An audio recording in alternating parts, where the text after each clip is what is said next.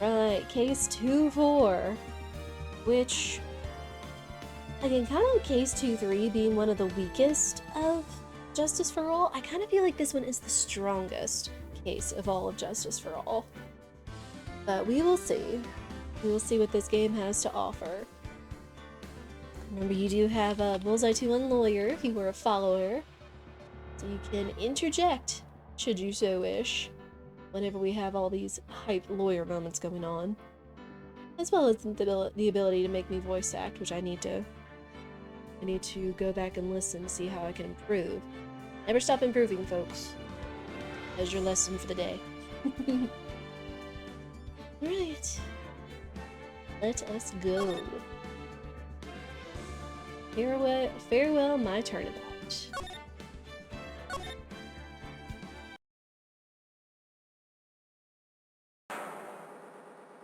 Now, the moment you've all been waiting for. Who will be this year's Grand Prix champion? Who will be our hero of heroes?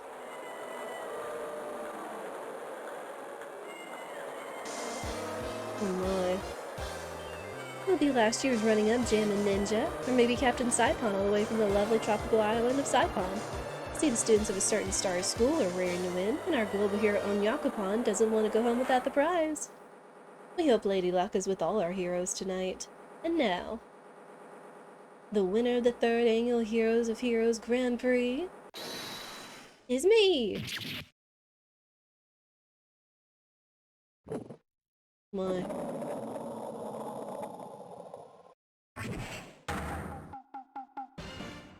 The true hero of the night has appeared in our midst! And looks like this year's Grand Prix goes to this fantastic warrior. The Nickel Samurai! Too bad, Jammin' Ninja. Looks like the title eluded you yet again this year. Damn, what an entrance. Oh, March 20th. Not too far off from where we are current date. I still can't get over Gatewater instead of Watergate, my gosh. Alright, yes, did you hear that, Nick? Did you? The Nickel Samurai, he did it! Yeah, he sure did. I'm getting too old for this. Nick! Get off my lawn! I'm proud of the guy for doing the series justice. So the person everyone was cheering for? I guess he got the prize? Yep. You know who we're talking about, right, Pearly? The Nickel Samurai. No. Every Sunday I only watch the educational channel's Kids Masterpiece Theater. Oh. Okay, that's it. From now on, it's the Nickel Samurai. All the kids watch it. Do you like the Nickel Samurai too, Mr. Nick? Nah, Nick's an old fart, so he's not allowed to watch it anymore. Maya, you get off my lawn too. How about that? That's right, but I do like Kids Masterpiece Theater. Hey, I didn't know you were so young at heart, Nick. Mr. Nick, you're a grown-up. You're not allowed to watch it anymore. What? You're supposed to act your age and have interests that match. What? Pearl. Come on now. Don't start that mature adult mindset where people can't enjoy whatever they enjoy no matter the age. It's very important. Give it a rest, Pearly. Looks like I made the right choice in inviting everyone here. I'm glad you're all having a good time. It's like a dream. Too bad for the Jammin' Ninja, though. Last year he lost to the Pink Princess, warrior of little old Tokyo. I thought this might be his year. Yeah. Oh hey, did anyone else think that the Jammin' Ninja looked a bit different today? Different? What do you mean? Well, he wasn't carrying his bright red guitar. Hey, you're right. Strange he'd walk around without his signature guitar. I'll never understand these people and their shows. Anyway, Mr. Powers, thank you very much for tonight. Aw, it was nothing. I owe you one, so it's just my way of saying thanks. Hey, Nick, come on. It's time to get going to the lobby. There's a post-ceremony stage show that's supposed to start real soon. And then I heard there's going to be a press conference after that. A press conference? Are you going to make a speech about winning this year's prize? Oh, well, not exactly. Something about the Nickel Samurai confessing something. Confessing? Sounds pretty serious. Nick, come on! You don't want us to be the last ones there, do you? Yeah, Mr. Nick, do you? Why me? The show doesn't even start for another 20 minutes. Will, you have anything to say? Thank you very much for inviting us today. Really? Guys like us don't get to come to a place like this often, so I thought I'd invite you all. Hey, Mr. Powers, what have you been up to lately? Well, since the Pink Princess successfully wrapped up last month, I've been on a kids' exercise show, while wearing a rabbit mask over my face. Oh, I see. I'm still really sorry about all the headache I caused you that time, Mr. Wright. Oh well, what's done is done, so let's forget about it. This is Will Powers. He's an action star. His popularity exploded when he was the Steel Samurai. And he was the first case Maya worked on with me. Too bad you look scary, or people will know you're a real softie who's good with kids. Oh. Thanks. Again, I mean, one, the name Will Powers, Willpower. Ah, naming puns, strike again. But also, I wonder if they're trying to make him kind of look like Hugh Jackman or Wolverine.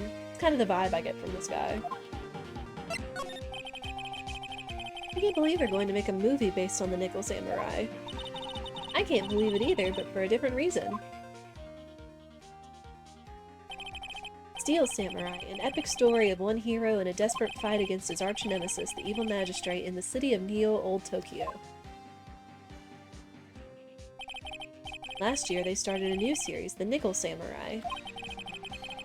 The new series seemed to be a hit with the kids, too. I'm really attached to the Steel Samurai as a show, so I was hoping that maybe I'd get the chance to do something in this new one. Yeah, it's too bad. It'd been awesome to see you with that new actor, Matt Ungard. He's super popular right now. Mr. Ungard? Like Pearls doesn't know who he is. This year it's going to be the Nickel Samurai versus the Jammin' Ninja at the box office. Jammin' Ninja? Who's that again?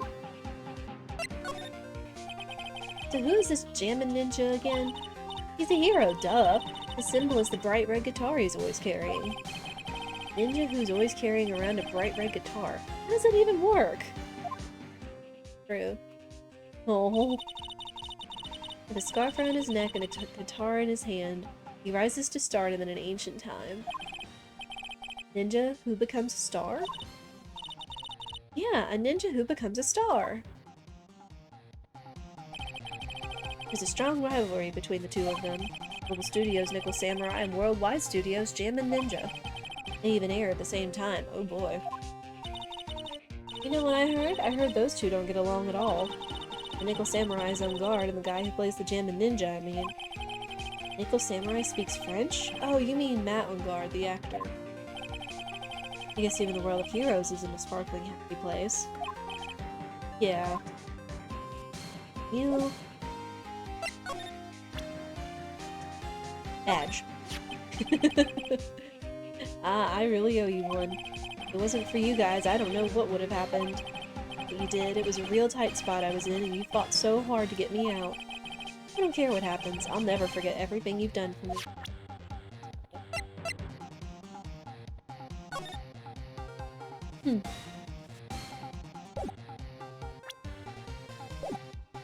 Huh?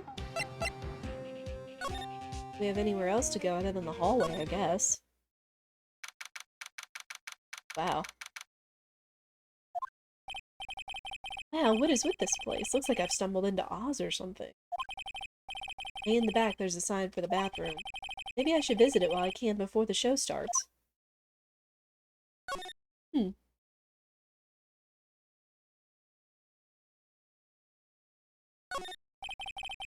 are toilets in each room in this hotel. Since all sorts of events are held here, there are bathrooms for people who aren't staying here to use as well. Perfect for people like me who can't afford to stay here in the first place. Mr. Ungard from the Global Studios staff. It'd be nice if lawyers got flowers too. Something like, Mr. Wright, from all your grateful clients. Oh, Nick just wants a little bit of gratitude. I mean, I know he feels good when he gets them acquitted, and the aftermath in the defendant lobby, but I know, just a little bit of extra always goes a long way. Piece of paper taped to the door that says Matt on guard's room. Matt on guard. I've heard that name before. Oh yeah, Maya's always yammering about him like the obsessed fan she is. Compared to the flowers on the other side of the hall, these are much more gorgeous. Let's see. Record companies, fan clubs, company workers, family.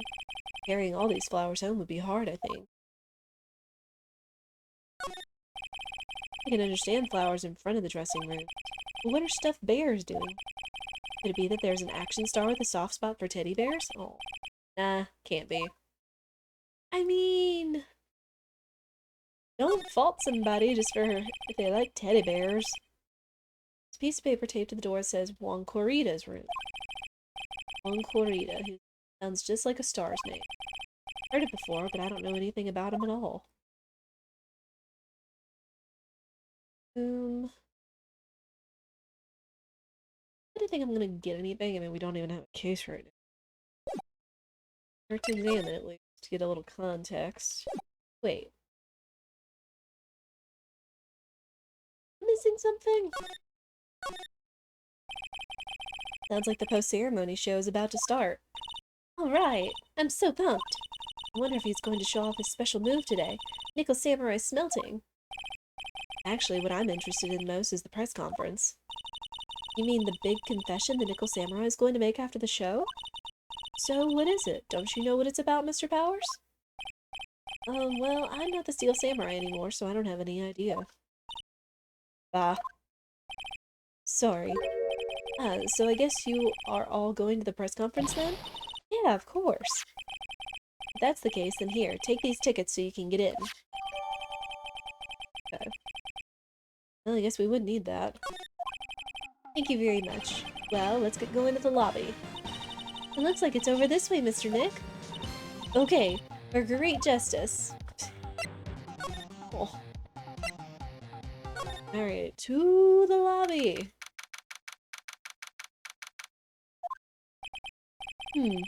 Only a really gaudy hotel would have such a large, gaudy lobby to match. I think they're going to have the post-ceremony show over there. Using a compact stage, I see. Ooh, I'm all ready to use my special samurai power. It looks like she's ready to start a fight. Your attention, please. Your attention, please. The Nickel Samurai's post-ceremony stage show will not be held tonight due to unforeseen circumstances. What? What? Why? How? You didn't have to pinch me. Pinch yourself if you don't believe it. We are asking for everyone's cooperation at this time, so please stay where you are. This is a special request from the police. Uh-oh. Police? Did they just say police? Do you want me to go check out what's going on? Wait, I'll come with you. Freeze! You two, didn't you hear the announcement just now? It just finished telling you not to move. That voice. I've heard that voice somewhere before. Honestly, youth these days can't be bothered to listen to other people when they talk. Oh. Hold up. Just the other day, it was the same thing. There was...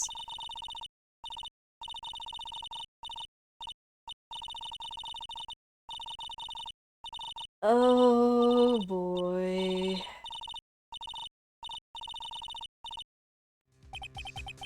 It's non-stop chatter. It can't be. This old bag? Oh, boy. Wendy Oldbag strikes again. What is it, you young whippersnappers? Do I know you? Wait, you! You're Powers, aren't you? Yeah, about what happened back then. You didn't even get nominated this year, did you? Oh, that's right. You're doing that children's exercise program, trying to play nice. Yeah, that's me. Thankfully I still have a job. I love that show, and you're a hoot. You're the Big Brother character, right? I see even with your face covered by a mask, I know you're that giant rebel with a work of art, but that's how it is, you know? I mean, it's the way it is, and the way TV shows would break, really, and shame on those kids exercising around you. Give what they deserve, is why I thought, what are you doing here? Look at my uniform and tell me you can't tell I'm a member of security.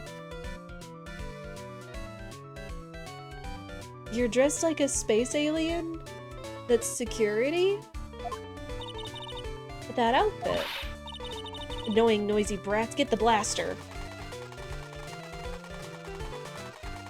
Yes, that completely works. Great old bag. This old bag, what are you doing here? What happened to your position at Global Studios? Oh, that old place? Well, since that incident, they've been letting people go. When they cut the security team, I got the pink slip. What incident? What did you do? I didn't do anything, you youngin'. Don't you remember that incident a year ago? When this lady got on the witness stand and testified? Yeah. Hey you, weren't you the one who was bullying me? This fragile girl at heart? I plead the fifth. But you know, I think maybe I rubbed the upper management the wrong way by testifying. Yes, that has to be it. Everything is all your fault. I'm sorry, victimizing much? Me? I thought about being a bodyguard at first after being handed old Pinky. You? A bodyguard? For your friend, that fiery good-looking guy with the red jacket and the ruffles? Oh no. Edgeworth is back and so is his biggest fan. Run. Mr. Edgeworth? But... that sort of arrangement would be entirely too troublesome for me. That's what he said to me. What did I ever do to deserve that? For being awkward, I guess? So did something happen? I don't have all the details, but it looks like another one of those incidents happened again. An incident? Like a murder kind of incident? Maybe. You see, I'm a bit of a devilish woman. So wherever I go, showers of blood are sure to follow. Bet you didn't know that.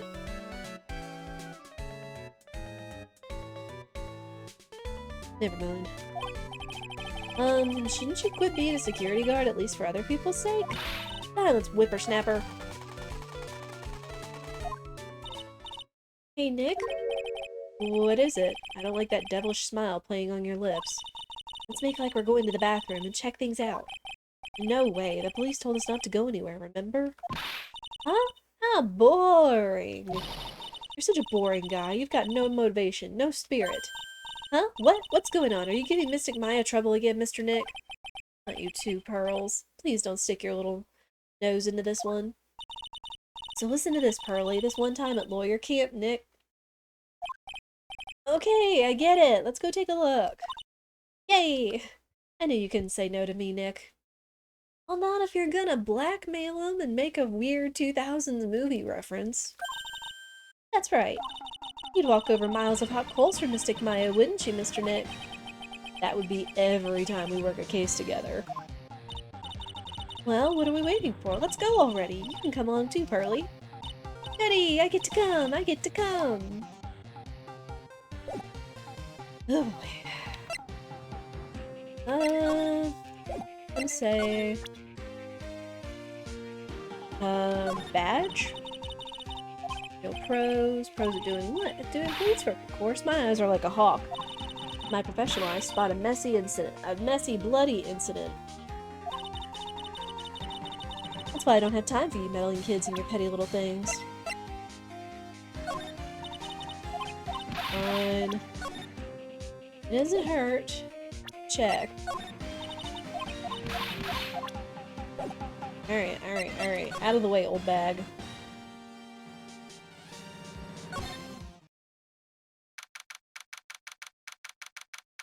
This is a pretty fancy looking spread though, not gonna lie.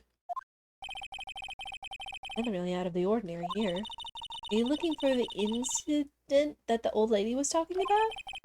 Doesn't look like it happened here. Well, we better go look somewhere else. Alright, then let's try... Excuse me. Ah! Oh! Hello!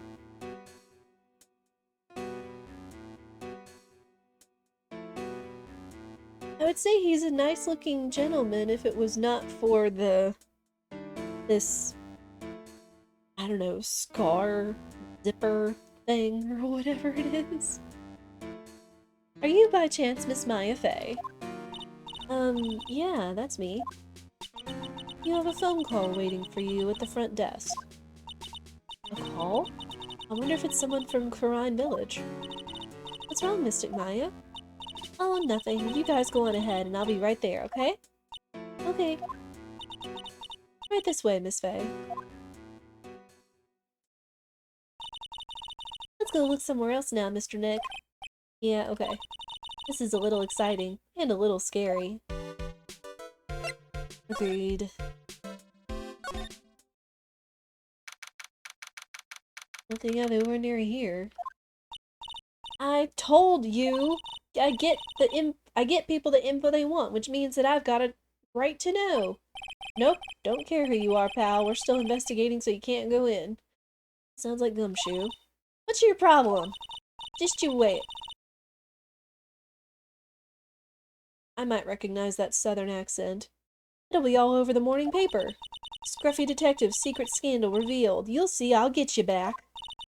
Those two sound pretty serious. Southern accent can only mean... Hey, right! Hey, Lotta. Come on, do a gal a favor and tell this cop I'm just doing my job and I've got rights. Ah, you!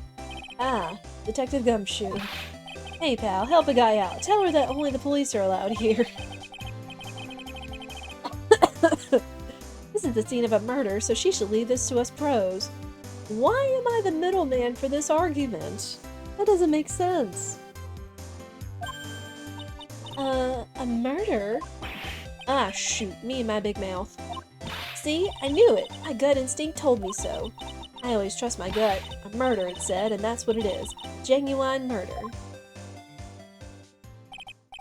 Hey, wait. Yeehaw! Murder of a big star, no less. Oh man, I'm in trouble now. Poor Gumshoe. So, Detective Gumshoe, a murder? No, that's not it. I got my facts mixed up for a second there, pal. Mr. Nick? Is the dead person the Nickel Samurai? Huh? Why do you ask? Well, Mystic Maya was rooting for him, so... It wasn't the Nickel Samurai that got bumped. Actually, the Nickel Samurai is the one under the suspicion of doing the bumping off. What? The guy that died was this hero named the Jammin' Ninja, pal. Jammin' Ninja. Uh-oh. That woman with the big puffy hair that looks like cotton candy. You mean Lotta? That woman. She was there that time too, right? That time? When Mystic Maya did that channeling. Oh, that time. Well, Lotta's a journalist, so that's why she was there. Journalist? It looks like she was hanging around here before the murder happened. Hanging around? Yeah, hiding in wait in front of the Jammin' Ninja's door, pal. Why would she... She wouldn't tell me, pal, just said something about getting my big scoop. Scoop? What sort of news could she be after? Didn't she say something at the end of 2-2 that she wanted to become a star journalist? Like a, I forget what they're called now. But anyway, like, someone that photographs all the famous people. So the victim was the Jammin' Ninja? Mr. Jammin' Ninja? He was on a really popular rival TV show to the Nickel Samurai. Oh! The victim was the action star, Juan Corrida. He got a huge push and rode the express train to stardom. I mean, even I know who he is. Yeah, even I recognize his face. But I heard lately that Matt Ungard's been taking the wind out of his sail. I'm telling you, pal, as far as who's popular, those two are hogging all the limelight. Guess there's no space for Mr. Powers at all, huh? Poor guy. Mr. Ungard, that's the Nickel Samurai, right? Key! Thank you for the raid! Welcome in, everyone. How was your stream? What were you up to today? Howdy. Howdy. That's probably very appropriate, considering we just ran into Lotta.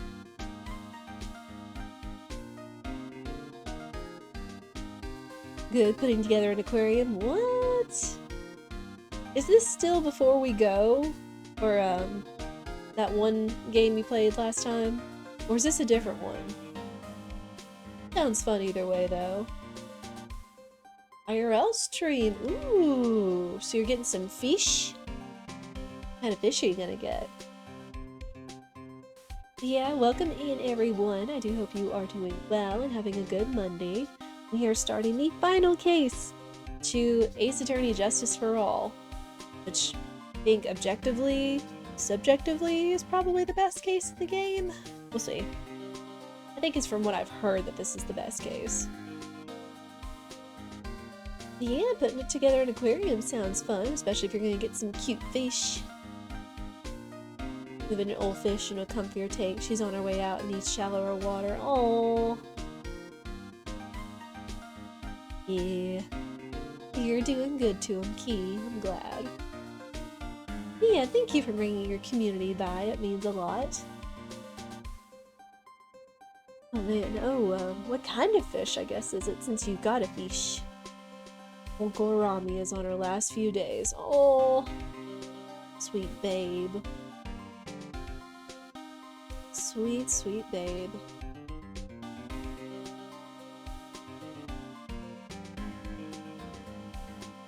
I need to get better at doing this.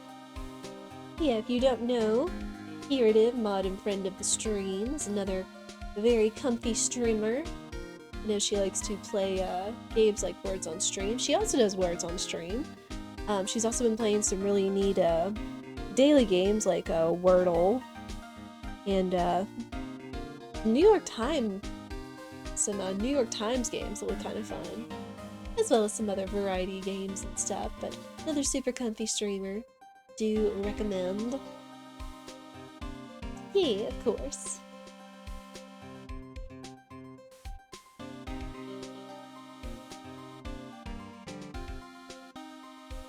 Vertex is your favorite? Oh, that's what it was. That's what that little Connect the Line game was called. That always looks super cool whenever I'm in.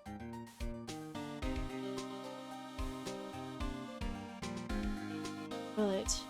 Yeah, always, of course, if you're new or coming in, feel free to say hello. We are a friendly bunch. We normally like to play variety games, which include the Ace Attorney, Super Mario RPG Randomizer I just picked up last week and had a ton of fun with. As well as Super Mario Shuffler. We'll be starting our summer vacation lineup here soon, which should be a ton of fun. So if fun, comfy streams are your thing, well, you will certainly fit in here just fine. Alright. I'm gonna get a drink of water. Always talking always just parches my throat. Remember to stay hydrated, chat.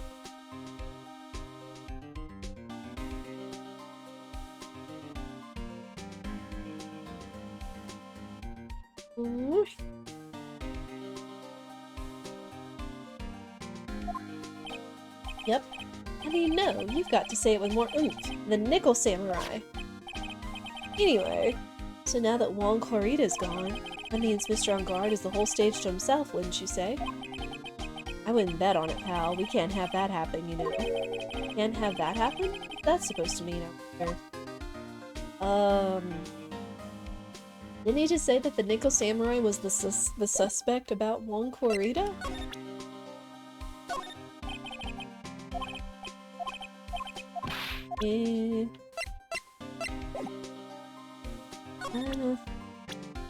Profiles. 21. Oh wow, they're both 21. Okay.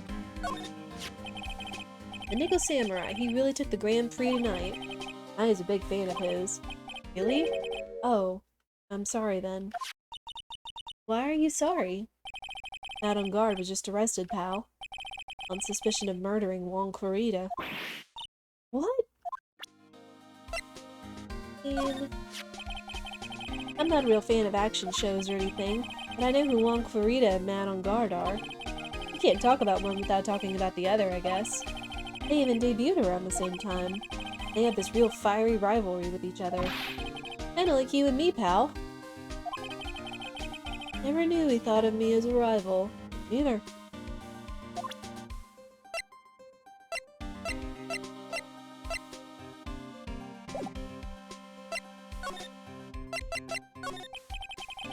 Why was Mr. On Guard arrested? Sorry, pal, but that's not something I can tell you. We just started the investigation, so we don't want any leaks. Like yet another Steel Samurai hero is in hot water. Mr. Nick, if Mystic Maya knew about this? Yeah, I know. She'd make me take this case. I know.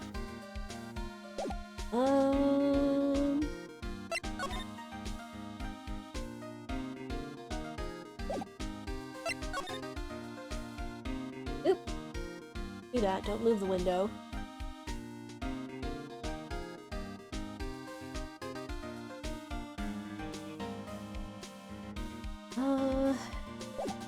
In there. I don't know if there's anything else we could present to Gumshoe.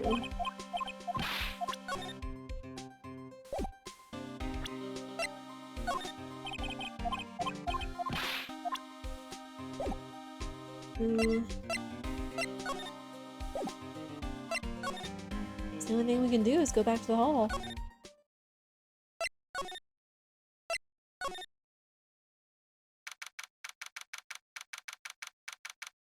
Okay. Hey, so what's going on, Mr. Wright? Looks like Juan Corrida has been killed. What? Looks like he was murdered, and a suspect was arrested. That suspect is Mr. Mad on Guard. You're joking, right? Nope. They arrested the Nickel Samurai on suspicion of murdering the Jammin' Ninja. Ugh, not again. I feel sick. Again? About a year ago, something just like this happened, Pearls. I still can't believe. No way. No way Matt would. What's Mr. Powers got in his hand? Oh, before I forget, this is for you, Mr. Wright. I got this from the bellboy that came by earlier. Huh? For me? But why? I don't know. All he said was it was for Mr. Phoenix Wright, the attorney. Matt is the most energetic and active actor out there right now. The Nickel Samurai really sealed his place as a pop idol, but he kept adding fuel to the fire of his rivalry with Juan anyway. Mr. Juan, he's the Jammin' Ninja, right? Those two would butt heads over everything they could think of. But I'd say that Matt was the one who almost always came out on top. I guess some people only know how to relate to others by butting heads like a ram. Juan said that he'd take Matt on this time too, so he joined a rival TV show. And that was the Jammin' Ninja? Stylish Nickel Samurai and the Burnin' Jammin' Ninja. Well, things turned messy real fast for those two using their shows for their war. In the final tally, look around, it's pretty obvious how things ended up. Matt even won the Grand Prix this year. Final win over his rival, I guess. Mr. Engar was going to hold a press conference, wasn't he? That's what I heard. Now, if you wanted to get technical about it, it was the Nickel Samurai's conference. Nickel Samurais? Yeah, he was supposed to wear his costume and give the press conference that way. He was going to be in costume? Why? I'm not sure. They don't keep me in the loop anymore. I was just wondering, where's Mystic Maya? She's been gone a long time. Now that she mentions it, Maya was only going to answer a phone call. Maybe she got lost. I'll take a quick look around for her.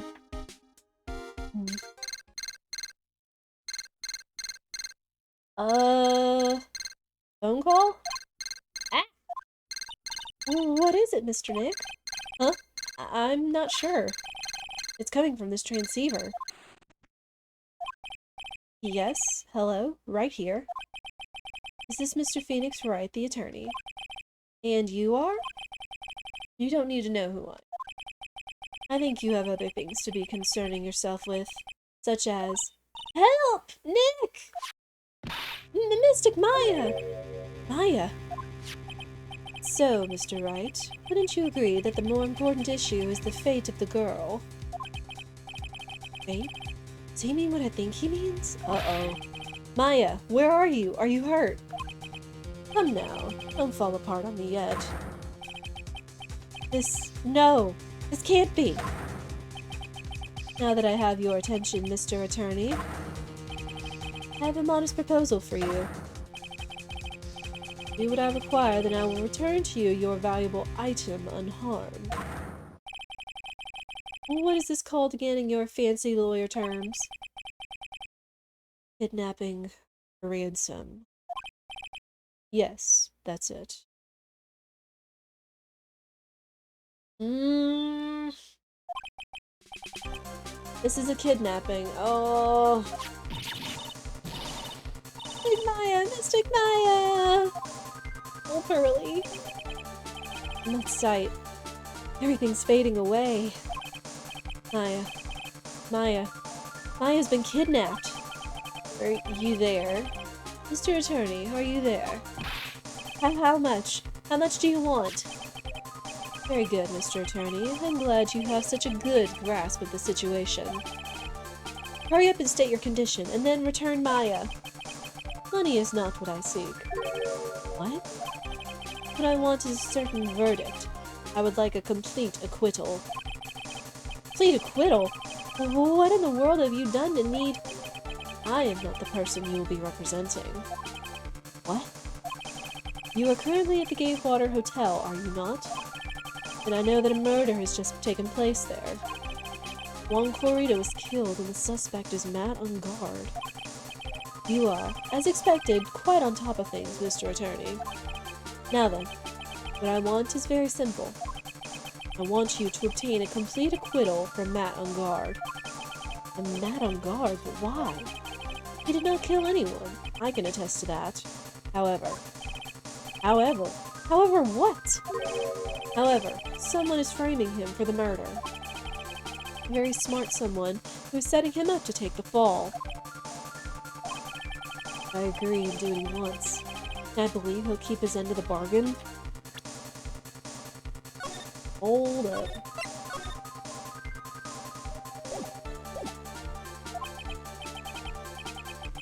You are, of course, at liberty to take me at my word or not. However, there is one thing you can take as fact. Right now, your very precious item is with me, in my possession. Help! Nick!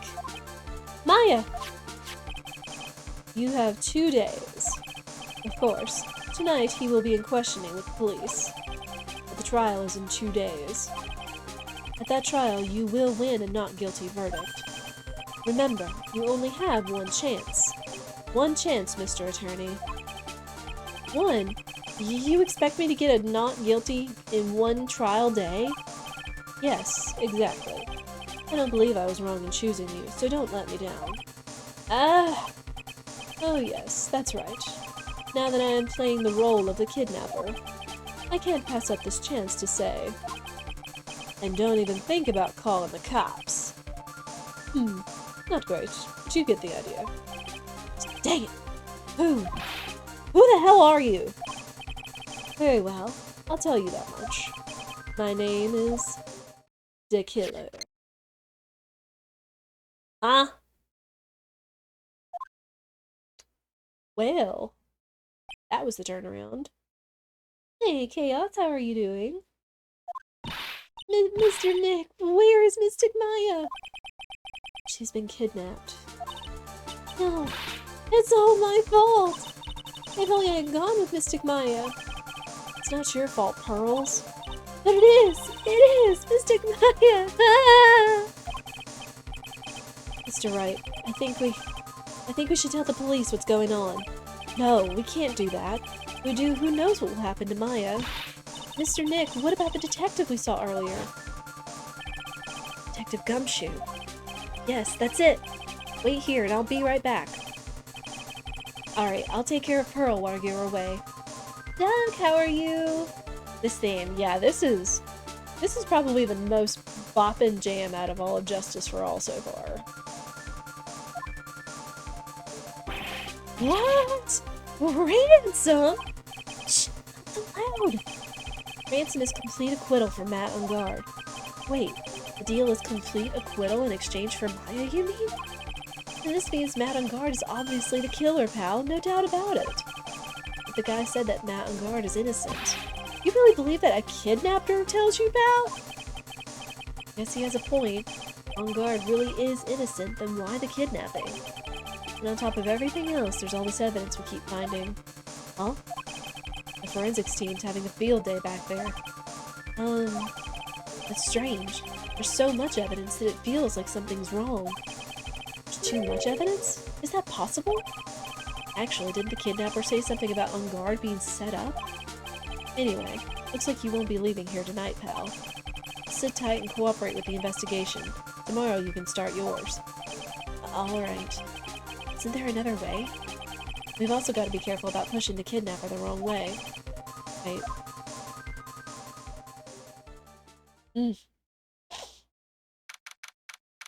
Well, this sucks.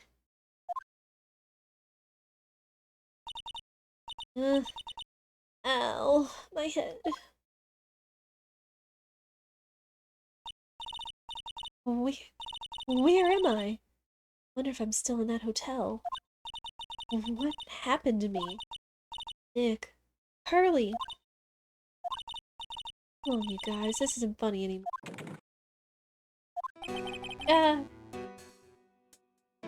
You! The bellboy! What the heck? So you have awoken. Ah! Who are you? Hey, I'm known as the Killer. The Killer? You mean like an assassin? I'm too young to die. Don't worry. You are not my target. For now, anyway. Ah! Nick! Nick, where are you? Help me. Yes, that's right. Only one person can save you now, and that is Mr. Phoenix Wright. Huh? What? Nick? Nick's going to save me. Calm down and be a good girl. Think of this as a business transaction. A business transaction?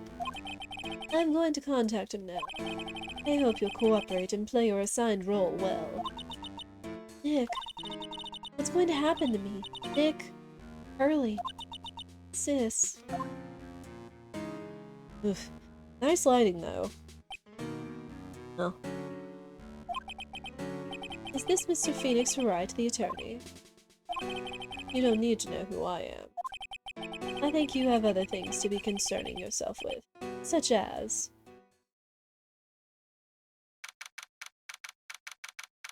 Oh boy. Good morning! Ah, morning, Pearls. Mr. Nick, come on, let's hurry and go see Mr. On Guard. You have to wait a bit, Pearls. Visiting hours don't start until 9 a.m., so... Oh, I see.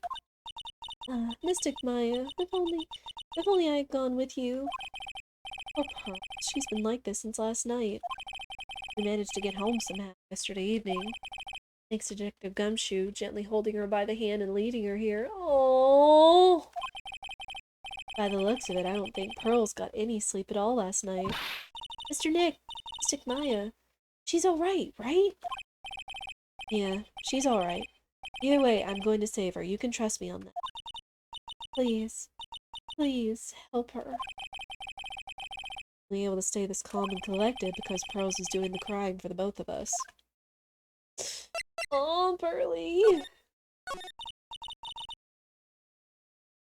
I have a thought. Huh? You're going to represent Mr. On Guard, aren't you? Yeah, I really seem to have a choice. But what if he is the real murderer? What would you do then, Mr. Nick? Would you fight to get a not guilty for a murderer to save Mystic Maya? Pearls. Let's talk to Mr. On Guard first, okay? We can think all the bad things we want, but it doesn't change a thing. Yeah, you're right. Sorry. I can't stop thinking about it. Pearls, you're really worried about Maya, aren't you? I don't have anyone else left in this world. What do you mean? Family's all gone. Family? My father? He left my mother in the village behind and went away. Sorry. And my mother, she did that thing, all for me. Stigmaya, she's like a sister to me. She's all I have left in this world. Oh, Pearls, I just want to give her a big hug.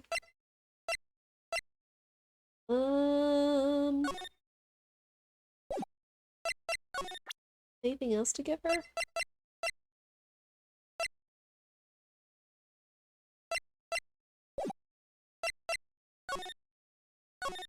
It's next move.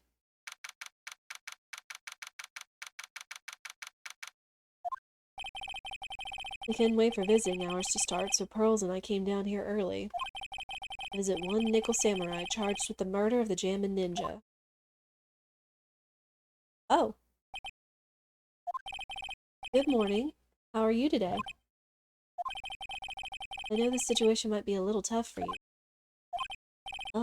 We're... Oh, sorry, dude. I already signed up. Excuse me? I already have life insurance. I signed up a long time ago because my job is, you know... Oh, no. We're not insurance salespeople.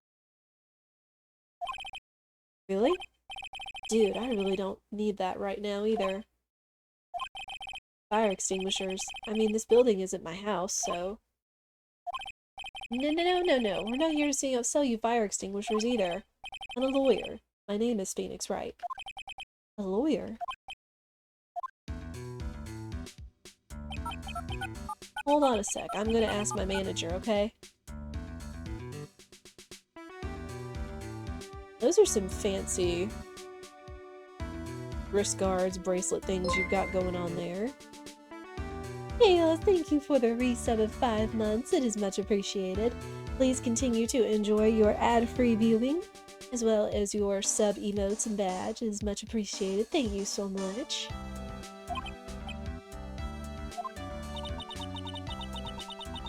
The Nickel Samurai sure is a strange person, isn't he? I think strange is an understatement. Sorry about that. You're just in time. Huh? You're a lawyer dude, right? My manager's looking for a good one right now, so how about it? Mr. Nick, this is our chance. To make him let me take this case, I have to.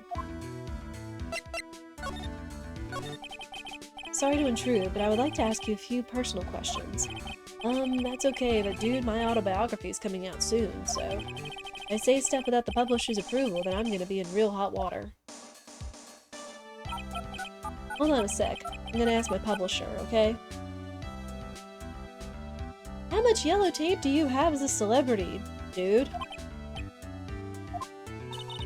Stromgard is so lucky. He has so many people he can talk to. I don't know if he actually has anyone he can really talk to. Sorry about that. Like I thought, the publisher said it'd be real bad if I said anything, dude. You have a mind of his own? Stromgard, I would like to ask you about the murder. Oh, are you covering this for a tabloid as a side job, dude? Tabloid, that's the word I was thinking of. Well, if you want my statement on this, you should ask through my staff. No, I'm not asking on behalf of a tabloid. Boy! Hold on a sec, I'm gonna ask the president of the studio, okay? Is he alright, Mr. Nick? We're talking about Mr. Stromgard's brain here. I wouldn't put money on it. Sorry about that. The studio president said, even Neo Mount Fuji itself knows that I'm not the murderer. Mr. Nick, what's Neo Mount Fuji? Mountain in the city of Neo Old Tokyo, the city the Nickel Samurai protects. I don't think he gets it. Mr. Stromgard, this is an attorney's badge. Dude, I'm sorry, but I don't have the free time to be looking at things like that. Huh? I'm much too busy with Nickel Samurai stuff right now. I don't have the time to take a lawyer's correspondence course. How does he believe I'm a salesman? Insurance and extinguishers? Now this! Oh.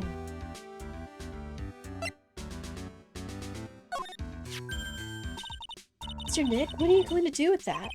I don't know yet, but I figured I could at least show it to him. Is that a transceiver? Hey, it looks just like a real nice one, too. I got it as a present from someone. Interesting. I've also been instructed to take your case. Is that what you heard from the transceiver? Yes. Dude, that's terrible. Don't let some disembodied voice boss you around. This coming from a man with a cell phone on his wrist.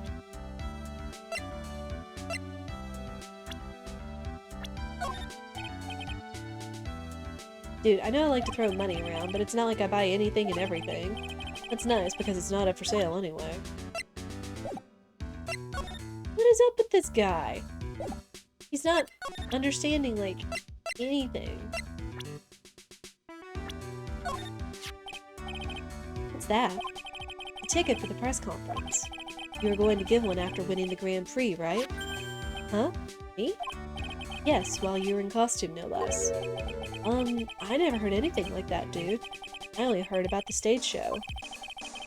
I always leave that kind of stuff to my manager. You didn't know? That's odd.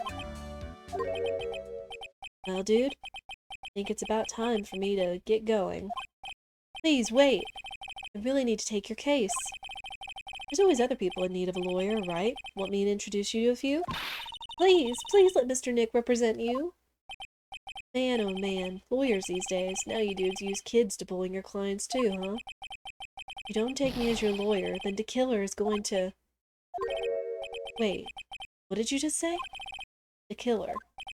The killer? What's he doing? It looks like he's mulling something over. Alright, dude. I accept your terms. Huh? I'll let you represent me in court. We did it! We did it, Mr. Nick! Yeah. I don't feel any better for it, and he doesn't look too happy either. Go ahead, ask me anything. I'll help out as much as I can. Okay. Guess we get it now. Man, I thank my lucky stars that people know my name. Well, you're quite the hero, and you're in the national spotlight. I didn't know who he is. Does that mean I'm not a good citizen? Ah, it's really great to be the Nickel Samurai. Dude, lately I just keep on getting more and more popular. Enough. The Nickel Samurai is very popular among high schoolers and secretaries right now. Huh? Guess Mr. On Guard is a way of catching the eyes of women. Oh. You know my motto? Rushing like a spring breeze. That's what I am. Spring breeze? That's why this kind of scandal is disastrous, dude. I mean, even if I get out of here tomorrow, it's still gonna look bad. And everyone loves a good scandal.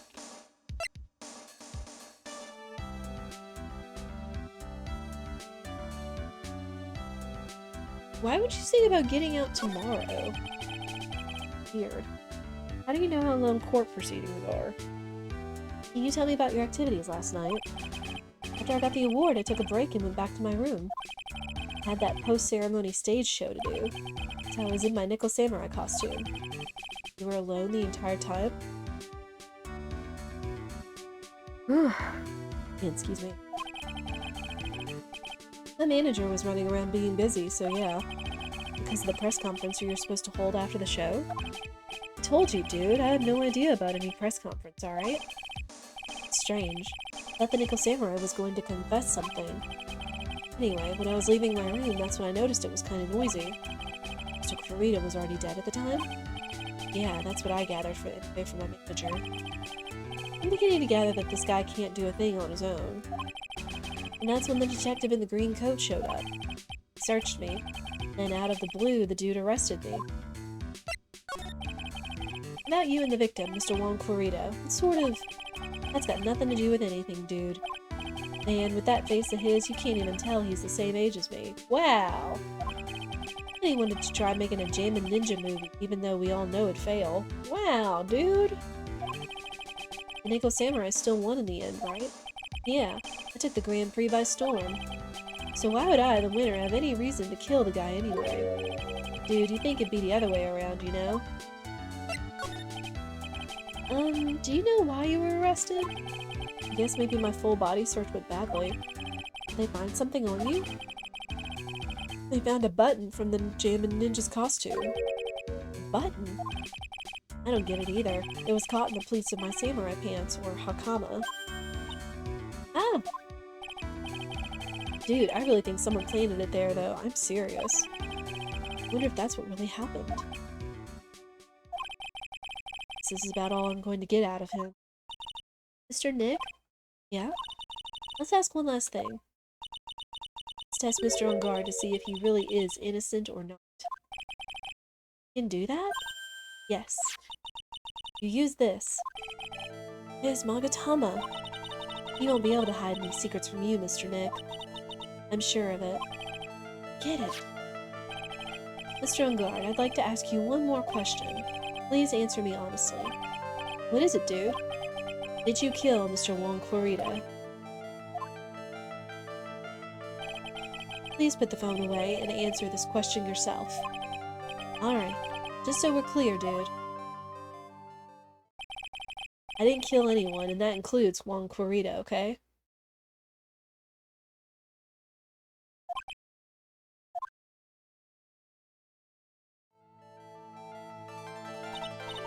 Well, Mr. Nick? Nothing. Not a chain or a lock in sight. Which means it's alright to trust him. Yeah, it does appear that way. Well, at least I can breathe a sigh of relief knowing my client is innocent. The trial's tomorrow, right? Oh, excuse me. Counting on you, dude. Oh boy. To be continued. I haven't been able to really do any investigation, though, have we?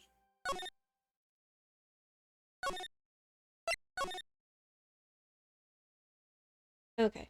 We do go into the next part of the investigation.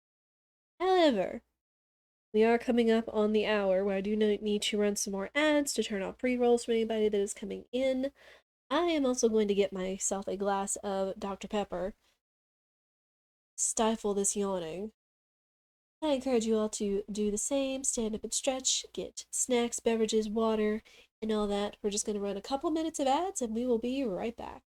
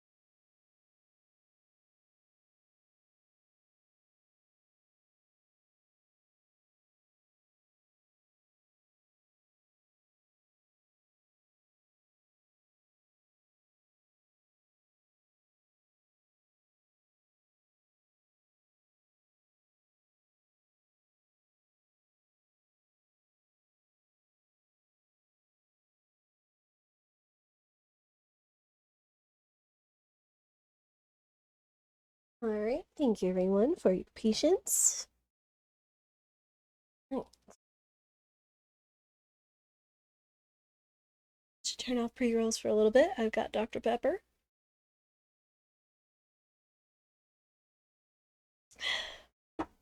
Hopefully we should be good to go. Welcome back, thank you. Hey, NK, how are you doing tonight?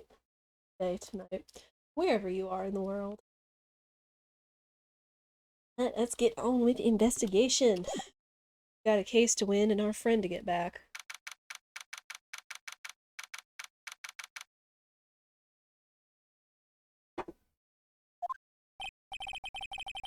Well, at least we were able to get Mr. Mattengard as our client. Know that he didn't do it, which is very important. It is. So what now? So now what should we do?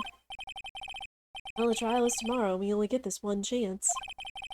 There's only one way to prove Mr. Engard's innocence. We have to find the real killer. Okay, then let's start looking. Okay. We talk to him. So we go back to the hotel.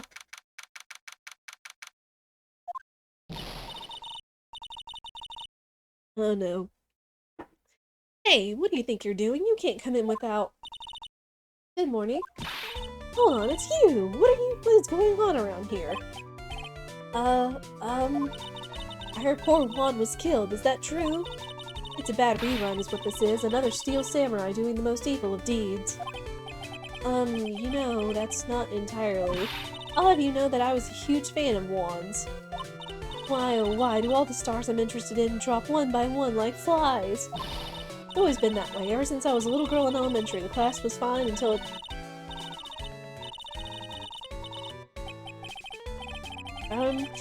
Actually, I wanted to ask you about the murder and what happened. Don't push me, boy. Mr. Nick? I couldn't hear everything she said because she was talking too fast. Soulbag, could you please speak a little slower? Don't boss me around, you spiky-haired smarty pants. It wasn't bossing, it was a request. The difference! My dear Hammer died a year ago in that dreadful murder. And only recently did I finally find a star that makes this heart go ba-dump again. Don't know what to say. I ask you, why does every star I cheer for always end up kicking the bucket? I won't say it. I'd watch your words. No one's going to get away with saying anything bad about my Juan. I haven't said anything. Well, I don't believe a word that woman says anyway. Huh? What woman? That irritating backwater girl with the afro and the horrible country accent. Uh-oh. I mean, what is that manner of speaking supposed to be, and why does she never stop?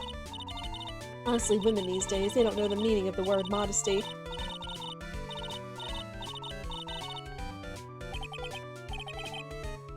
Pearls, are you thirsty? A little. Okay, I'll go get you some juice or something. Thank you very much. Hey, are you paying attention? Youngins today.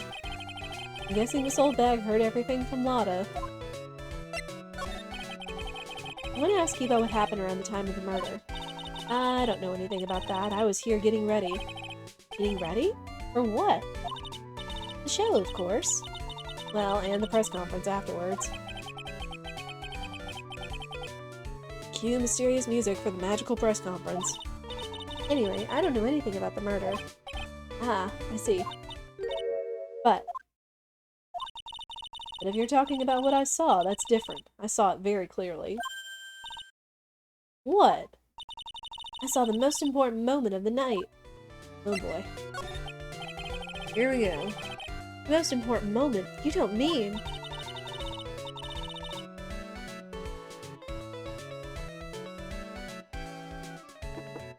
Oh, so now you can treat me with respect, you disrespectful child.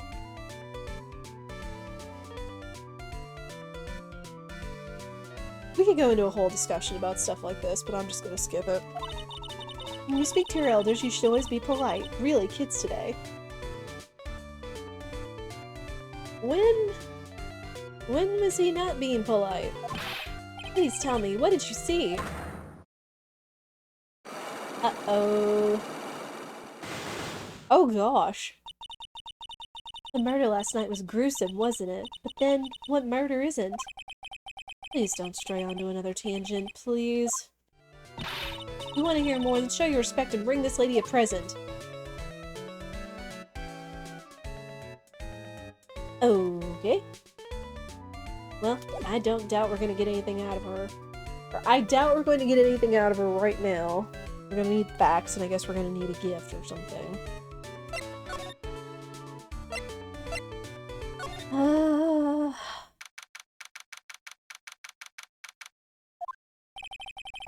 Looks like the investigation is still in full swing.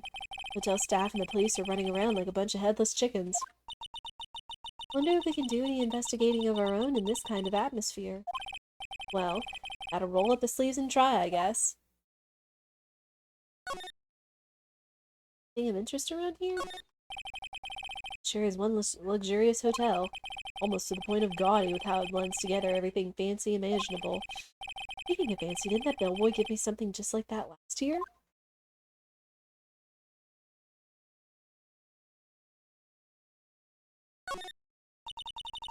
We ate at this table last night, didn't we? Yes. I was really happy then. Wish I could make you smile again, even for a second.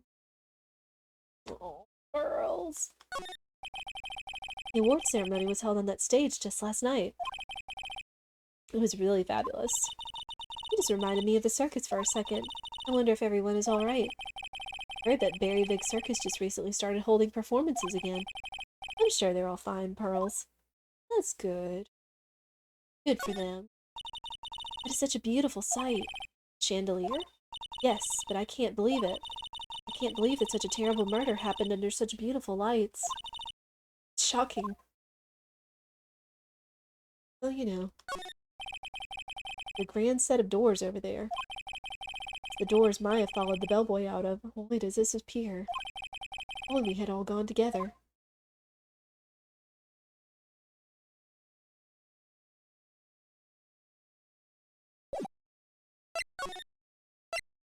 To the hallway.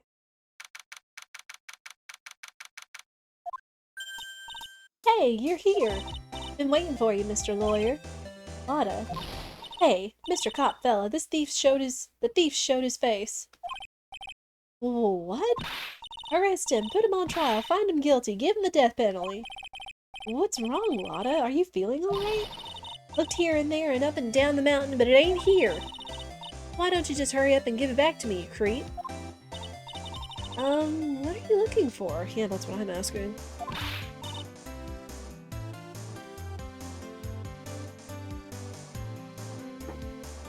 My camera! Camera!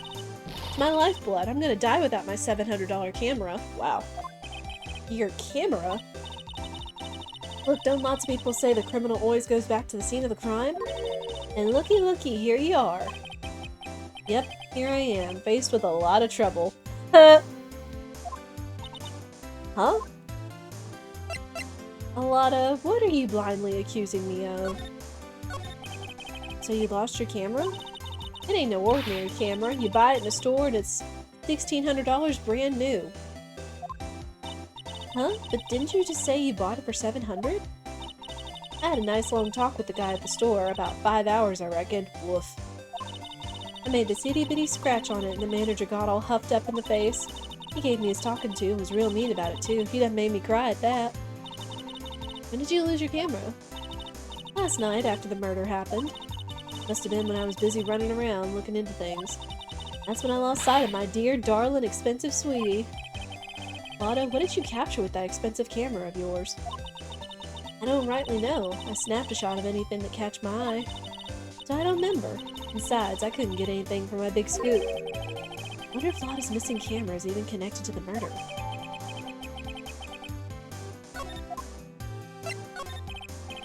Lotta, please tell me what you know about what happened at the time of the murder. Well, from before the ceremony last night, I was hanging around here in this area. Yeah, actually, I was here until around the time Mr. Engarde was arrested. What were you doing here? You sure you went to school, city boy? Wherever Lotta Hart goes, there's a story to be found, a big scoop to be had. Big scoop. Told you before, I'm gonna be the best tabloid photographer the world's ever seen. Before you said you were gonna be the best paranormal photographer, and before that you said you were gonna be the best, mythical... Is it Nessie? Or the best, Either way, she's gone through 3 career changes over the span of 2 games, so... Frickin' course that means I'm always looking for the perfect shot. Wonder what scoop she was after this time. Although, I was also on the lookout for the other stars that were here. So, maybe I wasn't here the entire time. You need to get your memory straight. Lana, are you sure you weren't here the entire time? So you could take a picture for your big scoop? Well, maybe I was, but that's what real journalists do. I got some juicy inside info, so I thought to myself, why not get a picture for proof? What kind of story was it that you would hang around here? Lana? Oops, sorry, Mr. Lawyer, can't be telling you that. Trade secret, you know. Not again. Agreed. Why does everyone have to have something to hide? And stopped, haven't we? Yeah, take that, Mr. Lawyer. Glad someone around here is happy. Miss Lotta and your eye roll smile. Hey, hey, hey. We can take a stab at it.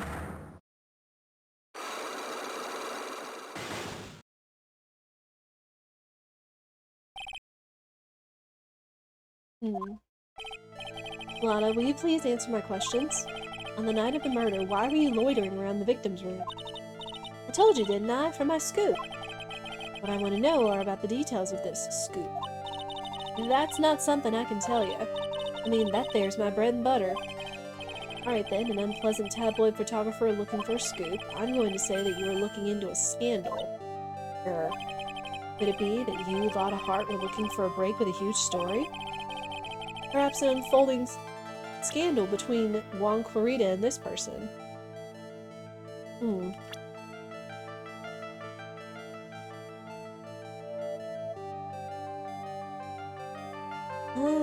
We haven't heard of a scandal yet, so let's hold off. Investigate.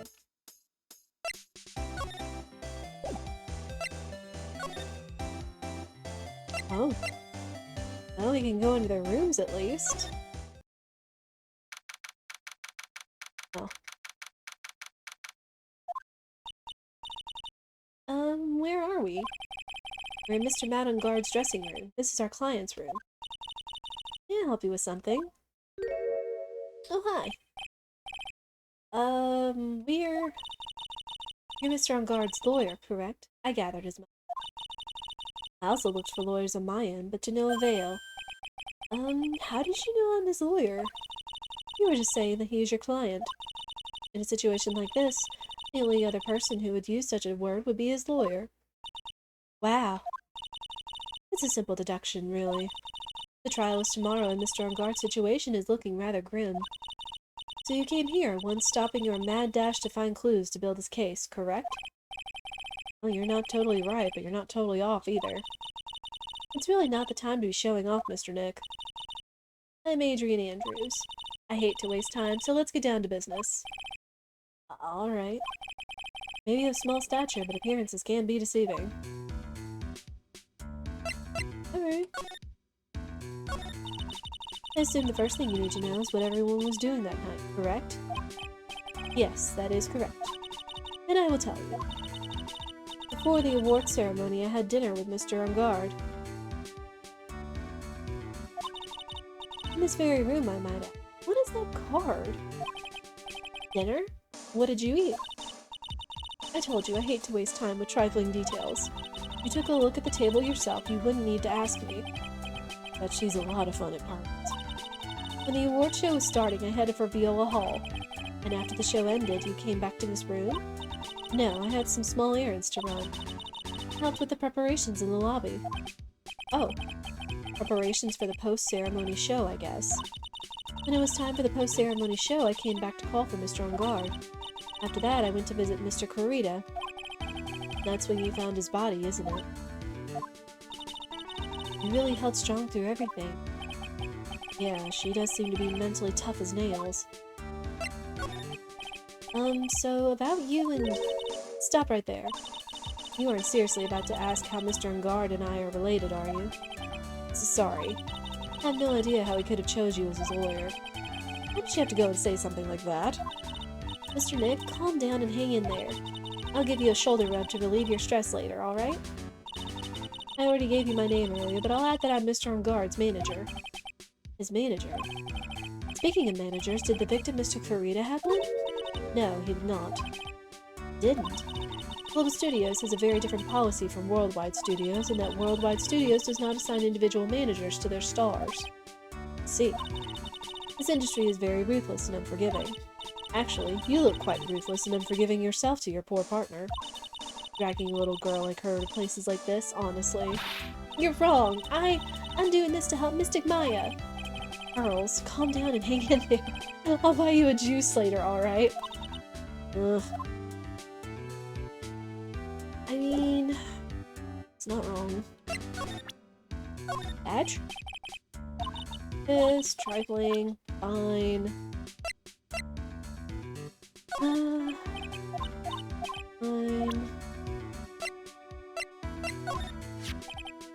You were the one taking care of the arrangements for this press conference, right? Yes, that's right. Mr. Enguarde said he didn't know about it. Is that what he said? Huh? Actually, I didn't know all the details either. It was a request from the publicity department. All I did was help out and do what I was asked. Oh, I see. Wonder about that. Wouldn't take her to be the type of person to do something without knowing the details.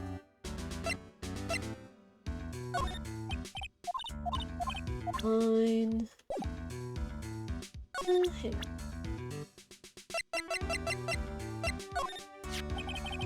Did you know the victim, Mr. Kurita? Yes, I knew him. The world is such a small place, after all. Did you know about his rivalry with the Nickel Samurai? Uh-oh. Ugh. Excuse me. Honestly, they were like children when it came to that. Time and time again, those two competed with each other over the most trivial things. If either one of them wasn't so stubborn, then maybe no one would have needed to die.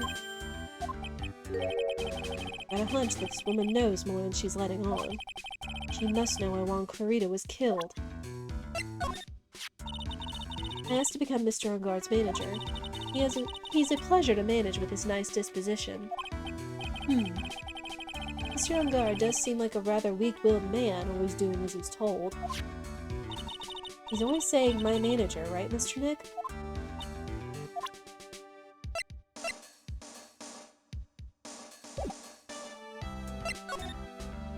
Do you have any ideas as to why Mr. Kurita was murdered?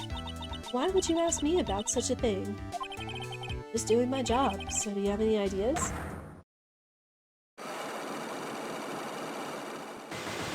Whoa. Miss Andrews. Sorry, but there's nothing more I have to add to this conversation. Is it a Cyclops, Mr. Nick? Yes, it's getting to be more and more of these lately. Yeah. Alright. Well, let's look around. They have steak too?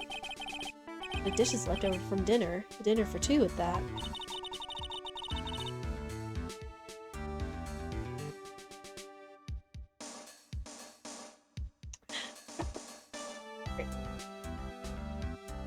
I'm sure they're Mr. Enguarde and Miss Andrews' plates. Looks like they had T-bone steaks. What's with Global Studios and T-bone steaks?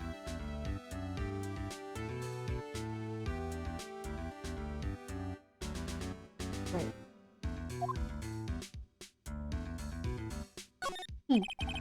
There's a giant bone sitting on the plate. I don't really like meat. There's something weird about this plate. Just wish I could put my finger on what it is.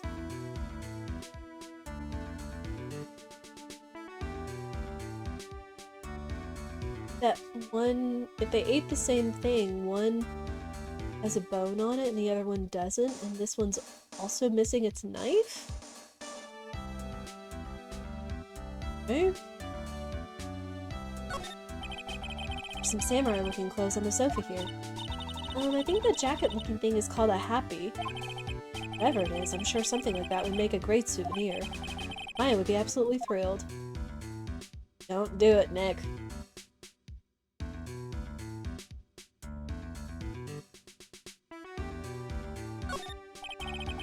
Probably Mr. Enguarde's suitcase. For someone who was only going to be here for the awards show, this is a lot of stuff. Looks like he has about 3 days worth of clothes in here. I mean, I don't blame him. I'm kind of the same way. Like, I always tend to pack for at least, like, I don't know, at least one clean outfit per day. And then at least either 1 or 2 more tops past the time I'm staying. Something like that. I always just try to pack a little bit extra just to be on the safe side. Stars really are different from us, aren't they? I don't know, does that make me a star? I don't know, what are other crazy packing habits? Well, not crazy. What other packing habits do you have, chat? That's the bedroom over there. That's a bed? Wow, they have really big beds here. I suppose the other thing that I do is if I take a carry-on, which is normally like probably like the size of an overnight bag or something, I at least pack like 1 outfit and some extra undergarments in it, just in case somehow something happens to my luggage. So that way I'm not just completely without other clothes than the ones on my back. I think I learned that from going overseas.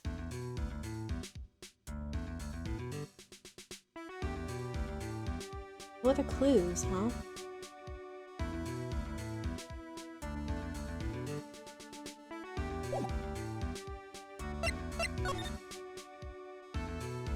Anything else for her? I wouldn't even know what to tell her. Hi, Lotta.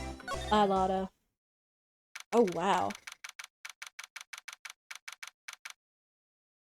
That is a lot of teddy bears. Mr. Nick, where are we? We're in Juan Kurita's room, Pearls. Mr. Kurita? The victim. Makes this the crime scene, too. Oh, it's you! So, what happened? The kidnapper, has he contacted you again? Not yet. He probably won't until we win Mr. Enguarde's acquittal. You doing okay, pal? Hanging in there? Oh, I just want Maya to be alright. We don't have a lot of time left, but I'm going to help you as much as I can, pal. Can you do that, even if we want to look around the crime scene? Just this once. Special circumstances, right, pal? I'll even tell you everything I know. But you've got to keep quiet. It's my neck on the line here. Thank you. Oh, that's right. I got you guys a map of the hotel, pal. Here you go, little missy. Oh! Wow, you're giving it to me? Thank you! Wouldn't want you to get lost in a hotel too big for its own good. Mr. Nick, I got a map! That's great, Pearls. But Mr. Nick, I can't read what it says. Oh, Pearls is too precious. Well, what do you know? You know what the cause of death was? Well, technically, the final autopsy report isn't out yet, but one look at the victim should tell you, pal. Should? Yeah, here's a picture.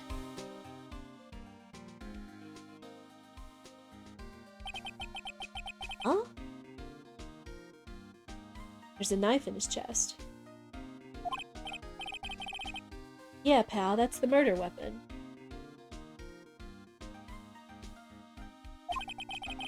So he was stabbed to death? They're looking at the fingerprints down at the lab right now. There are fingerprints on the knife? Yep.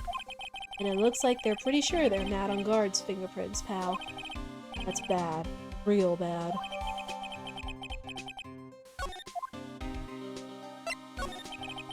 Why was Mr. Enguarde arrested? Because we had evidence on him. Evidence? It looks like the victim, Juan Kurita, really put up a big fight. Huh. Yeah, one look at the crime scene and you can tell. Signs of a struggle everywhere. Well, yeah, during the fight his button came off. Mr. Guard said something about a button. Something like one of the Jammin' Ninja's buttons got caught in his Hakama. That's not all. What? There was a witness, pal. A witness? Who is it? That lady, Miss Oldbag. Please, anyone but her. The prosecution has plenty of evidence to make a solid case. Excuse me. Not to mention, there's something around where the Vic... Not to mention, there's something around where the Vic was that's a little off. Something that's a little off? As in, that's for you to figure out, pal. Alright, let's try to figure it out, Mr. Nick. Alright, thanks, Gumshoe. This is a lot of teddy bears. It's so messy here. Girls really likes things neat and tidy, I take it. There are a lot of electronic things in here that I've never seen before. Hey, Mr. Nick, tell me what they are, pretty please. Okay, that over there is a watch. You wear it on your wrist. You know what a watch is. Oops. For a second there, I forgot I was talking with Pearls, not Maya.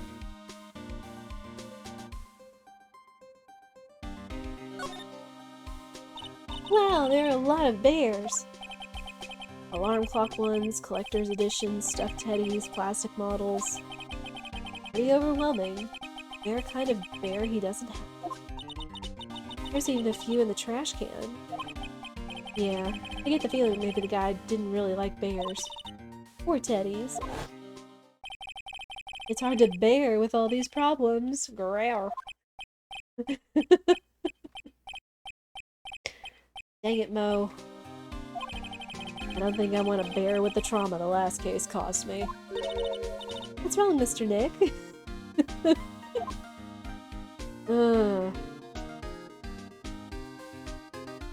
Phoenix just had to pause to make that pun, didn't he?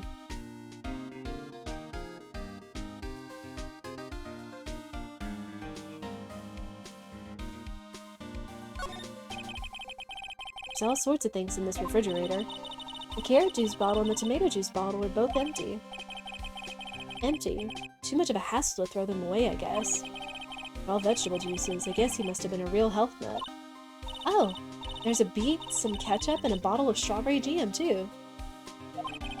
Maybe red was his favorite color? Oh. He has some PTSD from Mo. Probably. You get punned and over-punned, it's only a matter that your brain starts to pick up and thinking of puns, right? It's a suitcase. There are so many things in it that I bet it barely closes. There's his clothes, a dryer, an electric shaver, a calculator. Do all stores pack too much stuff like Mr. Kurita?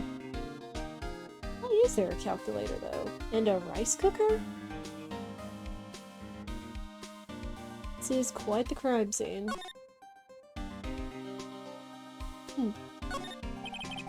It looks like Mr. Kurita had dinner last night. Bottle. It's tomato juice. He had a lot of food at the award show last night. And I wonder if the stars had gone on stage after only eating a meager meal like this.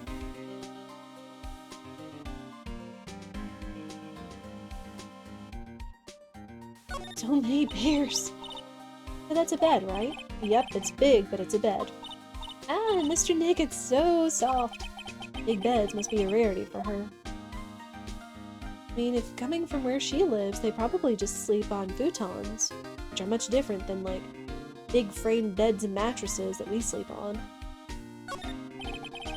Bottles of cosmetics are scattered all over the floor. This is probably where Mr. Kurita fought his assailant. What are these bits of glass from? A flower vase, maybe. There are flowers on the floor, but I don't know what they are. You don't know much about flowers, do you, Mr. Nick? This is a guitar case, I guess. A little beat up, but still usable. That's strange. The guitar is not here. Maybe he forgot to bring it to the show? And Mystic Maya. She said the bright red guitar was the Jammin' Ninja's signature item. That's true. Huh? This guitar case is wet, but it's only wet on the top of the lid. Yeah, there's no water inside the case. This is water, isn't it? Huh. It's a beautiful wine glass and there's tomato juice in it. Ew, tomato juice. I don't really like it much. There's a bottle of it on the table over there. That's probably where this came from. But doesn't it seem weird? What seems weird? I mean, everything else is scattered all over the floor. She's right. The flower vase was broken and the makeup is strewn everywhere. Why is this glass the only thing that's still alright?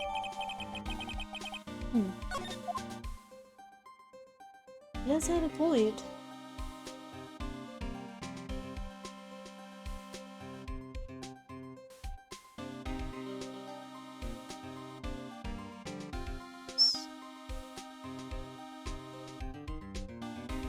And so many teddy bears. Many bear-like things.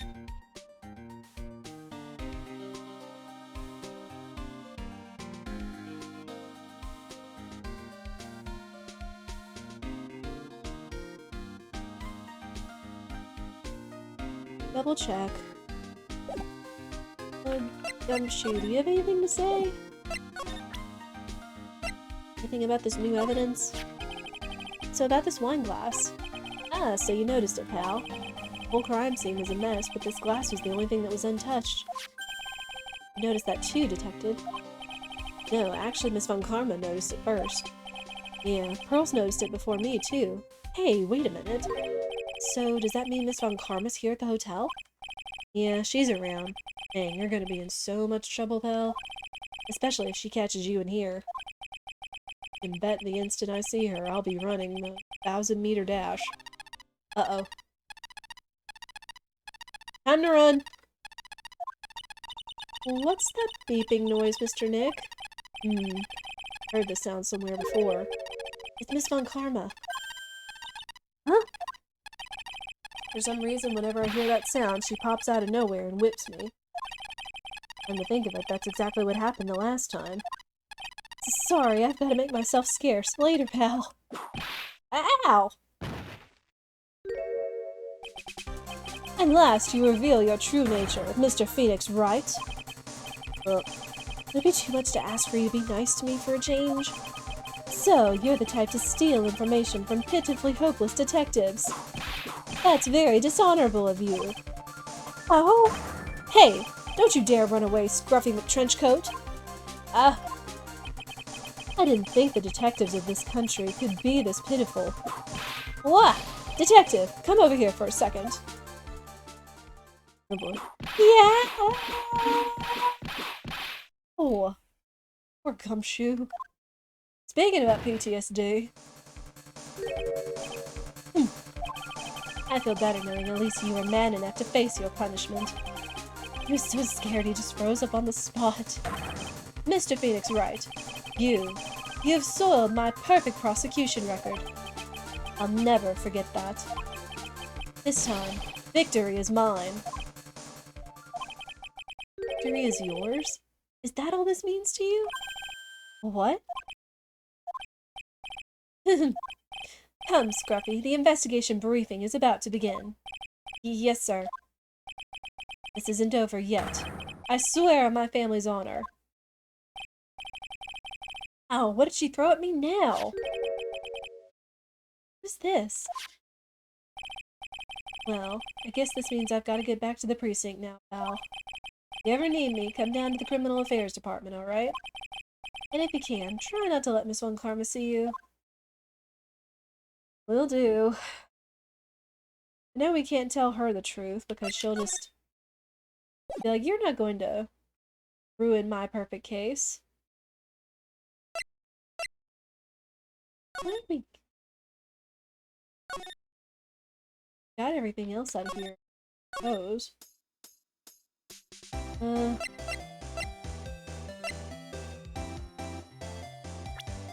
Yeah.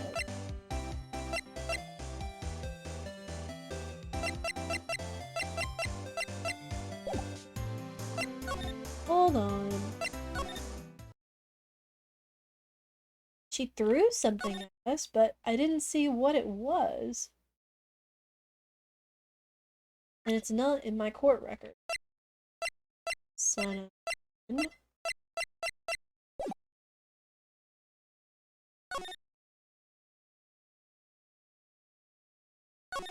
Oh, there it is. Fell on the table. Mr. Nick, what's this piece of paper? It's an autograph. Autograph? Paper's got Mr. Kurita's name written on it, so it's his autograph.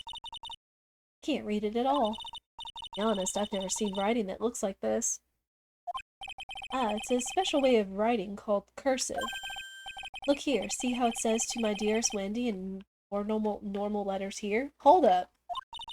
It is sloppy, unreadable writing. It's crazy and cruel to give this to someone. Hold on. Wendy. I've heard that name somewhere before.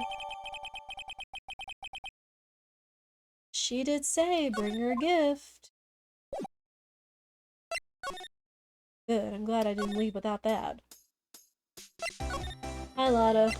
Bye, Lotta.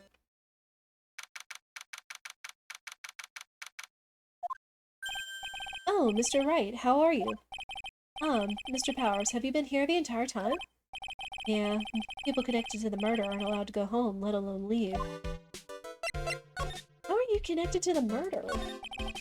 Can you tell me a little more about the Nickel Samurai TV show? Okay. The Nickel Samurai is an action hero program aimed towards kids. The sequel to the Steel Samurai. See.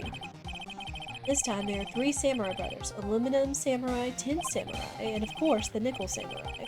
It's a love Y in Neo Old Tokyo. See? Wait. A love what? A love Y. This girl, Sayo, works at a tea shop and all 3 guys fall for her at the same time. Oh no. Oh, I guess the Y shape is like all 3 brothers colliding over this one girl. Anyway, Sayo is actually the daughter of the evil Strawberry Clan's leader. Sounds like an unusual situation. Like Romeo and Juliet, times 3. Yeah. Strange thing is, this sort of forbidden love story is really big with the office ladies. Oh. Yes, Pearl? Well, what happens next? I want to know. Miss Sayo. Does Miss Sayo fall in love? She does, doesn't she? Every Sunday at 8 a.m. I'm going to stop watching Kids Masterpiece Theater starting this week. I can't believe she's really considering it. Something about Pearl and love stories. So what's the Jammin' Ninja TV show like? It started from a remake of an old movie, to tell you the truth. Jammin' Ninja, like the samurai shows, is geared towards kids. It's the story of a ninja who can't scale a wall but became a big pop star anyway. What? He was a really lousy ninja. Absolutely couldn't do any ninja things right at all. Boy, could he sing. With his trusty bright red guitar in hand, he took the ancient world by storm. A ninja with a bright red guitar? And then the final fight in front of his beloved Princess Misola. Jammin' versus the Muramachi 5. Suddenly, our brave hero catches a not-so-jammin' cold the night before Battle 3. Aw, that's too bad for him. Yeah. But this kind of pop music-based love story is something high school girls really like. Oh. Yes, Pearl? Well, what happens next? I want to know. Jammin'. The Jammin' Ninja. Will he be able to sing? What about Princess Misola?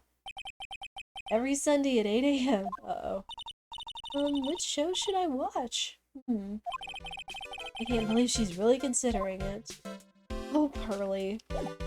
Precious, precious child.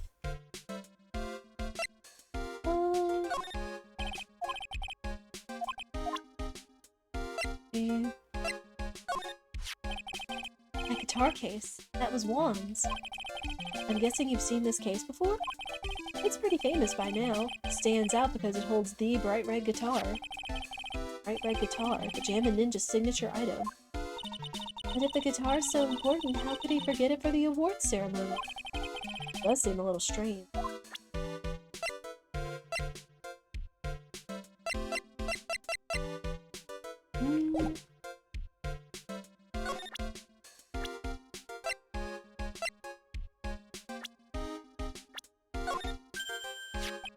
Hey, that's Miss Andrews. She's Matt's manager.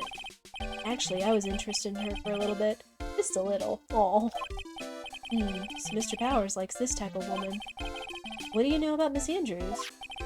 Well, see, here's the thing. I don't really know her, you know?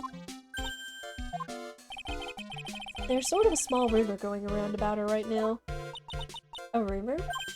Ah, if you're interested, I'd be glad to share what I know. He's so happy he looks like a lion that's just found his next meal. Matt's younger than me, and you can practically see his star potential. His star potential? I got his autograph the other day. Feels kinda wrong now, doesn't it? I don't care what people say, Matt didn't kill Juan. I know he didn't. He debuted around the same time as Matt and everything, you know. Really? It started out small. First it was singing contests, then swimming competitions. Then it was bowling tournaments, and then it was who could throw the best New Year's parties. Juan was always trying to one-up Matt. When exactly did this rivalry start? But lately those two are escalating to more and more dangerous things. I thought that no good would come of it all, so I began to worry. Too bad Juan's story ended so soon.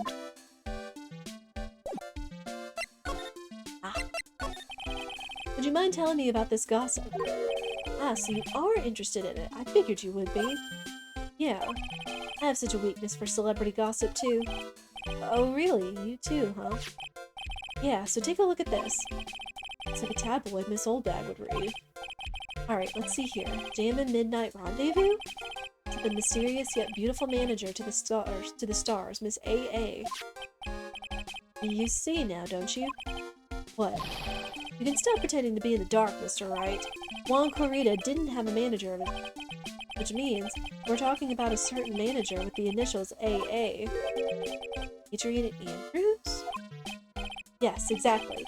This is big news. But it seems kind of odd. A woman, Miss Andrews, together with the biggest rival of her client? Ah, it's that wonderful thing that can only happen between two people. Mr. Powers looks so happy. Pearls is just following along, not having any idea as to why he's smiling. Well, like the saying goes, one man's garbage is another man's treasure. An article from the tabloid Gossip Land. Oh, gosh. That title of the newspaper just speaks to its credibility, doesn't it? Well, let's present this tabloid. Fine. Superstar in an ultra-hot, mega-secret love scandal. Reliable sources that say Juan Corrida has been getting in close with a mysterious yet beautiful manager to the stars, Miss A.A.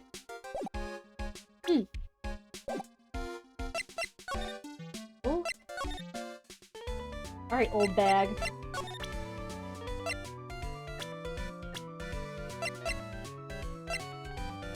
Alright.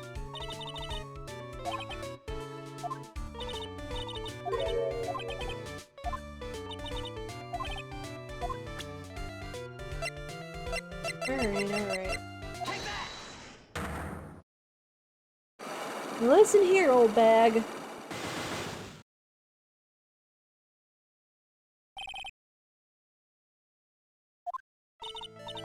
Alright, I'll be honest with you for now. And please, tell us what you saw. But aw, what a waste. And here I have a perfectly good chance to have a little fun at you young'uns' expense. I am a little devil after all. Doesn't that imply you aren't a good person? Alright, I'll give you what you want. Huh? That's Juan's autograph. Yes, it is. And it even says to my dearest Wendy on it. That's me, right? Right? My name is Wendy Oldbag, so that Wendy has to be me, right? Well, it may say Wendy. But somehow I don't think Juan had this one when he signed it. Oh, please give it to me. Let me have it, please. I can't let you have it just like that. Yes, I know. Then how about an exchange? Wow, she must really want this autograph. My offer isn't good enough for you? Fine, Mr. Wright, you win. Wendy Oldbag, ready to open up her heart, all for my dearest Juan. Wow. That was the most simple Psych-Lock unlock. Just with one item, huh? Wendy, dearest, oh gosh. Alright, lady. Fess up. I feel bad for you now. Huh? I tell you, I saw him that night. I saw him coming out of Juan's room. Kidding! Oh no! It was about 10 minutes before Juan's body was discovered. Just a coincidence, I was on my way to the toilet minding my own business. And did you tell that to the police? Well, of course. I thought I could get a gift certificate or two out of it, maybe more. Gift certificate? I've been recruited again for that part of the trial. You know, the trial tomorrow? This time, you're gonna get it. I'm gonna work hard to get your client pronounced guilty. But Mr. Engarde hasn't done anything bad. I don't care about the details like that. I know he did my poor Juan. I know he did my dear poor Juan in. I just do. That yellow-bellied chicken. Yellow-bellied chicken? I wonder what that would look like. I trust my senses. I know when someone did something bad, and I say he did it. What did Mr. Engarde ever do to her to deserve this? Knows. What did Mr. Engarde do to you to make you so... You don't know? That guy, he framed my Juan. He created that scandal that plagued poor Juan. Scandal, you say? Mr. Nick, what is it? What's a scandal? Oh, I'll tell you about that after we get home, okay? Poor Juan led astray by the wiles of that vile temptress. Mr. Nick, what's do viles and vile temptress mean? Ah!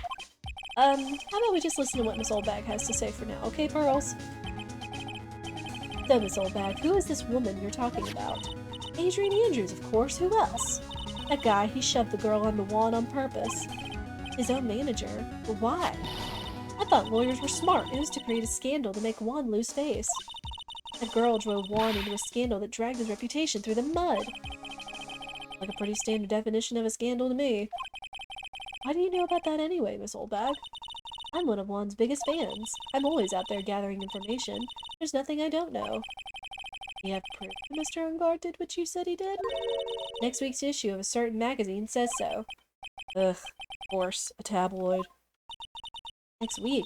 Doesn't that mean it's something people don't know about yet? Why would Miss Oldbag have information like that? And where did she get it?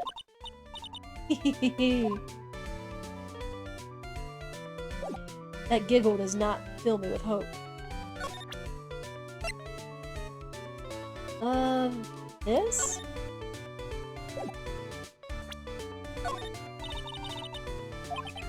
Fine.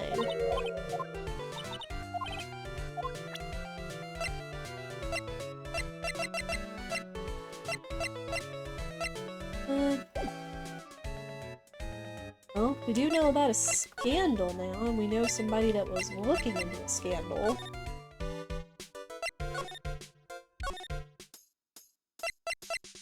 Alright, Lotta. Hey, Flamingo, how are you? Hope you are having a good day and got some good rest.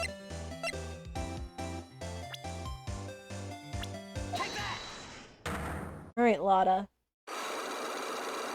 You got a lot to say about this case, and I need to know about it. Lotta, will you please answer my questions? On the night of the murder, why were you loitering around the victim's room? Told you, didn't I? For my scoop. What I want to know about are the details of this scoop. That's not something I can tell you. I mean, that there's my bread and butter. Alright then, an unpleasant tabloid photographer looking for a scoop. I'm going to say that you were looking into a scandal. Or could it be that you, Lotta Hart, were looking for a break with a huge story? Perhaps an unfolding scandal between Juan Clarita and this person?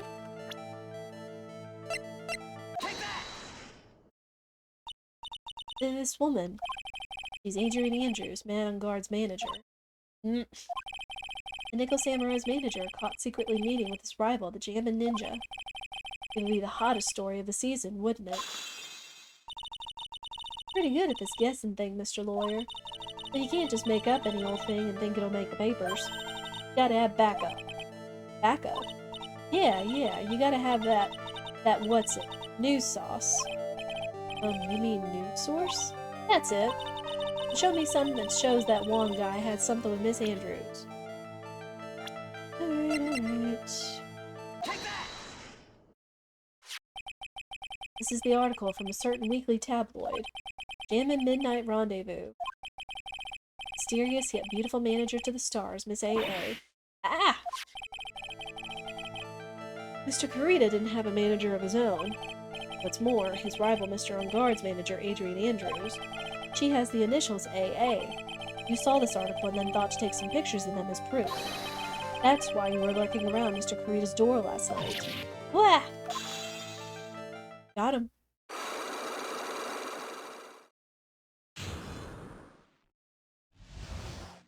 Alright, we are 2 for 3. You were looking into Mr. Kurita and Miss Andrews' affair, weren't you? You got it. I was gonna get myself a scoop by catching him in a secret meeting. There's already an article about it in one of the weekly tabloid magazines. No longer breaking news. What'd you just say? Her initials are AA. What kind of vague thing is that? This ain't no proof of nothing. People are gonna want to see real proof. Well, at least I do, so that's what I was doing, getting photos. Oh. I'm gonna whip up the reader's interest with some gossip and a little misleading. And spice it up a little and have myself an exclusive story. Isn't that kind of what the one thing was already saying? One article? Wow, Lotta. Nice journalistic integrity you got there. Right? It's one thing to get a photo, it's another thing to take it out of context. I already finished writing up my spicy article, you know. But the paper I wrote it on, my note to myself, it's gone. Your note to yourself? It was inside the case of my $1,600 camera. And I'm run off together. I came here for my big story. Didn't come here to have my treasure disappear on me. Yeah, I understand. Enough to make a gal go bonkers, I tell you. What's with people now, anyway? I never thought I'd see the day when someone done steal something from me. You really want that note back, huh? I have no idea why, though. The story on that note is probably a bold-faced lie.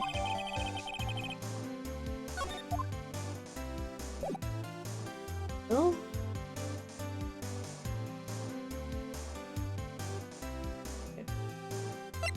I think we've done just about everything. Blocked everybody's stories. To the lobby. I guess we gotta go see Gumshoe down at the Criminal Affairs Department. Hopefully not running daggum bunk. Detective Gumshoe said they had an investigation briefing. Yeah? Oh, he's back. Hey, so you came, pal. The blunt greeting. Because there's nothing to be friendly or happy about. What do you mean by that? Well, things look perfect this time around. The evidence and testimony are airtight. But we can't just roll over and die. We have to stay positive. What do you mean the evidence is airtight? Excuse me. I can't give you all the details, but there's two big pieces. Two? And both of them are in this photo. First is the button that's missing from the victim's chest. The button that you found during your body search of Mr. Enguarde. Yep, I found it in the folds of the Nickel Samurai's special pants. And the second one is? The knife in his chest, pal. The fingerprints on the knife in his chest, to be exact. Fingerprints? Whose are they? Didn't even have to ask, little missy. It's obvious. They're Matt Enguarde's. Oh. Tomorrow's trial. Talk about being stuck between a rock and a hard place. So what about this airtight testimony? That old security lady, Miss Oldbag. Thought so. What do you mean you thought so? Did she tell you something, pal? Well... I even told her not to open that mouth of hers and blabbed it. The blab knob is stuck on 10 and there's no turning it down, trust me! Oh, man. Yeah, well, Miss Oldbag saw it all, pal. She saw Mr. On Guard come out of the victim's room around the estimated time of death. No way! Oh boy.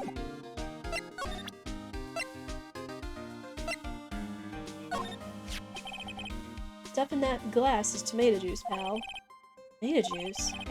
I heard the victim really loved that stuff. Favorite drink in the whole world. It was his favorite drink. First time I've heard that.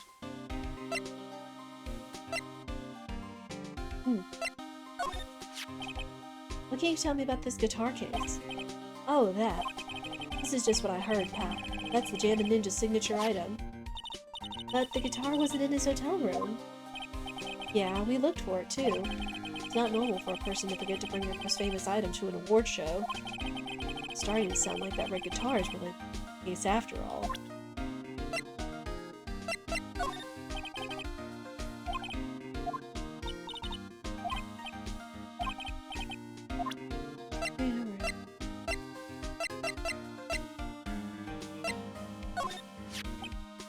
You look at this photo and you can't help it.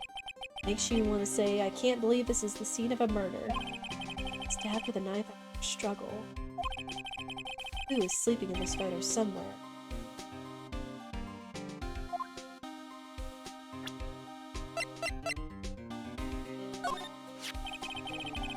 We're pretty interested in this bit of gossip ourselves. Scandal with Mr. Kurita? But why? Well, 2 years ago, a woman committed suicide. Oh, trigger warning. Oh boy. Oh boy.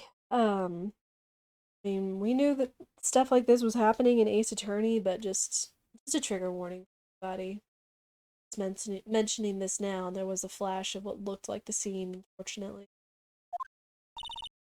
Suicide. Her name was Celeste Impax.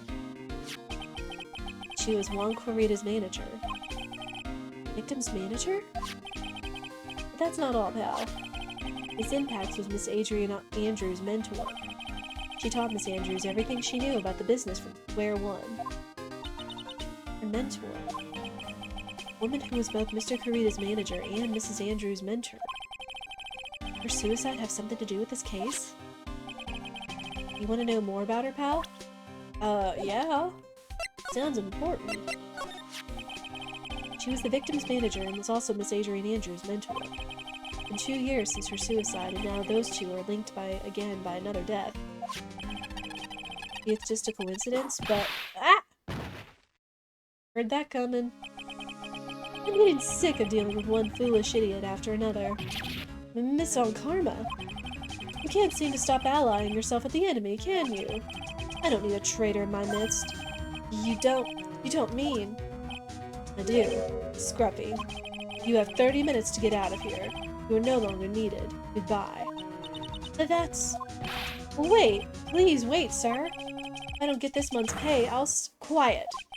If it weren't for traitors like you, I would have won. Is that what you want to say? Woohoo! That voice. Edward! Oh, our boy's back! And he's got a sick theme! It's been a long time, right? This person. This is Mr. Edgeworth? What am I going to do with you? Still blaming others when things go wrong. You haven't changed a bit, Francisca. Oh, he's sassy. You... How dare you show your face to me without a shred of shame upon it? You've soiled the Von Karma name, dragged it through the mud. You even ran away with your tail between your legs, like the ill-breed dog you are. You're talking about the Von Karma family creed, to be perfect in every way. Then let's hear it, Francisca. How are things going? I hear you are having a rough time maintaining perfection in this country. Oh, snap! Calling you out, Von Karma! You seem to be getting crushed under the weight of it all. That's why I came back. Keep your assumptions to yourself. I haven't given in yet. I won't lose. This case is mine. I'll never hand it over to you. Never. Mr. Phoenix Wright, I will see you tomorrow, in court. It will be a clinical lesson on the meaning of total victory. Still the same wild mare she always was. Edward's back! Ooh. Is Phoenix gonna take it though? It seems like he kinda wasn't pleased with it. I thought you, the prosecutor Miles Edgeworth, had gone and died. Mr. Nick? I never wanted to see you again. I think that's enough of a warm welcome for someone you haven't seen in a year. Are you going to run tomorrow's trial? You heard her, right? That wild mare hasn't given in yet, it seems. So no, I don't think I'll be making an appearance. Your hatred for me is quite unhealthy, not to mention one-sided. But I will say one thing. You can't win on your own at the trial tomorrow. What's that supposed to mean? Have something definitive that you lack. Working together is the definition of teamwork. Power to find the truth. Truth? In order to understand this case, you have to understand a certain truth. Well, if you ever feel the need for my assistance, it is available to you. Oh! I'm not in charge of this case, so I can be a bit more generous with information. Ooh. Snap. It's actually quite nice, but Phoenix with his hurt or his pride or his ego or what have you.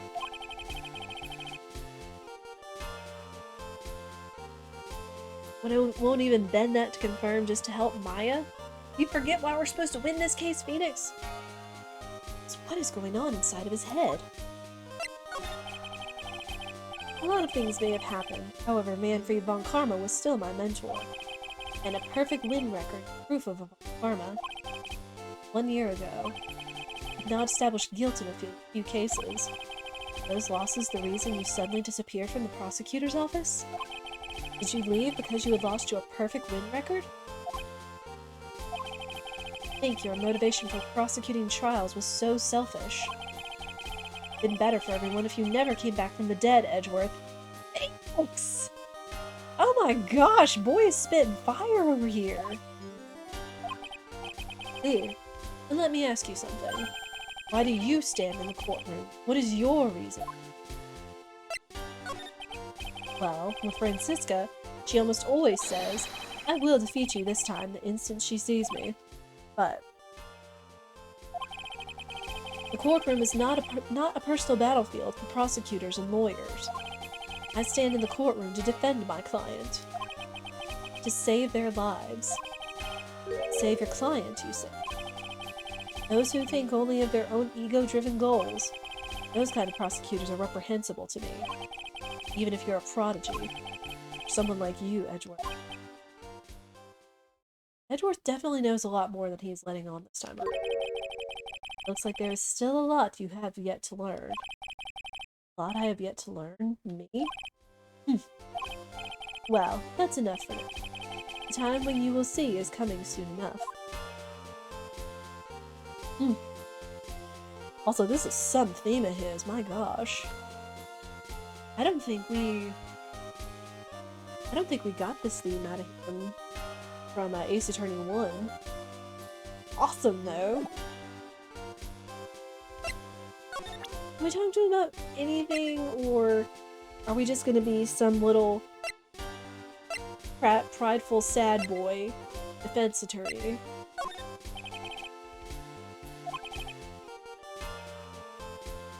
Useless evidence.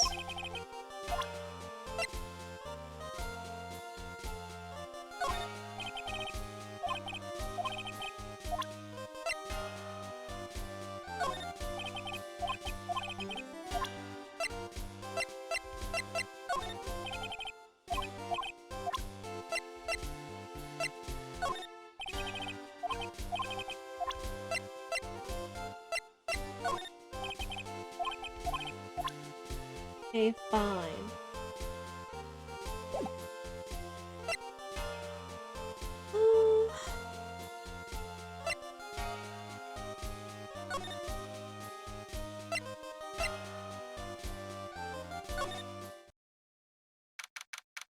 Go back and see if Matt's available. You have a lot of things we probably need to talk over with him. Ah, the lawyer dude. So what did you find out? Well, I'm still in the middle of investigating. See, but I've already told you everything I know, dude.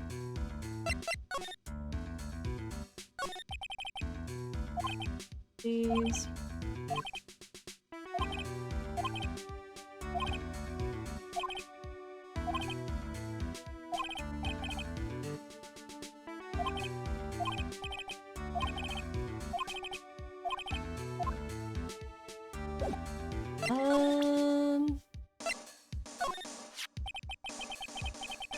What do you think about this article?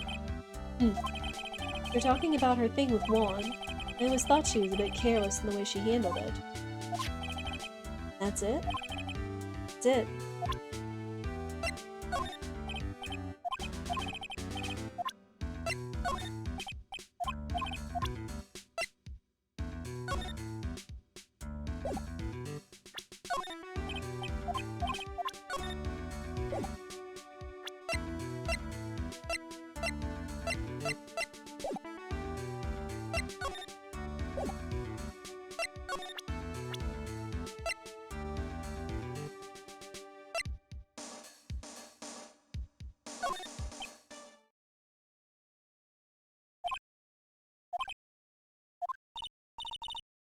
What's wrong? How much do you know? What do you mean, how much?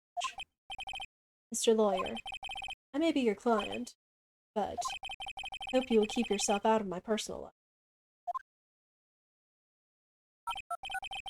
No, I would never. Now, if you'll excuse me, I have a lunch appointment I have to keep. You're in detention! Who in the world are you going to eat with? The security guard? Mr. Nick? Celeste Impact's lady. Somehow I get the feeling she is a very important person in all of this. Well, that's concerning.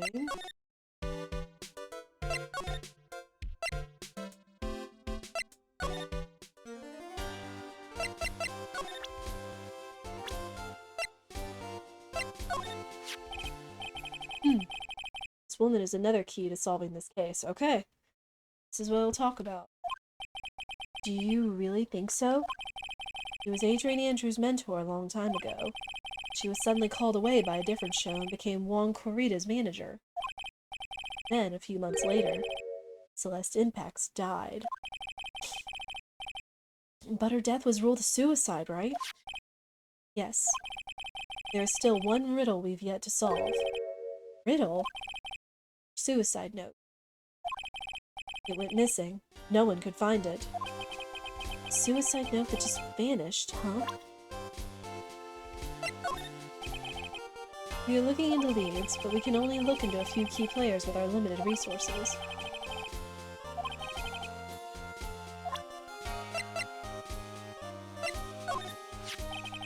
Adrian Andrews. She holds a large secret within herself. Oh, that's right. Didn't I need to go unlock her too? Secret? Can't help but feel that this whole case revolves around her.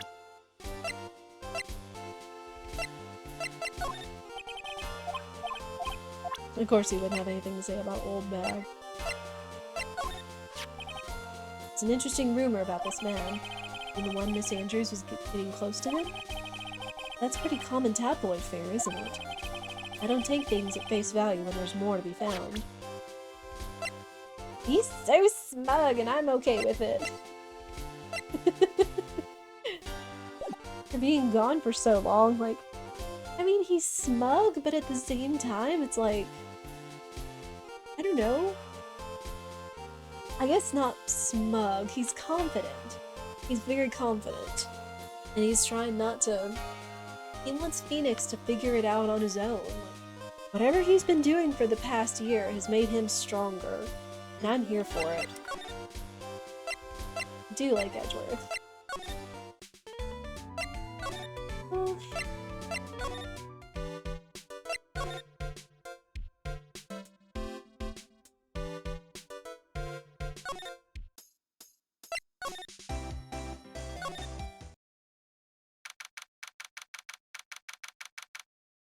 Huh. Looks like Miss Andrews isn't here. It's not good. I still have a few questions I want to ask her. She has that psych lock on her heart, right? Well, we don't have much of a choice. I guess we'll have to come back later. Things changed, right?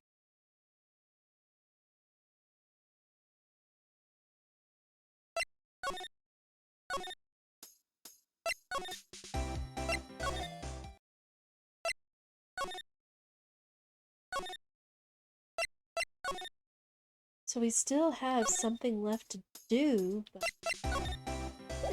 what is it?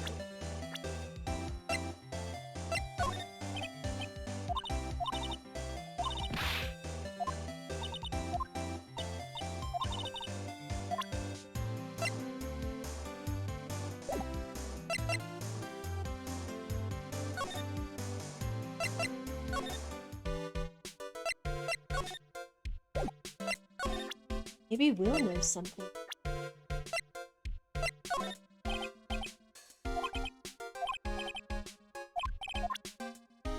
Ooh. Oh, let's try that.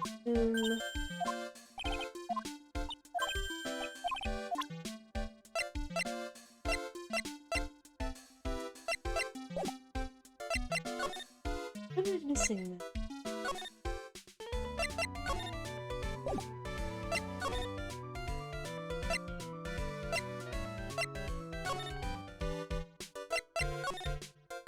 Right, pearls.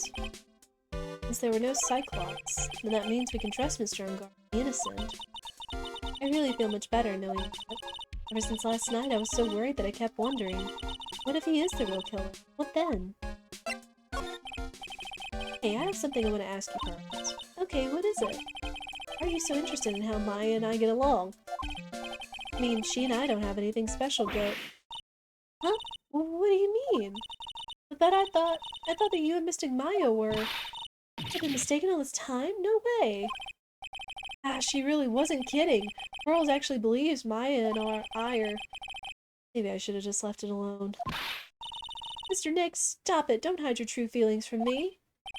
Ow! She slapped me! Sorry, Pearl.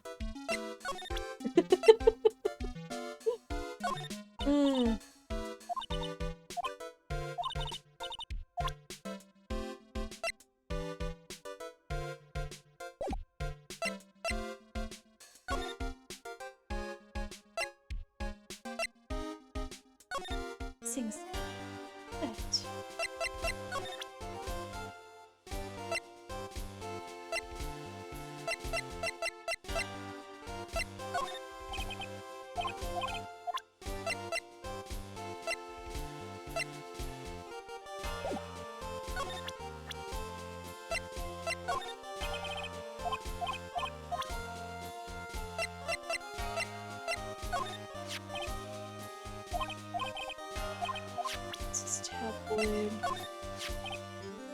While I was abroad, these deplorable types of actors became popular, I take it. Well, refreshing like a spring breeze is his motto. Refreshing? And what is so refreshing about a spring breeze? Like the pollen is not treating him well this year.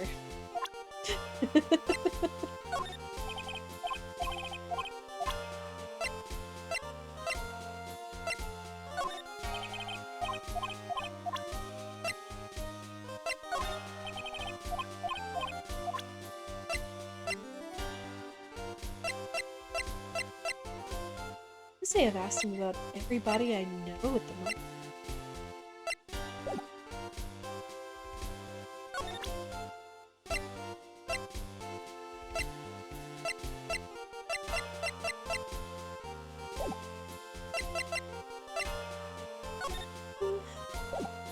Anything in the room, right? Poster of a female. Police officer? Wait, no. That's the latest Babes in Uniform calendar. My bad. Oh, it's kinda cute. Mr. Nick, what is that stuffed animal's name?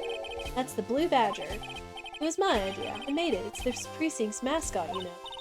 Oh, wow. I'll get him assigned mascot of every police station if it's the last thing I do. I hope you succeed in your mission, sir. It's the detectives' desks. There are computers and files in each one. Funny, they're a lot tidier than I expected. I guess the detectives don't spend a lot of time at their desks. Must be one of the detectives. He's mumbling something to himself. Hang in there, you'll be okay, buddy. You're not injured that badly. Hangnail isn't. Hey, Gumshoe! Gumshoe! Gumshoe! He must be doing image training. A fellow officer is injured.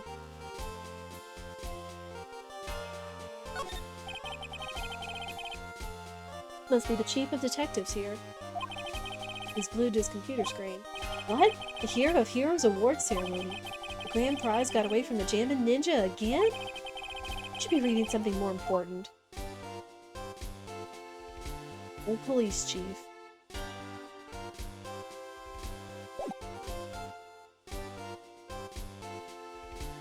Don't have anything else to show him. She's not seeing him.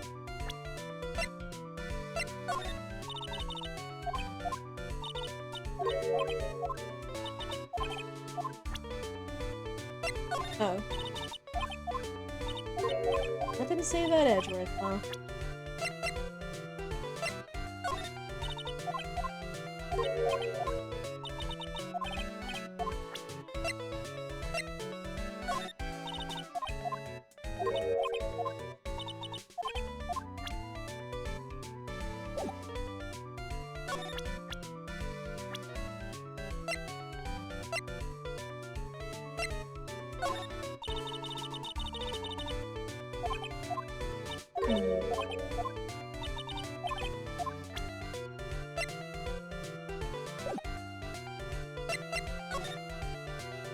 Great, what am I missing?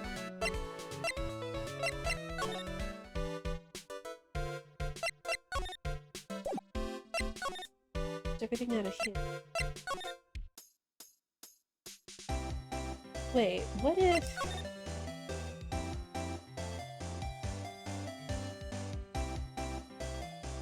Oh, no Cyclops showed up for him. We just need to find Miss Andrews. Nothing else new in here. Dang it, what am I missing?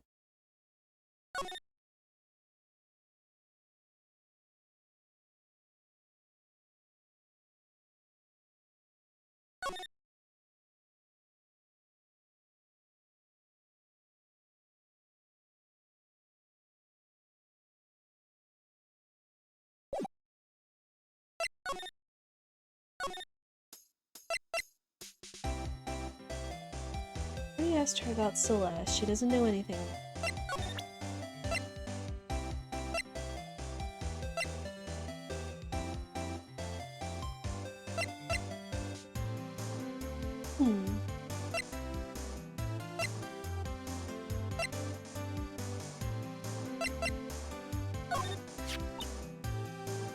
I just bought that camera. Who did it? The thieving rascal. Please don't look straight at me while you're saying that. When I find the bugger who went and done this, they're gonna pay with a bullet. Do that, don't expect me to defend you.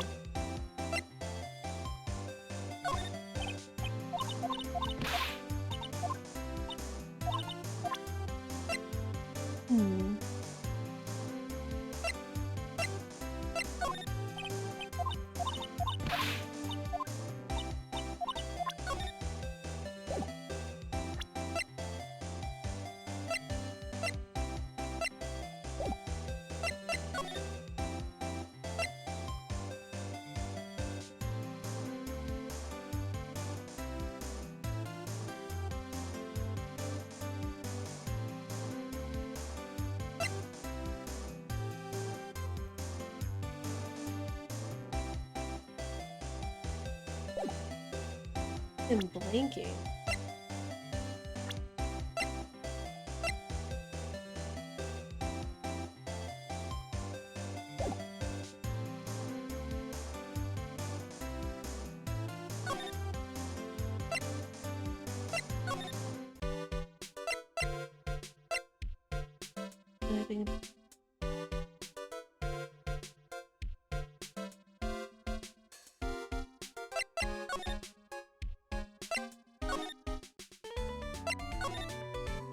Whole bag's not talking.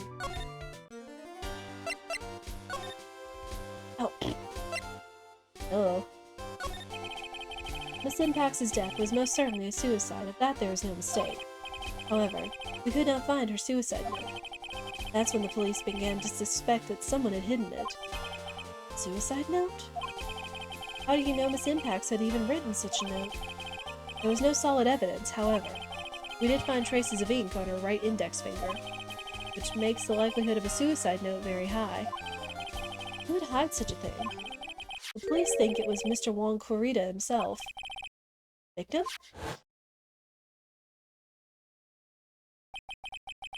He was the one who found her body. Makes him the only person who had the chance to hide her suicide note. Mr. Corrida hid his own manager's suicide note. But why? As long as her note is missing, any speculation beyond this is meaningless. For now, I think you should look this over. This is the suicide report. Part 1, anyway. Part 1?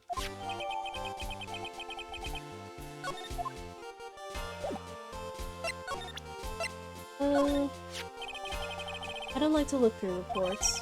Like suicide reports even less. First of all are the reports that have multiple parts like that one. That has 2. 2 parts? What you just handed me is the first part of the report. Here is the second part. The second part of the report is about an attempted suicide. The attempter's name. It's Adrienne Andrews. Miss Andrews, what did she do? She tried to kill herself? Again, I'm so sorry, but trigger warning people. She doesn't seem like the kind of person to try to kill herself, though. Think she's a strong career woman? That's just what she wants you to think. Adrienne Andrews. She has a certain secret she's always trying to hide. Secret? Her dependent nature. That's what she's really like on the inside. Andrews. Dependent? Talk about the exact opposite of what that woman is. Hang on. Oh, there. This is about Miss Andrews having a dependent nature. Adrienne Andrews' attempt at suicide was a few days after the death of Celeste Impact. And why did Adrienne Andrews think about committing suicide? Because she had apparently lost her will to live. Lost her will? But why would she? Her pillar of strength, her mentor Celeste Impax, was gone forever. That's why. Well, why would that... Is this what they call following someone to the grave? For her attempted suicide, Adrienne Andrews started attending counseling sessions. She is someone who needs a person whom she can trust absolutely. And once she finds that person, she'll do anything she can to keep them near. Without such an anchor in her life, her crippling anxiety stifles her ability to live. That's the nature of her dependency on others. When Celeste Impax suddenly committed suicide, the world before her turned pitch dark. That's according to Adrienne Andrews herself. Then, that means her super confident attitude. It's all a facade. She's only copying her mentor's behavior to hold herself together. Terrible. Well, I guess we have what we need to talk to Adrienne. Sheesh. That's really...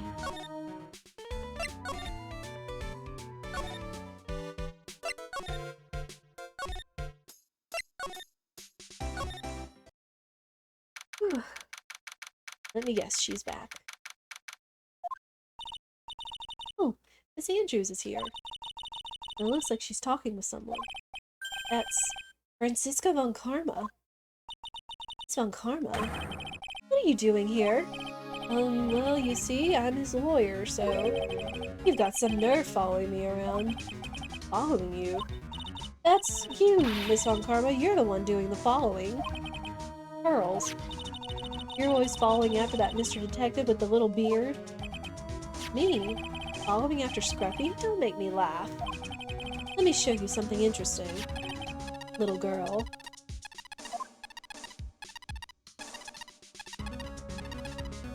Huh. Well, what is that? An electromagnetic receiver. I planted a tracking device on that detective. And with this, I know that it fools every move. That noise we heard was this receiver. I feel really sorry for poor Detective Gumshoe now. Now then, let's stop wasting time. Adrian Andrews. Yes? Think hard about what we just discussed. Understood? Alright. What are those two talking about? Miss Andrews, she seems a little dazed, doesn't she?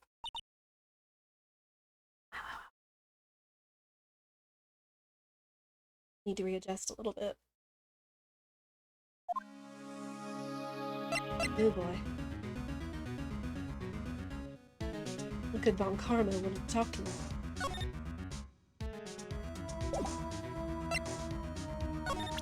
Great. Sorry, but we gotta do it, Adrian.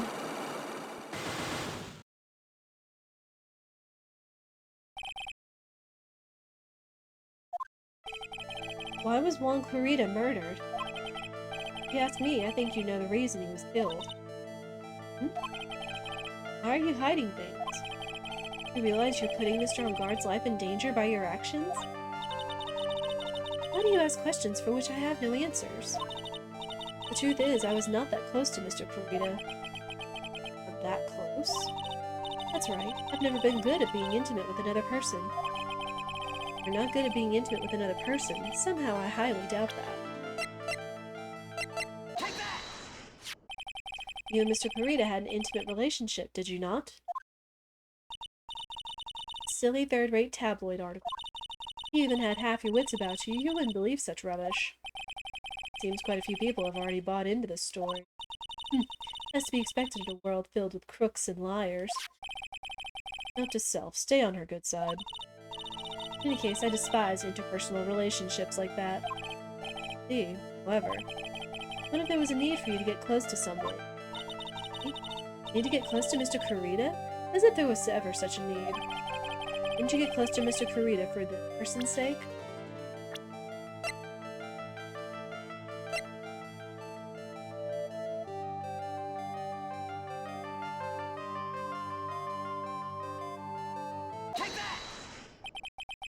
Celeste Impacts, your mentor. How did you know about Celeste? Uh-oh. Miss Impacts committed suicide, didn't she? And it looks like no one knows why. Right before her death, she was Juan Clarita's manager. So I believe you got close to Mr. Clarita so you could find out more about her suicide. You have a great imagination. You may have a future yet as a slimy muckraker for a putrid third-rate tabloid. And Miss Andrews? There was no mystery surrounding her death. None. It would be pointless for me to force myself into a relationship for nothing. Is that really true? Was there really no mystery at all? I don't believe you were completely at ease with the way her suicide was resolved.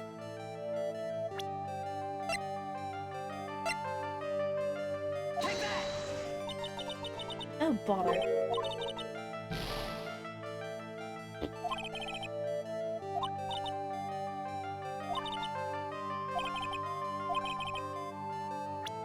Oh.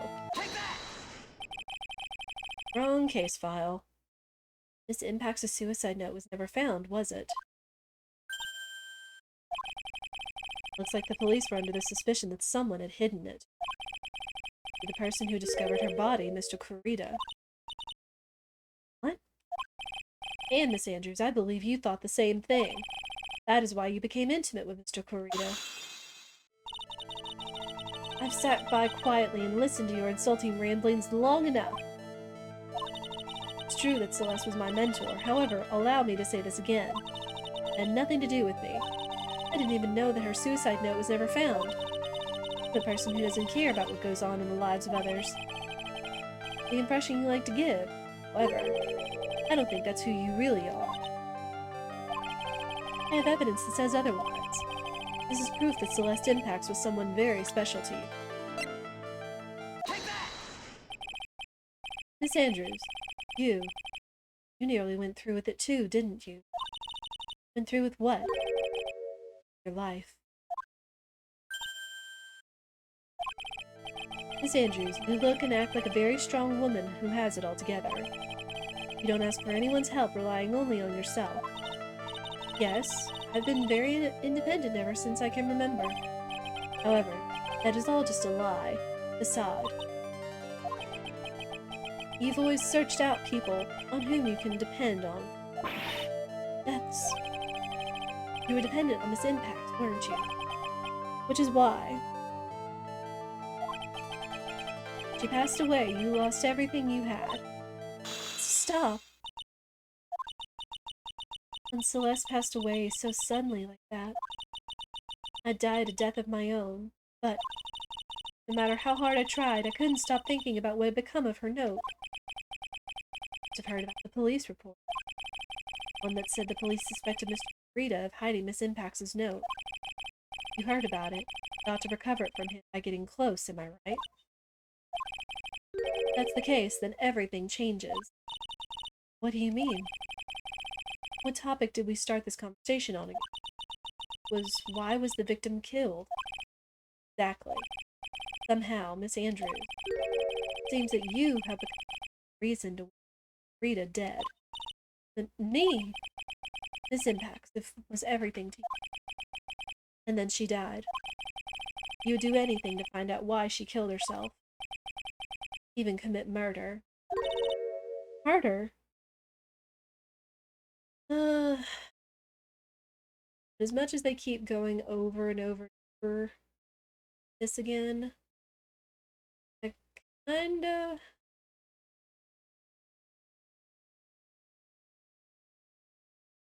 Trigger warning.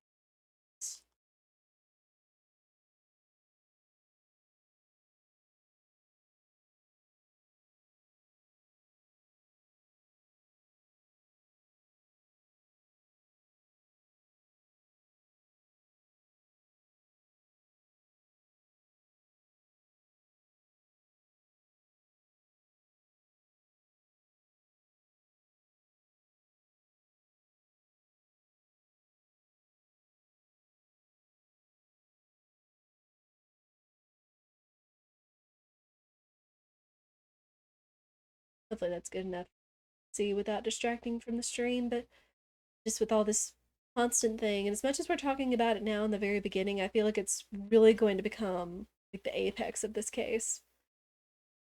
I know it's not the most pleasant thing to talk about, so just for courtesy's sake.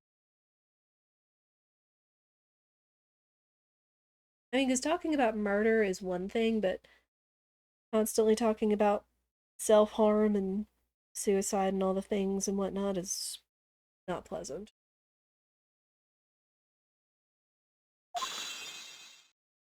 Alright.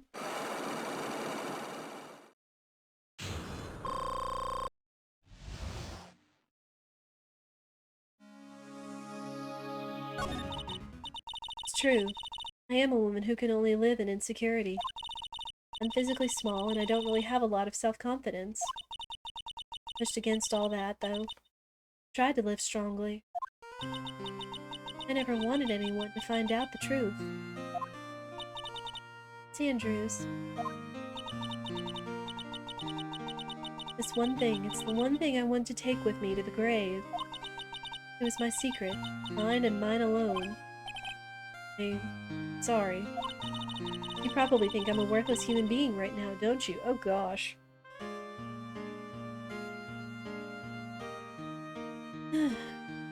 It doesn't do a great job of addressing some stuff, but I feel like they do at least kind of touch on how a person feels if they have like very low self-confidence in themselves.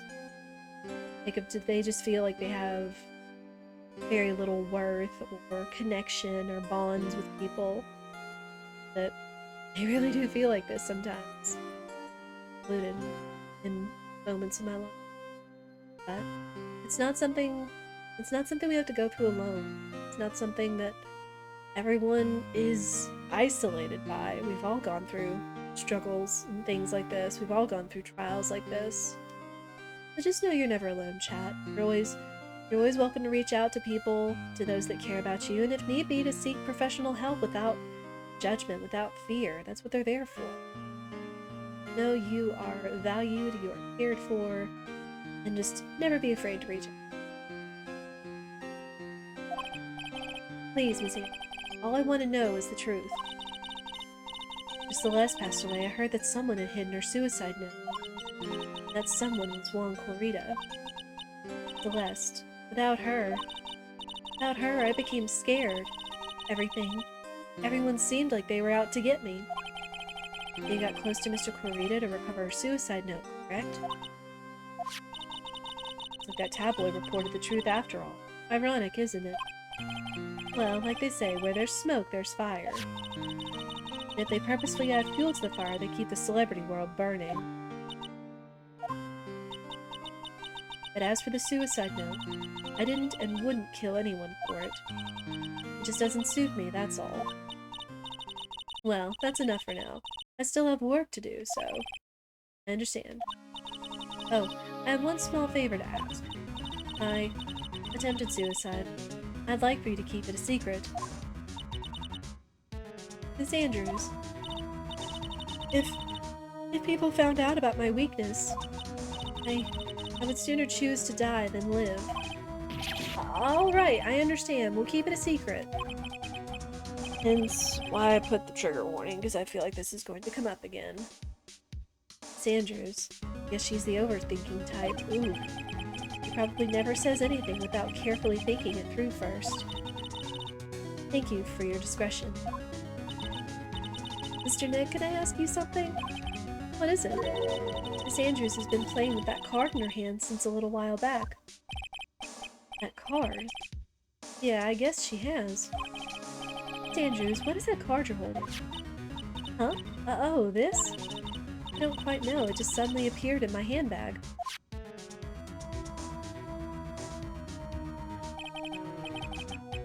What is it? It looks like a seashell? That's what it looks like, doesn't it?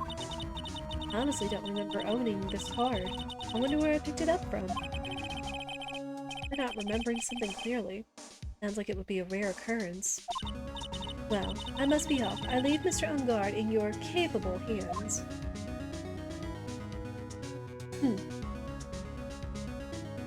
Well... guess we still have one more place to go? I don't know where...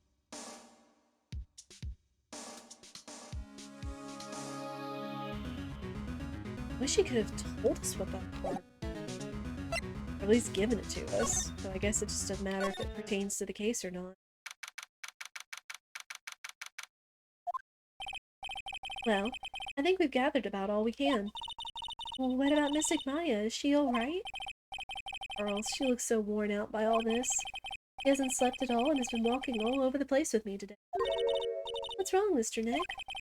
Let's go back to the office for a while. You're really tired, right? Oh no. I'm okay, really. I'm fine, I really am. Oh. Oh. You don't look fine to me.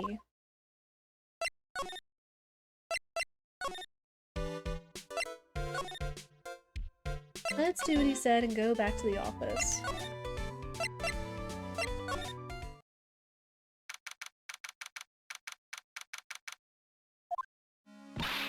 So, what now?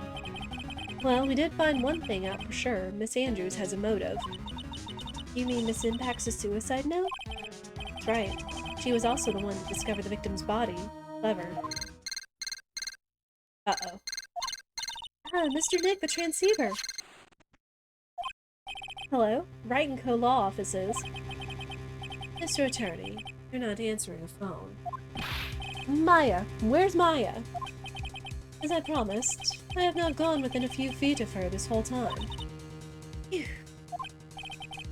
Which is why, I suppose, she is absolutely famished. What? I suggest you win a quick acquittal, my friend. At any cost, wouldn't you agree?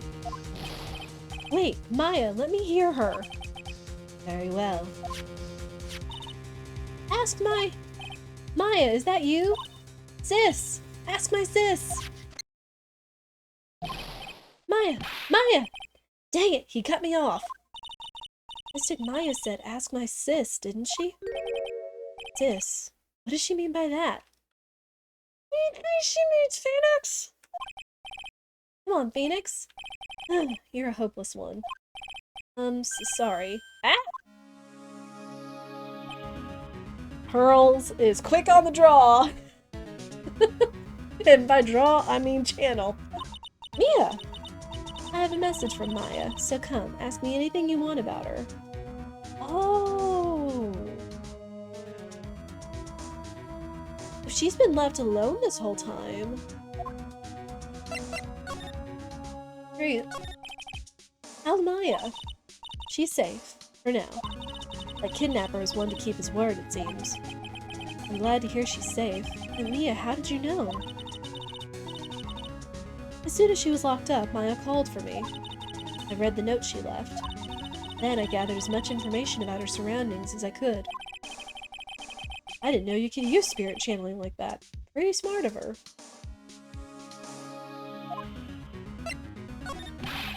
The kidnapper, what's he like? I don't know. Apparently, Maya went to answer a phone call at the hotel and was drugged from there. And? She didn't see the face of her attacker. Ugh. Maya's locked up in a very dark place right now. I'll tell you everything I heard when I was with her. You were with her. Huh. I have to say, I do kind of like this going back and forth. So that way you can kind of get a feel for what the situation is.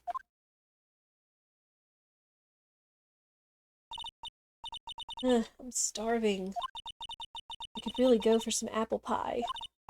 I mean, at a time like this, sweets are the only way to go. I have to stay positive. He promised he wasn't going to kill me. I'm not going to die. This. Wonder if you're with Nick right now. I mean, as crazy as it is, what about all these bottles on the wall? I mean, drinking a lot of alcohol on an empty stomach wouldn't be great, but it's like, you could, like, pace yourself, so at least you have, like, some sort of, I don't know, sugars or calories on your stomach. Uh,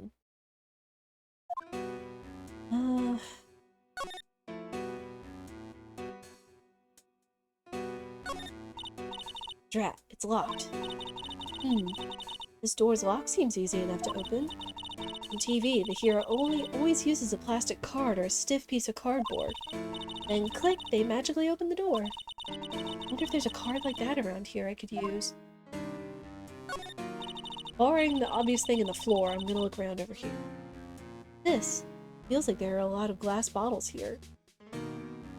Why is it saying that it's dark when clearly there's a light, like, right over the door? And these, they feel like barrels. Pass. Too bad I'm really hungry and not really thirsty. I mean, again, there looks like there's a light right over the door. It's saying that she's in a dark place. There's all sorts of things piled up here. It's too dark to see. Huh? Someone dropped a card here. Kinda looks like a business card. There's no name on it. Wait, another one of these cards?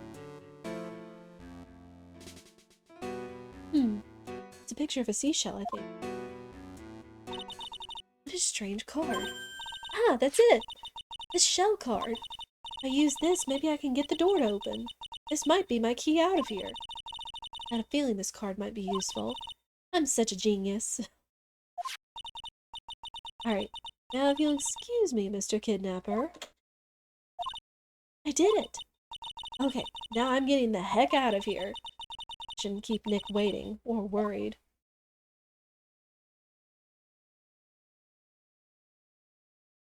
Huh. Okay.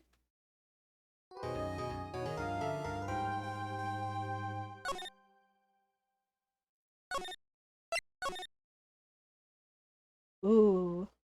Now we move to the trial. Man. We have been going for a little bit though, and I probably need to stand up and stretch. Sitting down and sitting still in such a way is not good for my neck or my shoulders. Always gotta remember to stand up and stretch and all that. I suggest you all do the same. We'll take a quick 3-minute break. I will run some ads to push back pre-rolls. As I mute, like, we will be right back, people.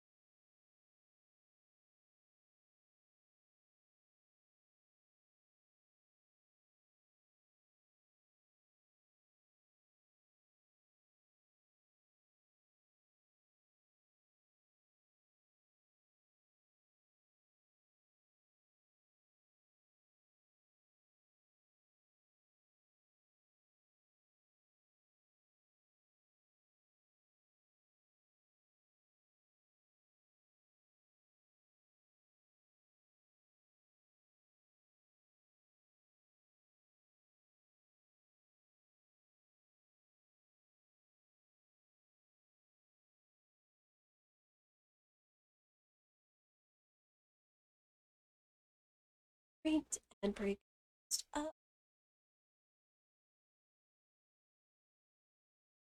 Let's check out a couple things while we have a second. How's everyone liking Case 2-4 so far?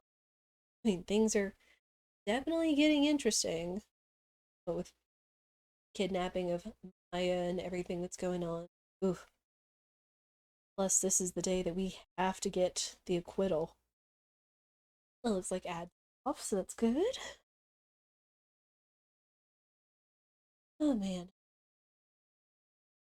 But hopefully this at least means Mia will be with us, or at least be of some help or communication with Maya, telling what's going to happen to Maya now that she's tried to get out.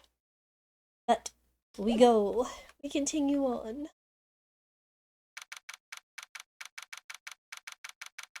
A little bit more stretching now. Adrian did it? That's what it looks like. Dude, no way. That woman couldn't do anything like that. In court today, there will be a mountain of evidence that will implicate you. A mountain of evidence? I'm certain there is someone out there trying very hard to pin this whole thing on you. Please, Mr. Lawyer, dude, like I said yesterday, I'm refreshing like a spring breeze, alright? I can't let any sort of scandal ruin me. I understand. Well, it's almost time. Yeah. Yeah. We must get a complete acquittal today. No. But I can't focus on Maya's situation right now. Or Pearl's either. No matter what, I have to focus on winning this case by the end of the day. Indeed. Well, let's get going. Uh-oh. It's him. This is right. Good morning. This is it, Mr. Attorney, the day of the trial. Maya, she's unharmed, right?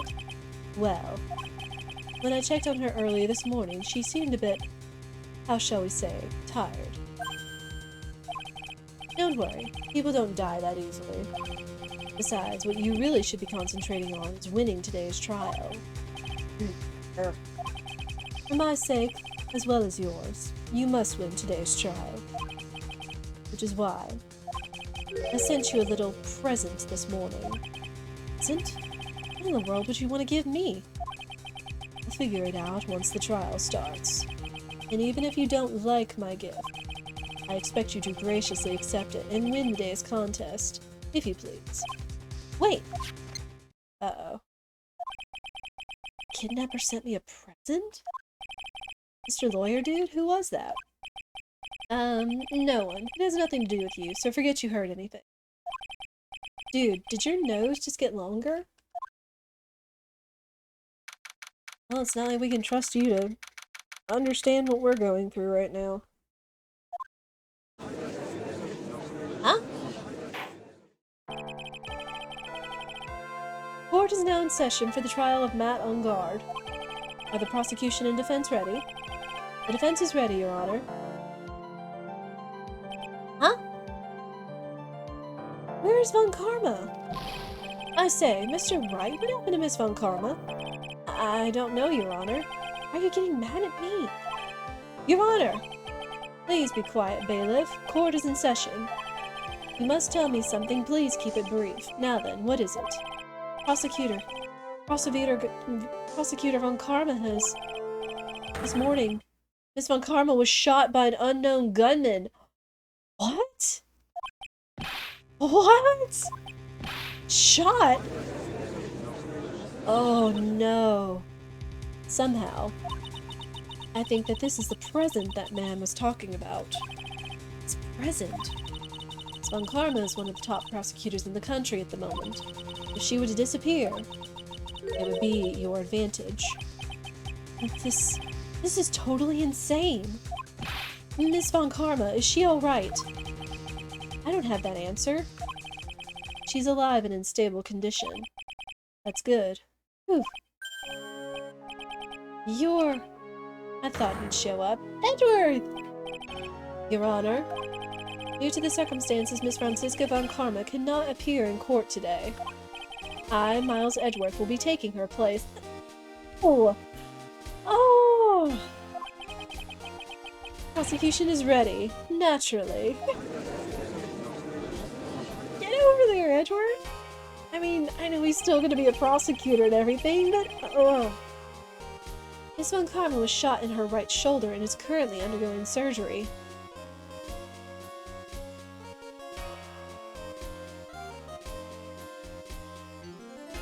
Yeah, I was gonna say, that's almost irony considering her father, but...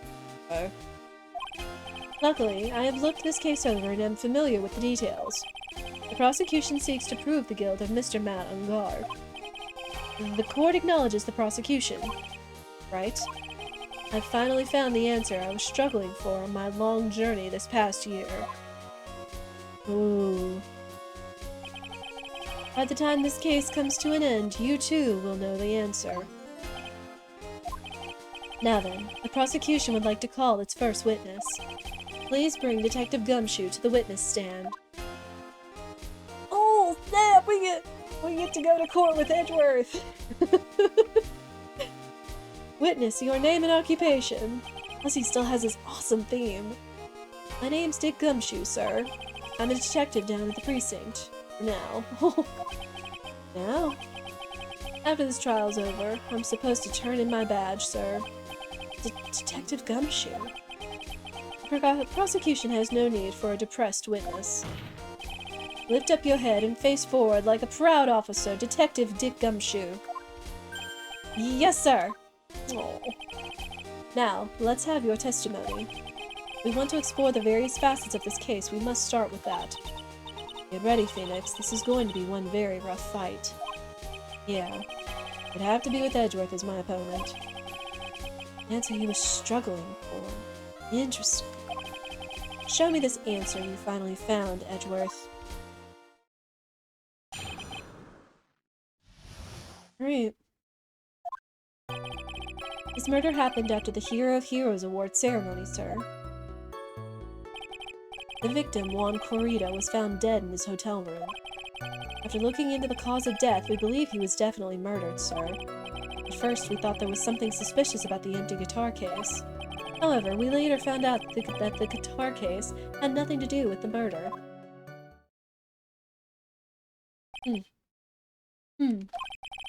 After the award ceremony ended, the victim was all alone in his room? Yes, sir. Both the victim and defendant went alone to their rooms, sir. See. Mr. Wright, you may begin your cross-examination. Oh boy. Alright. We do that. We always do. Come this far, we have a full bar. I like to keep it that way. Just gonna press everything. Would you please give us a brief timeline of what happened after the ceremony? Okay, pal, the ceremony started at 6 p.m. It ended around 8 p.m., and then there was a short break. A special post-ceremony show was supposed to start in the lobby 30 minutes later. And that's when the victim's body was found. Which is to say, the murder occurred during that 30-minute break period. Please continue with your testimony, Detective. The victim, Juan Corrida, was found dead in his hotel room. True. The person who discovered the victim's body was Adrian Andrews, correct? Yeah. Who is this Adrian Andrews you're talking about? She's the defendant, Matt Ungar's manager. She's a really pretty lady. Ah, so she's a pretty lady. I wonder if she will grace us with her presence. When the post-ceremony show was about to start, she went to get Mr. Ungar. After visiting his room, she went next to the victim's room to get him for the show, sir. See, that's when she found the victim's body. Looking into the cause of death, we believe he was definitely murdered, sir. Cause of death? Isn't that because Mr. Corrida was stabbed in the chest? Only a careless amateur would believe something so brainless as that, pal. Take a good hard look at the crime photo. Now, a real pro's attention would be drawn here to this bandana. Banana. His bandana, sir. That's the thing wrapped tightly around his neck, sir. Ah, yes, I see. His banana-scented bandana. Judge! Then, what about the knife? Seems to have been stuck in the victim's chest on purpose after his death. We have a crafty murderer on our hands here.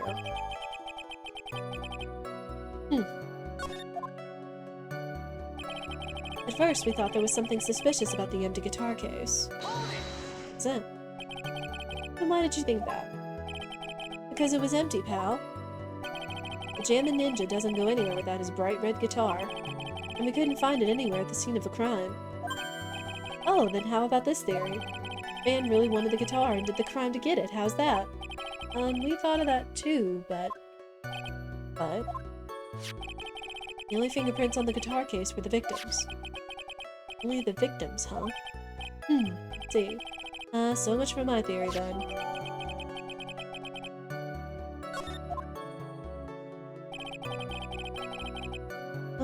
Nothing to do with that. What convinced you it had nothing to do with the case? The guitar wasn't at the Gatewater Hotel that night. Well then, where was it? The bright red guitar was eventually found at the TV studio. The victim, Juan Corrida, had apparently only taken the case with him, sir. So you mean he forgot to put the guitar inside the case? Yes, sir. Even when he was on stage for the ceremony, he didn't have his guitar. That guitar case was empty, but even before he got to the hotel.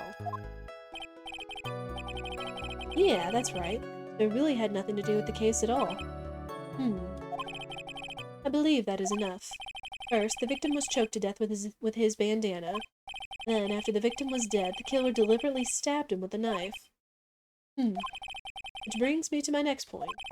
Why then did the police arrest Matt Engarde? Because there was reason enough to suspect him. Looks like Edgeworth's back in full swing. Very well. Detective Gumshoe, please testify about this matter. Yes, sir. Oh boy. Matt Engarde and Juan Corrido were huge rivals with each other. They each thought the other guy was in his way. That's motive enough in my book. As for evidence, there's the Jammin' Ninja's button. It was ripped off of the ninja's costume and was found in Mr. Engarde's hakama. The defendant's fingerprints were also all over the knife. The defendant bought the knife for the crime, which makes this a premeditated murder.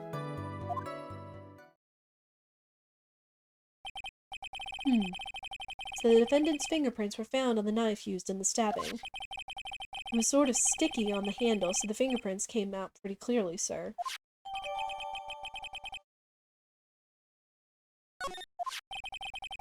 And there's this button. It's found in the defendant's clothes, was it? And is this button also covered in blood? Yes, and we know that the blood on it is the victim's blood, sir. What? Oh boy.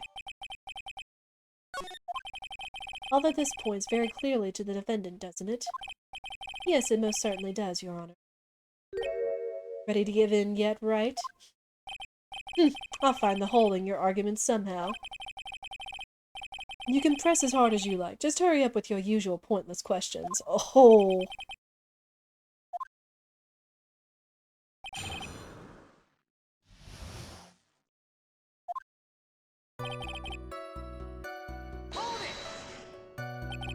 And in terms of popularity, Mr. Engarde won, did he not? Yeah. But you know what's ironic, pal? Juan Corrido was always one step behind Mr. Engarde in everything. This year it seemed like he'd finally caught up, ready for the big final showdown. Mr. Corrido lost the Grand Prix in the end. That is too bad. He must have been pretty downhearted after losing.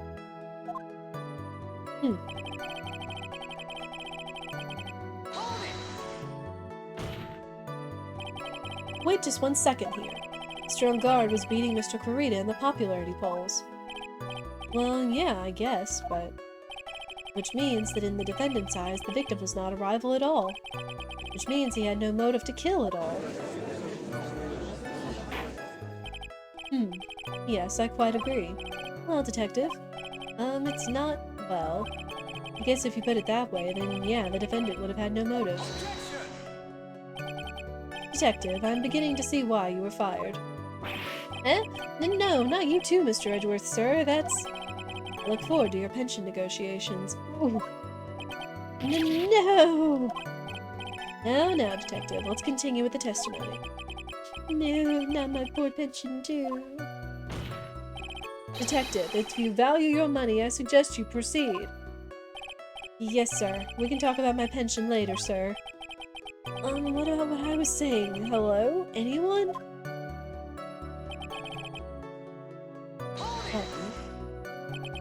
Button? Who's got the button? Do you have any proof that button belonged to the victim?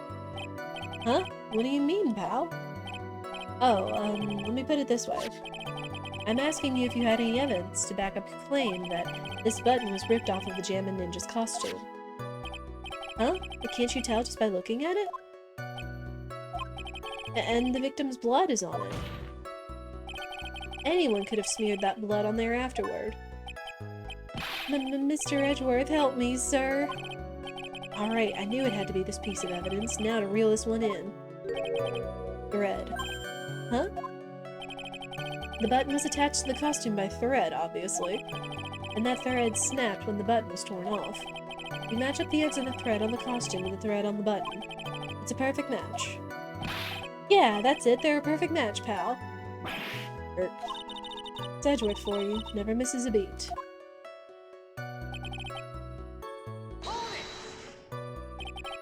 When was this button found?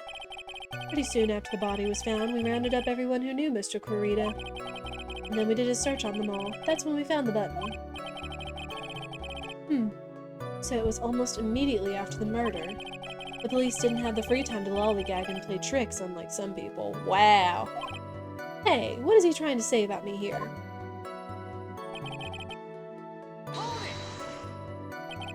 How were the fingerprints arranged on the knife? Huh? What do you mean, Val? By examining the fingerprints, you can determine how the defendant held the knife.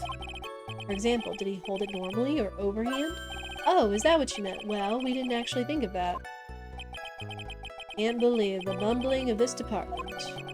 Hopeless. Were you paying attention to the testimony, right? The defendant's fingerprints were all over the knife. There's no way to determine how the knife was held at the moment of the murder.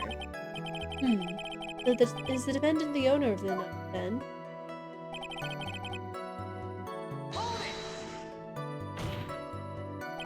There is no way this was a premeditated murder, even if he bought the knife. Sorry, pal. This isn't some pocket knife. It doesn't fold, so it's not great for walking around with either. Well, this is not good. Prosecution can prove it was a premeditated murder. We're done for. Phoenix. Yes? There's something very interesting about what the detective said just now. Think carefully, before it's too late. A button covered in the victim's blood and a knife with Unguard's fingerprints. Be grateful. If the judge were more rash, he would have already pounded his gavel in closing. We're still in a world of trouble. Well, before any battle, you must find your enemy's weakness. Now let's find the weakness in this testimony, no matter how small it may be. Okay, Phoenix? I think I know what she's getting at, though.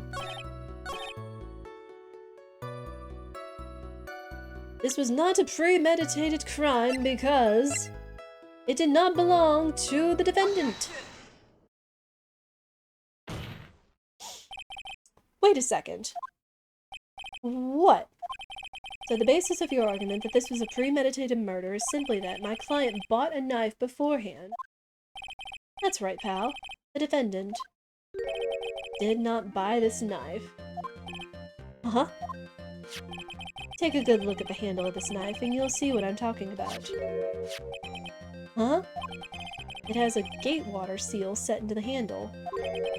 Gatewater? I think I've heard that name somewhere before. That's the name of the hotel. The Gatewater Hotel. Uh-oh.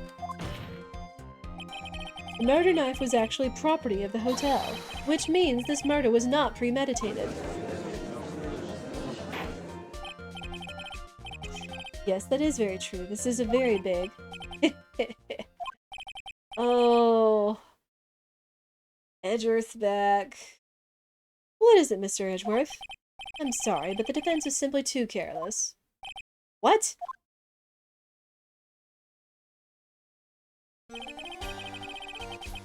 Edgeworth's got his logic.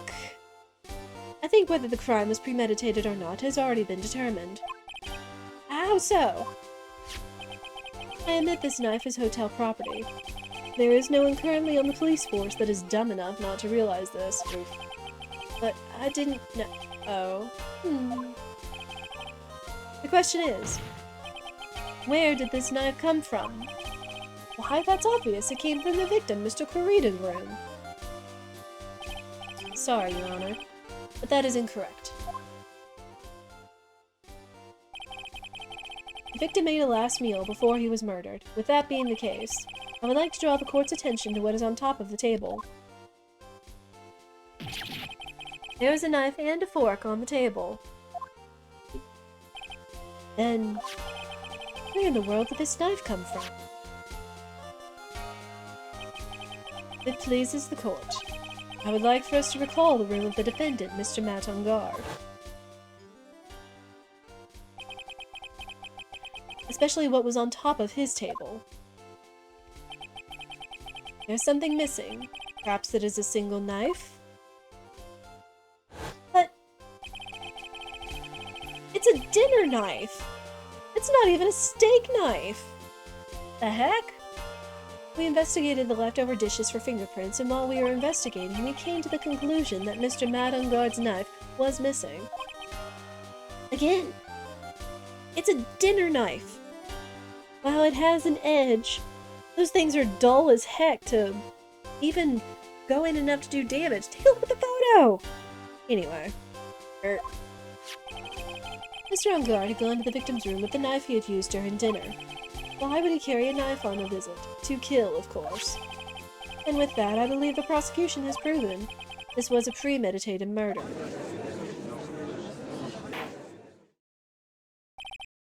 Amazing, Mr. Edgeworth. Absolutely brilliant. A brilliantly clear deduction. Like Edgeworth had this planned from the very beginning. Must be one of those traps, and I just walked headlong into it. A murder weapon with fingerprints and a button from the victim's costume. There is quite a sizable amount of evidence here. Hey, Mike, how are you doing? How is you on Monday treating you? We're just in the middle of case 2-4 here. Turns out that Edgeworth is back. Maya's been kidnapped. What else? And the kidnapper is making us get our defendant perfectly acquitted, even though all signs point to him being the murderer. There's a lot more going on here than see the eye. And of course, Edgeworth is back, and his year-long journey has made him sharper than ever. But it's good to see Edgeworth back, as it's good to see all of you. I can safely say that any further deliberation is a waste of your Honor's time. Although, I wouldn't mind if the defense were to present evidence not yet shown to the court. Evidence not yet shown? Means evidence that the court hasn't seen yet. In other words, new evidence. What does the defense have to say about this, Mr. Wright? Well, Phoenix. The judge is favoring the prosecution right now. If we answer with something wrong here, the gavel of his will be ringing out to the sound of our defeat. Mr. Wright, do you have something important and necessary to present to this court?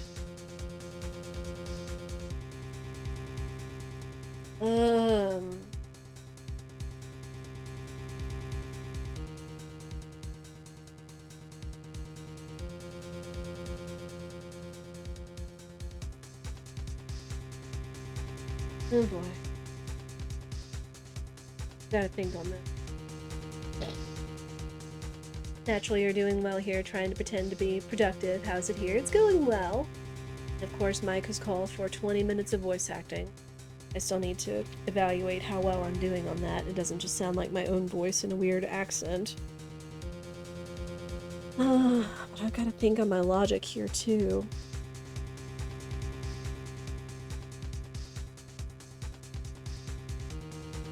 Because they've done this before. Great, I've got 20 minutes on the clock, so as soon as we start, that'll go. I mean, they already said if we don't present something strong, then that's it. Do we actually have something?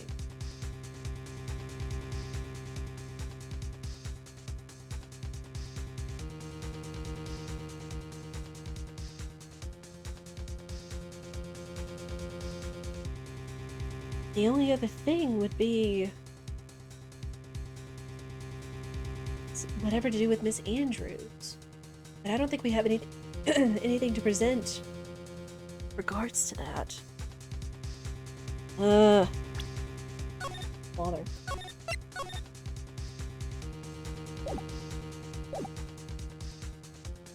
I don't have anything to prove that, though. So I'm going to go with what I'm feeling is right now is...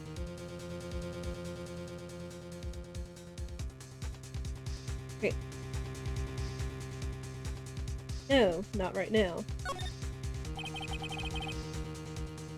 This has to be another trap. Better if I don't say anything than risk throwing out a bad piece of evidence. Looks like the defense isn't seeing a peep on this one. Which means this court is adjourned. Phoenix! We'll lose this case if you give up here. So you had better show the judge something quick. So damn, we all know I have a tendency to be more wrong than... I can't even say it. There's one. One piece of evidence that catches my attention. Something that this court has yet to see. Mr. Wright, I will say this one more time. I do not feel this trial needs to continue at all. However, I am giving you one chance, and only one. What the judge is saying, right, is don't try pulling one of your usual bluffs here. I mess this up, it's curtains for all of us.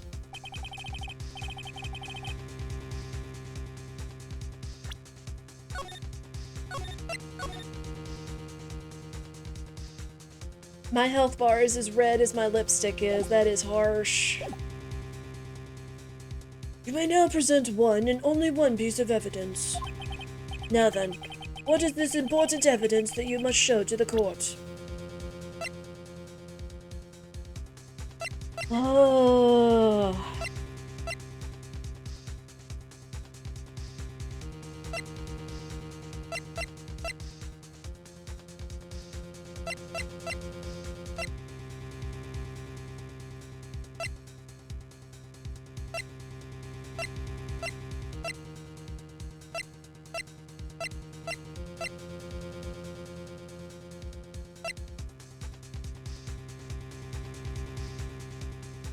For a sec while I think. Ooh. This has been presented, this has been presented. We got this morning. This hasn't come into logic yet.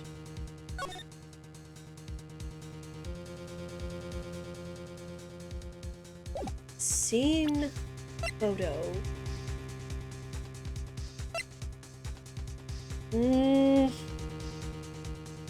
What is missing here?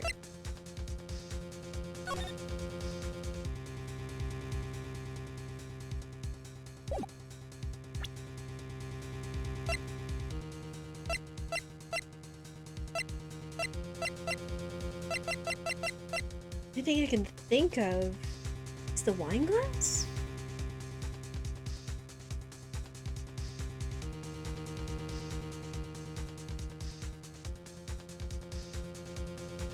Sign of struggle was shown, but the wine glass is perfect, and it was shown it was done after, it was put down after the struggle.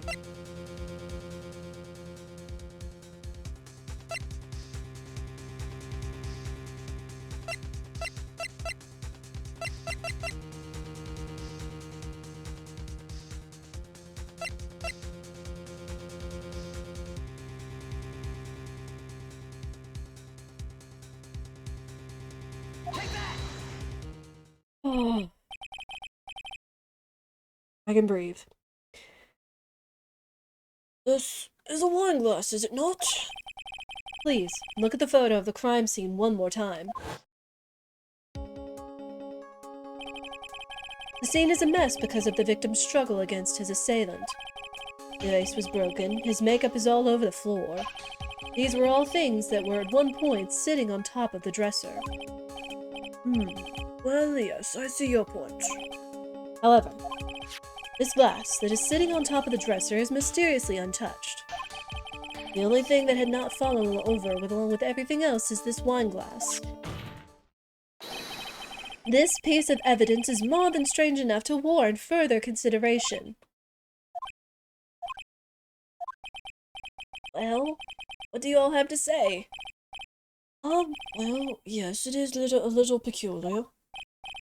Yes, isn't it? I thought it was. Oh. You can stop looking at me with those puppy dog eyes of yours now. Mr. Edgeworth? What is it, Your Honor? Your opinion. You don't need my opinion. Because there is no special meaning to that glass. What? Yeah, what? It's safe to say that the glass was set there after the crime took place. By the person who discovered the body, Adrian Andrews, for example. She could have easily been so shocked that she set the glass down without thinking. That does sound very plausible, Mr. Wright. Is there an echo?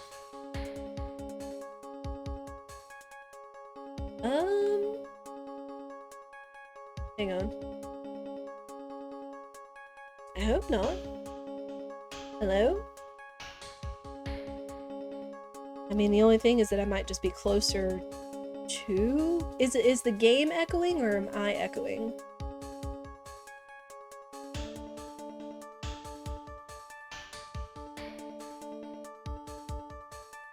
Dang it, Mike. No. I don't know, just sometimes I predict the way that the game wants to react before it happens. You know me. Alright, go. Could Miss Andrews really have set that glass down without thinking? Yeah? What if she didn't think he was dead, somehow? It's possible that that is what happened. There's nothing that points to Miss Andrews not being the one who set the cup down. If I raise an objection here, that would only make the judge slam his gavel down. You can't think like that, Phoenix! Mia, right now you're hanging on by a very thin thread. Anything else you can grab onto now is better than nothing. So in other words, push as far as we can go. The defense would like to challenge the prosecution's theory. We would like to see something that proves it was Miss Andrews who set the cup on the table. You've turned the situation on its head yet again, as usual. Mr. Edgeworth, do you have any proof to back up your claim? There's no way he has any. He's just bluffing. Unlike Mr. Wright, I never say anything unless I have the evidence to support it. What? You're not thinking hard enough today, right? Did you think this wine glass escaped my notice? Then... Of course it has been thoroughly inspected, for fingerprints. Fingerprints? There were only one set of fingerprints left on this wine glass. Only one? Well, whose were they? They were not the victims nor the defendants. Rather, they were of one Adrian Andrews. What? That is why I said that the person who had discovered the body had left it there. Then we are done. Are we done here, Mr. Wright? Grr, I can't believe I fell into another trap. Miss Andrews was probably holding the glass when she went to see Mr. Corrida. Upon seeing his dead body, she was stunned and set the glass down on the dresser. What you just said... What you just said made a lot of sense. Now do you see, right? You can't change any part of my scenarios. Explains everything all too well. I've thought long and hard this past year about what it means to be a prosecutor. And from here on out, I will show you the answer I've come to discover. Oh, wait a second, Mr. Edgeworth. I think the prosecution has provided enough evidence for me to enter my verdict. Unfortunately, I cannot allow you to pass judgment yet. The prosecution has yet another witness we would like the court to hear from. Another witness? Yes. Bailiff, please bring in the next witness. What in the world is Edgeworth thinking? Oh no. Oh no! Oh boy, here we go. Now then, witness, please state your name and occupation.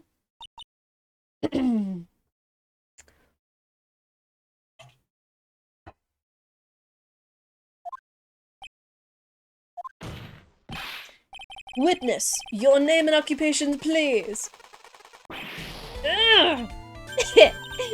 Gotcha.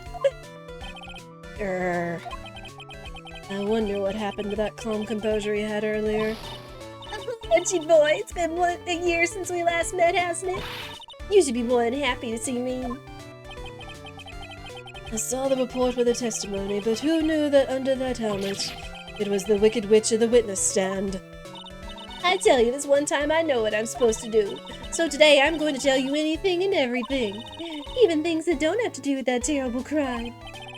Miss Witness, that terrible crime is all this court needs to know. Ugh, shush! I'm talking to my dear Edgy Wedgie right now. Don't interrupt us, Gramps. Yes, madam. No, please. By all means, interrupt her, please. Anyway, witness, your testimony, please. It's true what they say, that youth are hot-headed nowadays. Not that I mind at all, Edgy. Now then, what should I start with? The witness was on security detail at the hotel on the night of the murder. Is this correct, Miss Oldbag? It was a great job being able to see my dearie won. It was almost too much for my little heart to handle. You mean you were a fan of the victim? Look, everyone is crazy over that on guard, saying he's quite cute in a fresh way or something. But not me. I wouldn't say anything so silly. After all, I have no interest in a child like him. I'm only interested in a real man, Juan Corrida. But those two are the same age. Anyway, as I was saying, I was pacing in front of his room that night. Very well, please tell the court what you witnessed the night of the murder. Leave it to me, Edgy Poo. Mike, what have you done? Anyway, after the ceremony, I went to pace around in the hallway in front of his room. There was something I was interested in finding out, you know. Well, since I was on the job, I made sure to keep a good eye out the whole time. That's when someone showed up. It was a man coming out of poor Juan's room. It was on guard, Matt on guard. He was trying to sneak his way out of Juan's room. What needed to be done? I know. Again, I know I need to have a little bit more training, so I just hope that it is better and or worth it. So Mr. On Guard came out from the victim's room. See, it has to be him. He's the murderer. I mean, I could go a little bit more chocolate, no more chocolate or something. Whatever that SpongeBob lady's voice is, but I feel like it's gonna kill my throat. Well, Mr. Bright, you may begin your cross-examination. And I can only think of Gramps as being just some kind of breathy old geezer. When to press everything. Miss Oldbag, what was your post on that night? The lobby. I was supposed to help set up stage for that trifling show, but I refused to help, I have you know, it was for that lead-headed samurai show. I even took out a few of the nails. Maybe it was a good thing the show didn't go on. Besides, that manager with the glasses seemed to be working hard at it without me. So I thought I'd take a break and spread my wings a little. And that's when you went to hang around the victim's door. Something you were interested in, and just what was that? It's not some little thing I can just go around telling everyone, you know. It's top secret between me and Juan. And Edgy Poo, of course. Mr. Edgeworth, what is this thing she was interested in? I have no idea. I despise gossip, Your Honor. Gossip? But should it prove relevant, we can always have it appended to our testimony later. It looks like we shouldn't force it right now. And did the witness stay in the vicinity of the victim's door the entire time? Oh? Then would you tell us the number of people who went in and out of Mr. Corrida's room? I have no idea. I wasn't born so I could count things for those who didn't pay attention in class. That's why ever since I turned 20, I quit keeping track of how old I really am. Yes, well, that would explain why your age was not included in the report. Oh, snap. In any case, the witness then saw someone, correct?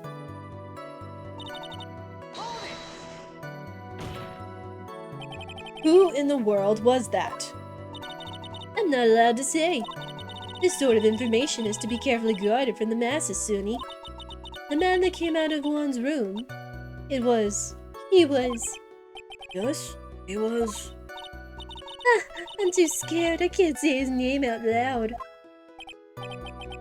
Oh, what I wouldn't give to have Francisca's whip right about now. Well, I guess I can tell you, since he was such a bad boy anyway.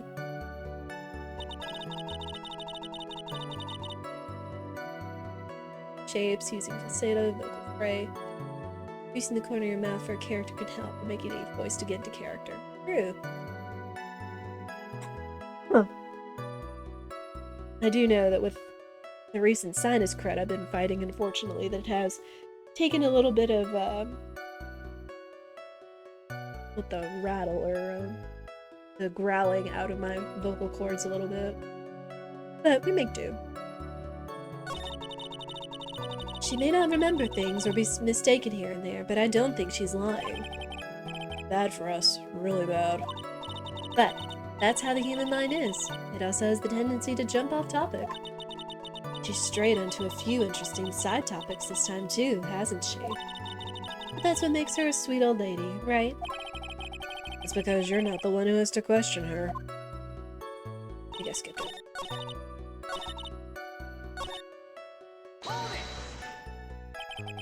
You saw my client? Are you sure about that? Yesy. Really? Annoying brat, when I saw someone, I saw that person! Why do I get a sense of deja vu? Maybe to avoid a repeat of last year, I should delve into this a bit further.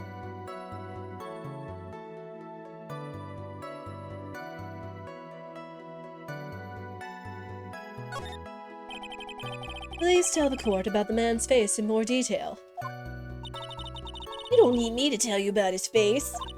That soft, gentle look in his eyes and his effeminate lips. His right eye covered by his silky hair, his sparkling, shining teeth.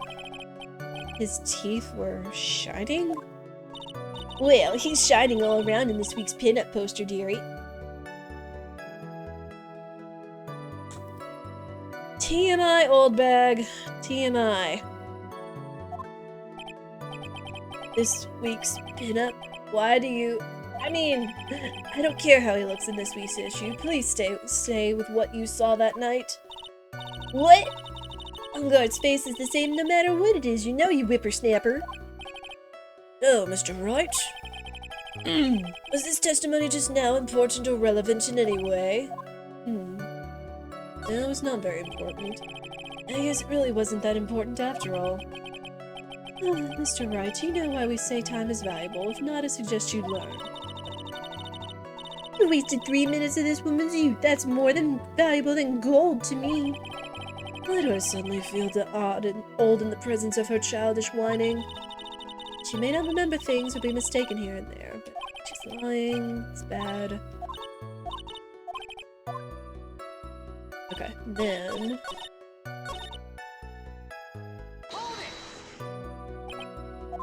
Let's see the client. We need to have her be more specific. Please tell the court about the man's clothes in more detail. What a troublesome man you are, really, as if something like that matters. But it does. Now, what was it? Oh, yes, it was that thing. What thing? That gaudy thing he's always wearing, that racing jacket. Ah, he was wearing that at the detention center, too. That thing's meant for nothing but seducing women out of their pantaloons. Men. Right. So, Mr. Wright, was this testimony just now important or relevant in any way? Didn't Matt say he was wearing his costume?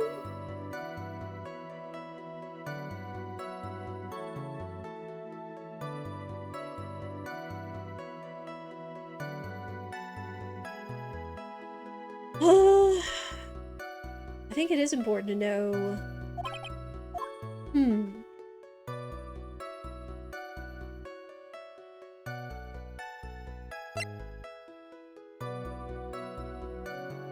Let's at least hear what the other thing is. Important, waste of time, blah blah blah.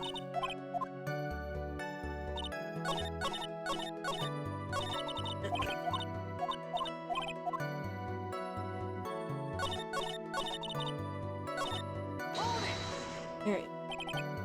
What was he holding?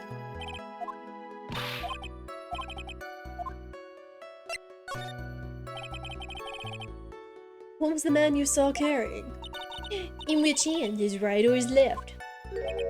Now this is a real mess. I mean, I can't be expected to answer such a vague question. Indeed. Please be more specific with your question, Mr. Wright. Sorry. What was the man you saw carrying in his right hand? Yeah, he wasn't carrying anything in that hand. Then how about his left? Empty. Well, this whole thing has been not a lot of nothing. So, Mr. Wright, was this testimony just now important or relevant in any way? No. think the clothing one was important, though.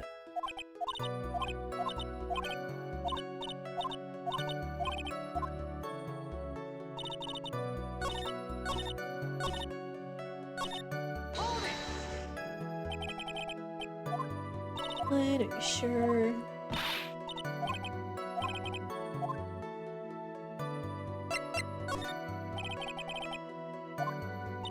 Me too.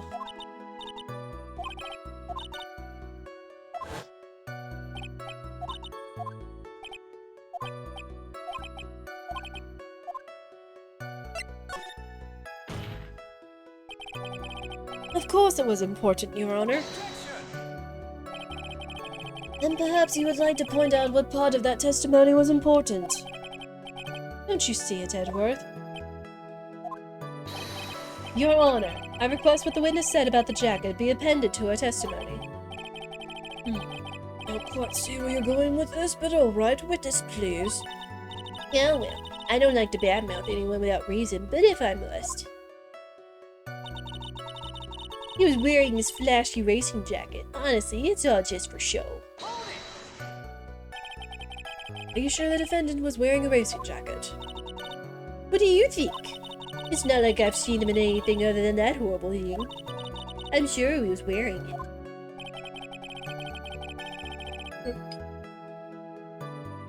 And that is it. So thank you, Mike, for using your duck box for 20 minutes of my voice acting. Again, I do hope and intend to get better at that, so... And thank you for doing that. I do hope it was enjoyable. She is so sure of herself that it's to the point of self-absorption. She may not remember things or be mistaken here and there, but I don't think she's lying. But... always worth it. We'll go. Tailbone. I'm trying to have better posture, and sitting back in the sofa doesn't really help. Because then it, like, messes with my posture up here and within my back. But then as I'm trying to, like, sit, I'm sitting on the edge of the sofa. Because it's, like, the flattest, firmest part of it. But then it messes my tailbone. It makes it difficult to sit or when I have to move around. Again, one of these days we'll get moved into what might be a more comfortable setting with a decent office chair, I suppose.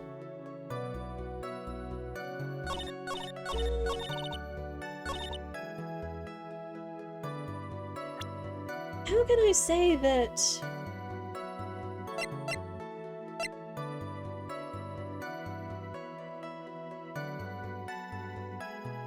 No way. Because he even told us he was in his Steel Samurai costume, supposedly. That's why I'm trying to press her on this, because this is supposed to be important. And he wouldn't have had much time to get in and out of the costume to put back his jacket on and go to Kurita's room.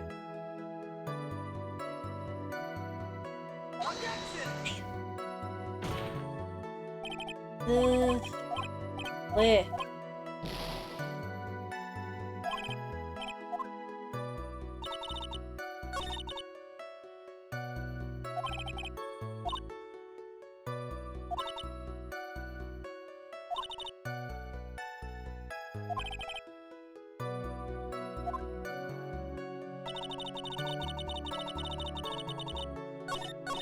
Wait, and...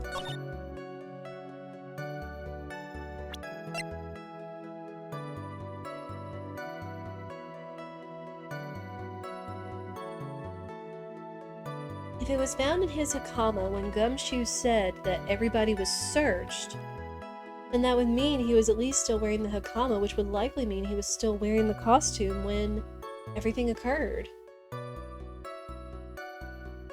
Okay. One way or the other. Miss Oldbag. What? Don't say my name for no reason. You know what this is. Ah, it's button number 2 on the Jammin' Ninja's costume. Now I know she's an obsessed fan. She's identified it at a single glance. Give it here! Give it here! If you don't give it to me, I'll punish you with this! Wow, she really is a die-hard fan to want a button covered in blood. This button was discovered on Mr. Ungard's body during a full body search. See? See? This button proves beyond a shadow of a doubt it was that rascal Ungard. It was caught up in the pleats of his nickel samurai Hakama pants. See? See? Ungard is the nickel samurai. Witness. Now, it may just be me, and I do have an active imagination. But just now, didn't you say the defendant, Matt Ungard, was wearing his usual racing jacket? Ah, I'm so sorry. Sorry that you judge people based on what they wear.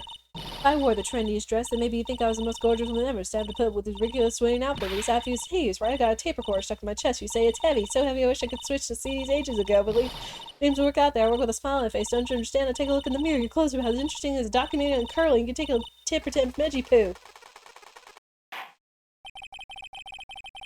I am really glad that her rants were not included in the timing that we had for voice acting. Not to say that it couldn't happen again, but... Ugh. Now hold your tongue still there for 1 second. So what you saw in actuality was not Mr. Ungard, the man, but Mr. Ungard, the nickel samurai? When you think about it, they're really one and the same anyway. Miss Oldbag, this is a very important point we're talking about. Veggie Poo, do you think so too? Well, it might be something worth considering. Just say it's important to agree with me for a change. Witness, think carefully and try to remember as much as you can before you testify. Alright, if you insist. I should be the one sighing, not you. Dadgum old bag up to her old bag tricks. Her old bag of tricks. Ungard. Ungard. Yes, now I remember. The nickel samurai, that's right. It was the nickel samurai that I saw. Yes, it would have been convenient for him to wear his costume during the murder. He had to go to that post-ceremony stage show right after the crime, you know. Well, he must have worn that nickel samurai costume when he was stabbing poor Juan. I knew it. I knew you'd say he was inside that costume. What? Did you think there could have been someone else inside that costume? Don't be a bad little boy thinking such rude things. But possibility does exist. Ah, youngins today, I told you there is no way it was anyone else. How do you know that? Because I said so, and what I say is the truth. At least she's just as delightful a witness as she was a year ago. Mr. Wright, you may cross-examine the witness. Yay.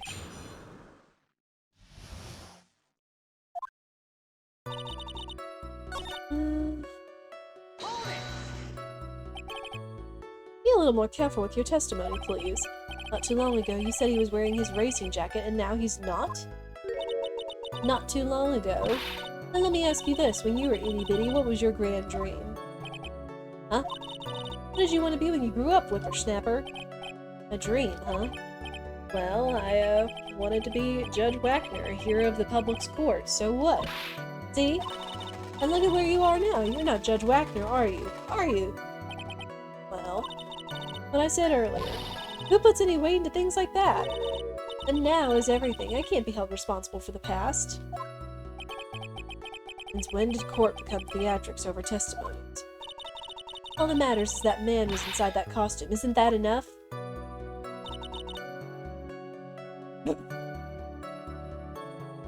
Well, we got an achievement off of that. So? And why would that be? That way, no one could see his face, of course. But there's still no advantage for him that I can see. In fact, you would think the costume would make him stand out all the more.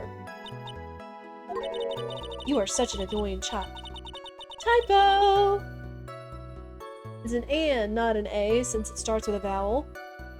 You know that? You disagree with everything I say. That what you're always doing to me? I got it. Maybe it was more troublesome for him to change in and out of his costume.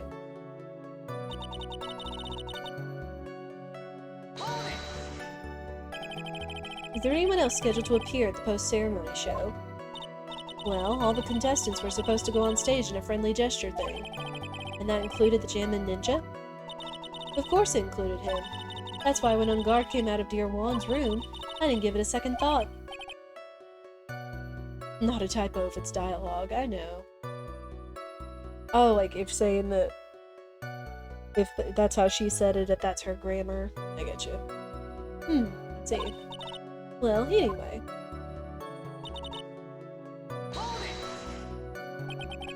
So let me ask you one last time. The person you saw, it really was the Nickel Samurai. As showy as ever.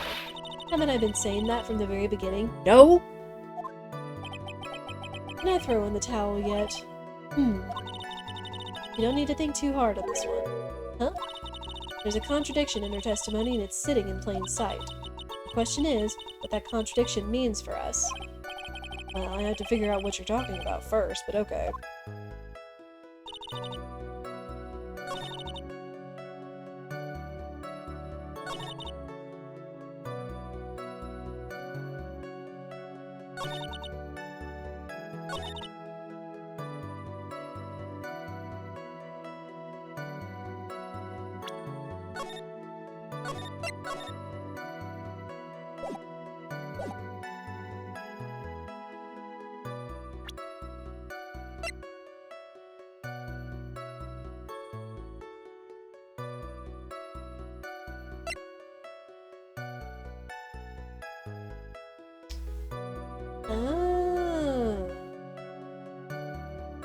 Hopefully, because if he was wearing the costume, that would have meant he was wearing the gloves too, and the gloves wouldn't have shown his fingerprints on the knife.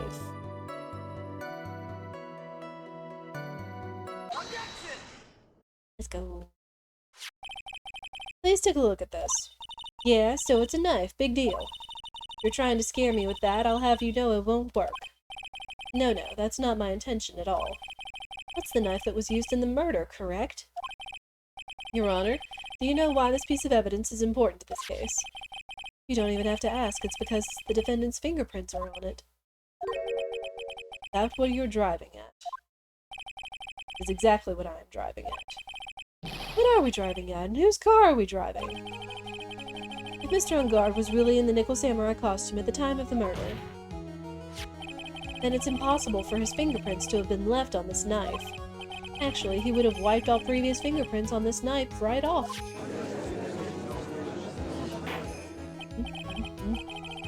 Oh, that's right, the Nickel Samurai wears gloves, doesn't he? He probably took his gloves off before he began the stabbing. Why? And why would he do something like that? To leave his prints on the murder weapon? There is no way he would do something like that. However, there is one possibility. And let's hear your possibility. Very simple. The defendant went to the victim's room while in costume as the Nickel Samurai. At that time, the defendant held no intent to murder. He was probably just going to relax and talk with the victim about the stage show. Which is why he took his gloves off. But the murder still did take place. Well known that there was a bad blood between the defendant and the victim.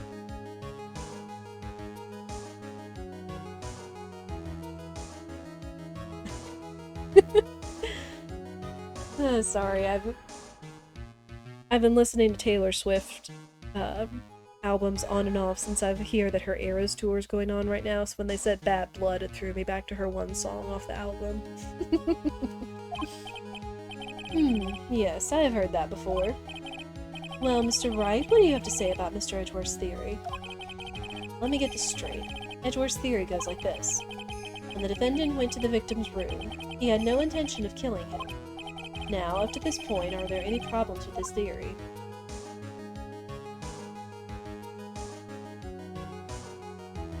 Why would he have the knife, though? He had no intention.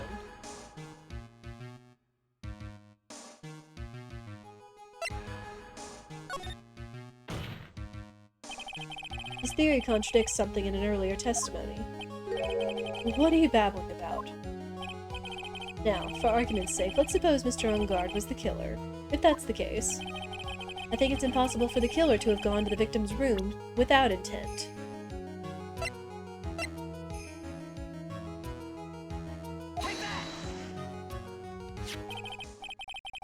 This knife.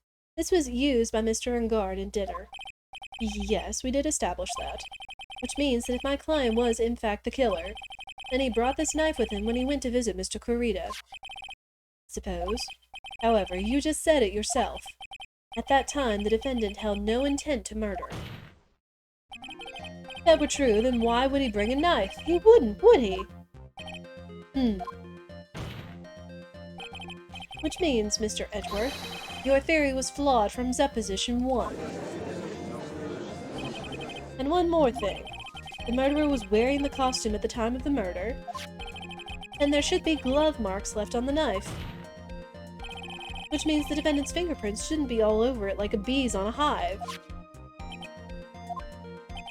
And that brings me to my final point. This knife was planted by the real killer to hide their identity and mislead us.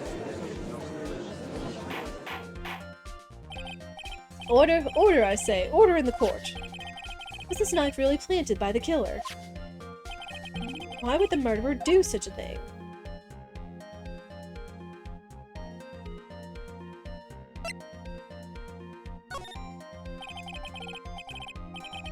It's to frame my client, Mr. Ungard, of course. To frame? Aren't you forcing the interpretation just a little too hard on this one? But we just established that the witness saw the Nickel Samurai in costume. And if that were true, then there shouldn't be a single fingerprint on this knife. Grr.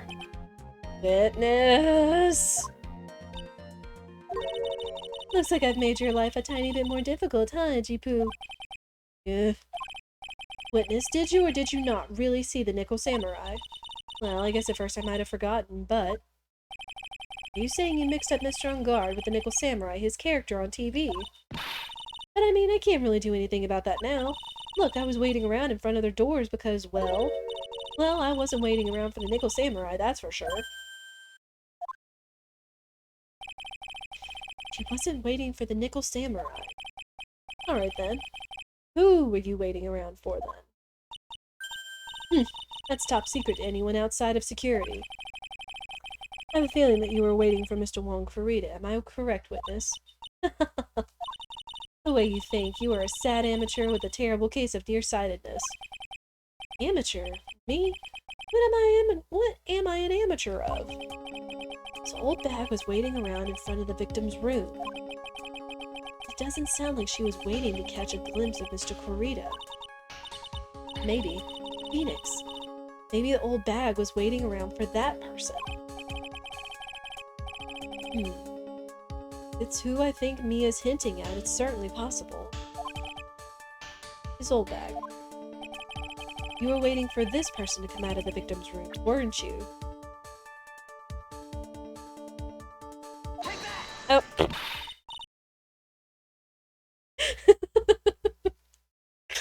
Oh. The badge misclick strikes again, people. What are you talking about, Phoenix? She could have waited until the next century and this would have never appeared. Ouch. Busted. No fooling her. You two, what do you think you're doing flirting in my courtroom? You weren't doing anything like that, honest. I meant to hit the button to switch to profiles and instead I hit present. Biscuit. I think I know who she's talking about, though.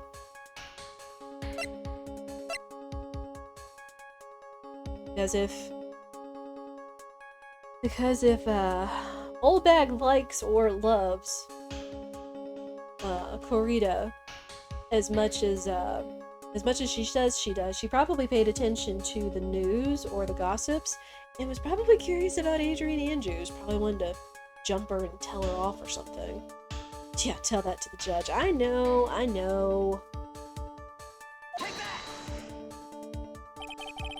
Who is this person? This is Adrian Andrews, Mr. Ungard's manager. But why would the defendant's manager be in the victim's room? Seems that this is the latest rumor in circulation, Your Honor. Oh, this is... Ah, I see. The judge seems to be really into that article, if it can be called such a thing. And this manager with the initials AA, are you saying it's Adrian Andrews? I doubt the witness thought so as well. Looks like you found me out. Well, that's fine. I can throw away this whole sworn to confidentiality stuff then. Well, witness? What in the world are you? Job, Phoenix. I've got a bad feeling about this. A very bad feeling. I got some information, some very secret information from a certain source. So that's why I was doing my own little investigation. In secret, of course. But what for? Oh, just for myself. Personal reasons and all that. Well, Mr. Edgeworth, how will you proceed from here? I really don't want to do this, however, I cannot simply let this point slide. See. Very well then. Witness, please testify about this secret information. Get ready, this is going to take the wind out of you youngins. I'm sure we're all capable of handling this. Really, it's not like we're 10 years old. Oh boy. Oh, we're Allegro now. That Ungard is one evil, evil man. He thought he could ruin poor Juan by causing a huge scandal. So to do that, he sent over his own manager to get in close with Juan. I cannot condone such dirty tricks, so I took action. Oh, and this is top secret. You got that? Nobody else but you and me know yet, okay? The defendant sent his manager? What a distasteful topic for this court. What? Nobody's above gossip. And isn't there a saying, the truth is never pleasant? I heard that one before. Mr. Edgeworth, what about this Adrian Andrews person? We have looked into this matter, and found that the truth the article proposes is in fact baseless gossip. But should this be true, then this proves that the defendant did bear ill will towards the victim. It means I have to smash this rumor once and for all. Now then, Mr. Wright, you may cross-examine this witness. Be careful, the old bag seems rather excited right now. That's right, Ungard is nothing but your average foul-blooded youth.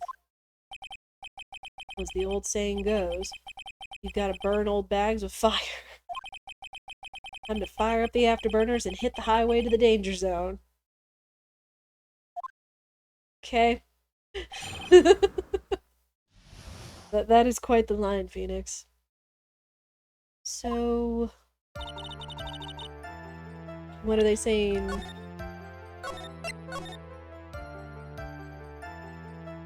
they saying she's dangerous to press with our questions right now? Maybe? Hopefully not. How would you say he's evil? You can't say something like that without proof. That's just slander. But it's true. That woman was getting intimate with poor Juan. Look, it says so right here, doesn't it? Manager to the stars, Miss A.A. The name of the magazine this came from is Gossipland. What? Are you saying that gossip is all just a pack of lies? What do you know? I suppose next you'll swear to me that the news is 100% truth. Honestly, Sonny, you can't discriminate between the news and gossip. Yes, discrimination is bad, Mr. Wright. Discriminate? When did I do anything like that? Anyway, Ungard will never get me to say touché. Scandal, okay. Scandal? What do you mean by that? You're a dim-witted one, aren't you? I can't believe you don't know what a scandal is. Honestly, what are they teaching kids in middle school these days?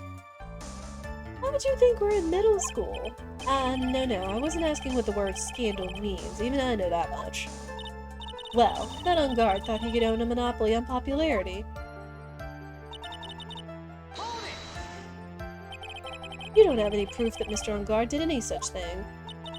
You must be suffering from shock, the shock of hearing the truth. And now since you're in so much shock, you can't do anything right. You're right, I can't do anything. Boy, do I wish I could do something about you.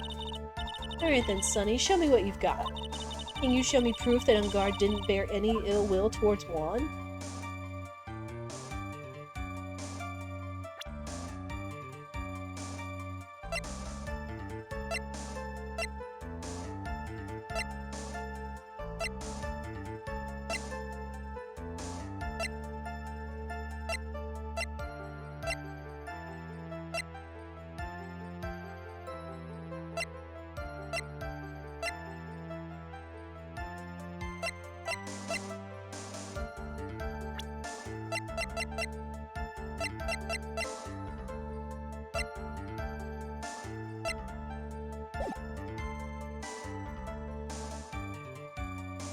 mean, it's asking, but I feel like I don't have anything that could show this.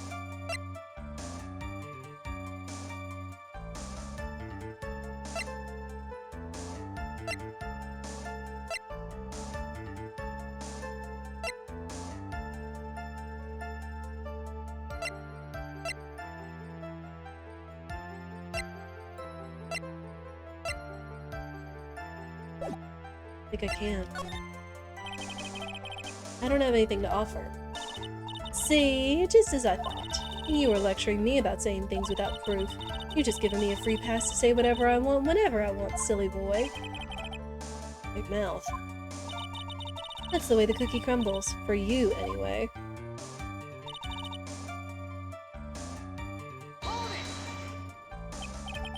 So, what do you mean by I took action? Like I already told you, I was lying in wait close to the crime scene. Once that slimy woman came out of Juan's room, I was going to capture her and teach her a good lesson.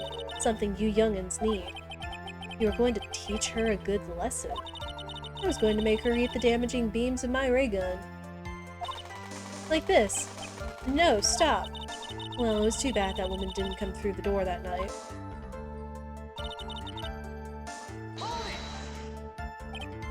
Wait. What? I'm a busy woman. Tea time with the kids is over. Secret information that no one else knows yet. If that's true, then how do you know the secret information? Huh? Well, that's because I'm a pro. Yes, that's it. It's a secret. Even if you drill the hole into my brain, you'll never find out. In the world did a old woman get such a secret piece of information? You don't be a good girl and tell me where you got this secret information. You won't get to go home today. Edgy Poo, what are you doing? Help me. Here, what do I have to do with this?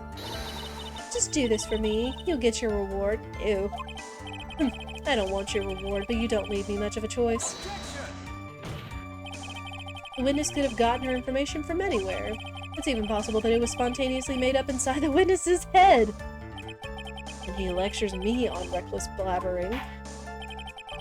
As long as we don't know where this information came from, it's quite a waste of time to focus on this line of questioning. Where did Old Bat get her inside information? Must be something I can use to figure it out. Sounds like just another tidbit of gossip, doesn't it? But you can't just ignore it either. It makes your client look bad either way. Well, I don't think I heard anything really out of ordinary just now. Must be something we can capture on. Yeah. When I find it, I'm going to press the heck out of it.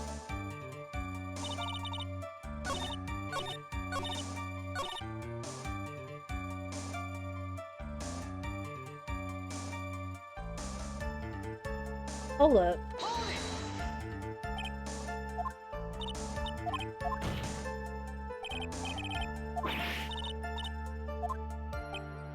You're a pro, huh?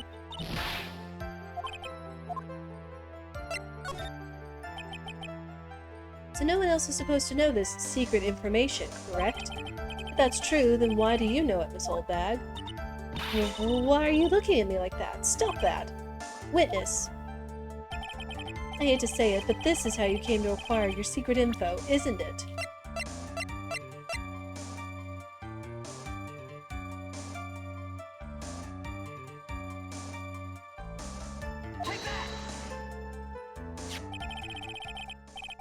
The investigative photographer, Lotta Hart. Oh yes, I remember that mischievous girl. She reported that she had lost a certain note she had written to herself. She reported such a thing? On that piece of paper, she had written down some of her impressions about the relationship between the victim and Miss Andrews. What? Outrageous ideas, you say? No, I said impressions. Then everything written on this piece of paper is completely meaningless? Ah, that's it! That's the note! Ah! No, you see, this is something completely different. This is my top secret list of groceries to buy! Then you are the one who took Miss Hart's note? I'm a huge fan of Juan's, that's why. That infamous puffy-haired whippersnapper, she's working with that evil on guard. She said so herself. On guard, I'm his sidekick. He was so happy, smiling like a silly duck. Hey! Lady Owl. Don't you talk ill about ducks. I was only checking what she had written.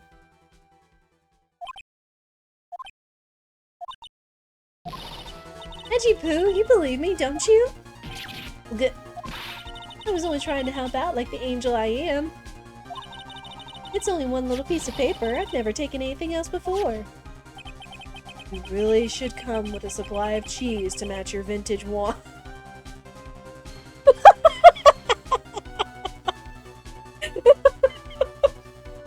Oh! Edgeworth got zingers! Ooh! Ooh! Well, it was only a piece of paper. I suppose we could just overlook this just this once. She looks like she's really sorry. Should I forgive her? Nope. If I let up on her now, she'll get away. I have to find some way to inflict a deafening blow to the prosecution. Witness, you said that the only thing you stole was that note. Is this correct? Stole? Why don't you listen more carefully, you annoying brat? I saved this piece of paper from the terrible lonely trash can, that's all. You're lying, dang it, and I can prove it. How are you, minstrel? Hello from Lurk, I hope you're doing well. Are you putting my credibility under scrutiny again? This old bag. I don't believe that the note is the only thing you stole that night.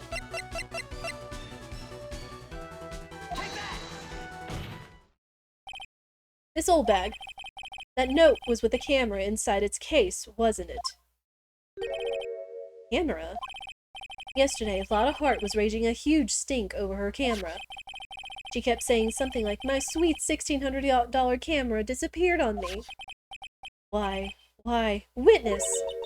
What is it, Gramps? If you have the note, then it is only logical that you have the camera, too. Grr. Looks like you found me out again, Sonny. Is this the camera you're looking for? Ooh, Lotta Hart's about to come raging and clamoring out of the, peanut gallery, isn't she? Ah, that's... What? Even though I look like this, I'm still a person, you know? I still eat meals like you, I fall in love and borrow things from people. Oh, gosh. Oh. Calling it borrowing. I think your definition of borrow is a little off. I saw that woman's business card, and that's when I noticed it said Slimebag Celebrity Photographer Extraordinaire. Why does it have to have the adjective word slimebag to that? Couldn't it have just said Celebrity Photographer Extraordinaire? Lotta, you need to fix up your business card. Well, when I saw that, I had to know what sort of picture she had taken. I'm a professional security guard. It's my business to know these things. You're a volunteer! I don't think there's anything professional about you at all. Bailiff, check this camera's photos. Hurry. We must examine them at once. I mean... Well, Mr. Edgeworth, what do we have? There's only one photo that seems to be relevant to this case. Please present it to the court.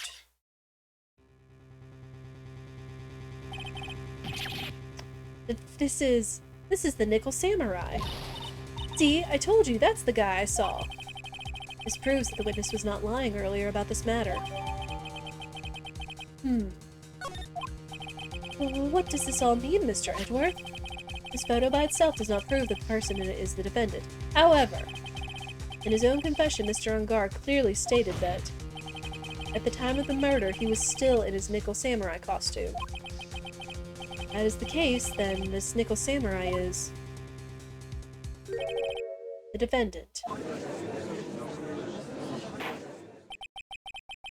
did it come to this? I think this brings us to the end. We have examined every piece of evidence thoroughly. Final comments, Mr. Wright. The court will consider them before we close. Do you agree that this photo is decisive evidence against your client? This photo really is decisive, and we're done for. If I raise an objection here and blow it, then I would put Maya's life in jeopardy. Can't make a mistake here. There's only one road out of this mess. This photo that Lotta took. There's... Yeah, there's something strange with it. There's something strange with this photo. I knew this was coming, right?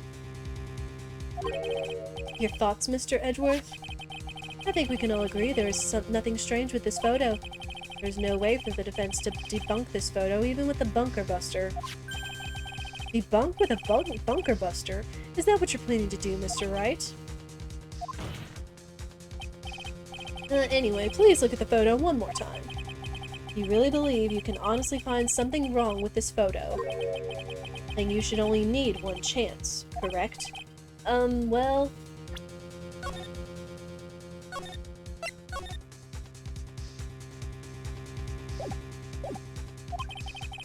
I have to find something wrong with this photo. I can't let this chance go by. Where in the heck did she take this photo from anyway? It's all out of focus. Why she can't even take a good shot, especially when it counts. Now then, let's hear your objection. What about this photo is strange?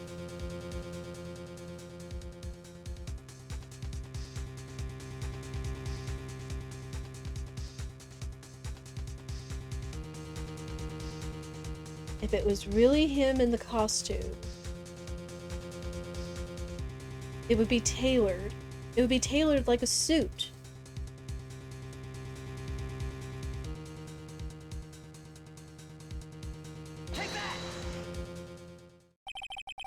I'd like to direct the court's attention to this one area right here. What are you pointing to? His ankles? If you could see this person's ankles, that would be one thing. However, you can't. And? What does that mean?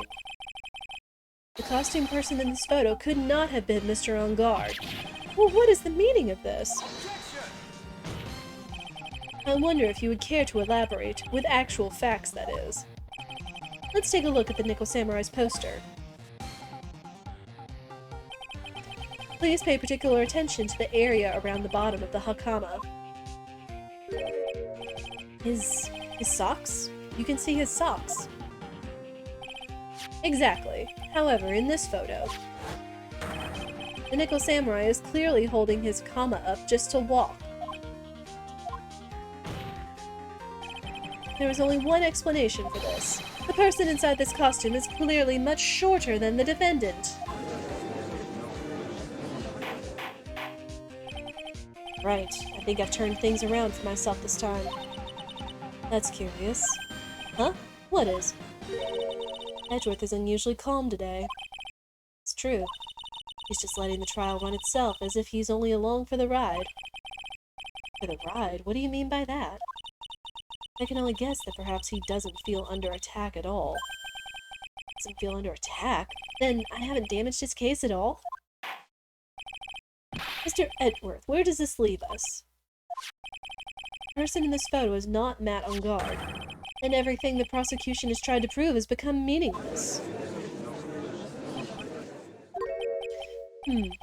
I figured it would come to this. What? Right, I have something I want to ask you.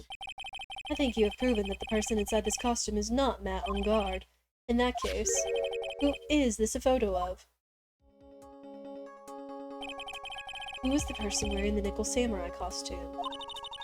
Don't stress out over this, Phoenix. It's very simple. What you should be focused on is Edgeworth's attitude, don't you think? Yeah. Why is he so calm? Mr. Wright, let's hear your thoughts. Who is the person in this photograph? Gosh. Crap, I can't back out.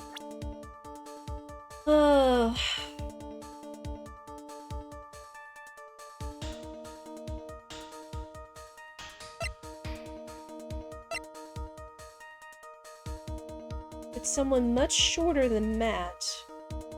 And eliminating... It was Pearls, no.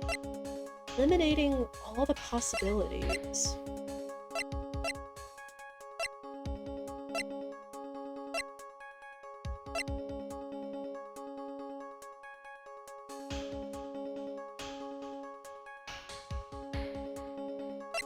Aside from Old Bag, Adrian's the only one that makes sense. She's mentioned that she's of small stature. And she's the only one, by elimination, that this could be. Because no one else makes sense. Wendy was outside, Ungard was in his room, we're claiming this is not Ungard. Rita was dead. Lotta took the photo. Will Powers was downstairs. Edgeworth we didn't know back. Same with One Karma. It has to be her. Adrian Andrews? If you want to know who that Nickel Samurai is, it is none other than this woman. And why would you say it must be Miss Andrews? What in the world points you to her? For starters, she's short, and she can freely move in and out of Mr. Ungard's room. Finally, she had dinner with Mr. Ungard that night. Oh. Excuse me. And how does that all add up? It means that it must make it very easy for her to get a certain item. A certain knife with Mr. Ungard's fingerprints all over it. A knife that was used as a murder weapon. Why don't you just say what it is you want, right? I have to do this now. This is my last chance to turn things around. The defense moves to indict Miss Adrian Andrews in the murder of Juan Corrida. It's Miss Andrews who tried to frame the defendant for the crime. Order, order, order! It looks like this trial has hit a most unexpected development. Mr. Edgeworth. Yes, Your Honor. This court is issuing a subpoena for Miss Adrian Andrews. A verdict cannot be passed without first hearing her testimony. Alright, this is it. This is kind of bad for us. Huh? What do you mean? Adrian Andrews is summoned to court as a witness. It means that the trial will go on for another day. More day? Ah! If I don't get a verdict today, then Maya... Now then, we shall set Mrs. Andrews' testimony for tomorrow. Well, what am I supposed to do? The judge is about to adjourn the court. Now then. We can't let it end. Please, Your Honor, continue the trial. You must pass a verdict today. Can't do that. We cannot hear Mrs. Andrews' testimony if she is not... I abhor wasting such valuable time. Edgeworth? Yo? Your Honor, I request that you please continue with today's trial. But we cannot continue due to this unexpected development. Unexpected development? I think you underestimate me, Your Honor. And what do you mean by that? That Mr. Phoenix Wright would slave his way to subpoenaing Miss Adrian Andrews is all happening according to plan, even if Wright was a bit slow to catch on. Mia did say it seemed like he was just kind of along for the ride, so... And if he calculated everything with that one cutscene at the end of Case 2-3, then... Who's to say he isn't on to whatever this case's conclusion is gonna be already? What? What is the meaning of your statement, Mr. Edgeworth? Miss Adrian Andrews is currently waiting in the prosecution's lobby. She is the next witness. Everything was planned out in advance by that man? Somehow I knew there was no way Edgeworth would overlook Miss Andrews.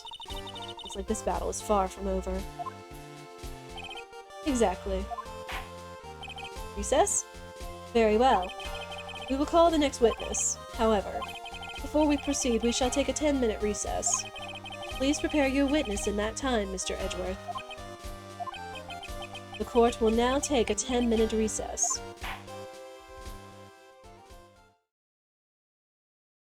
Woo boy. Things are getting interesting.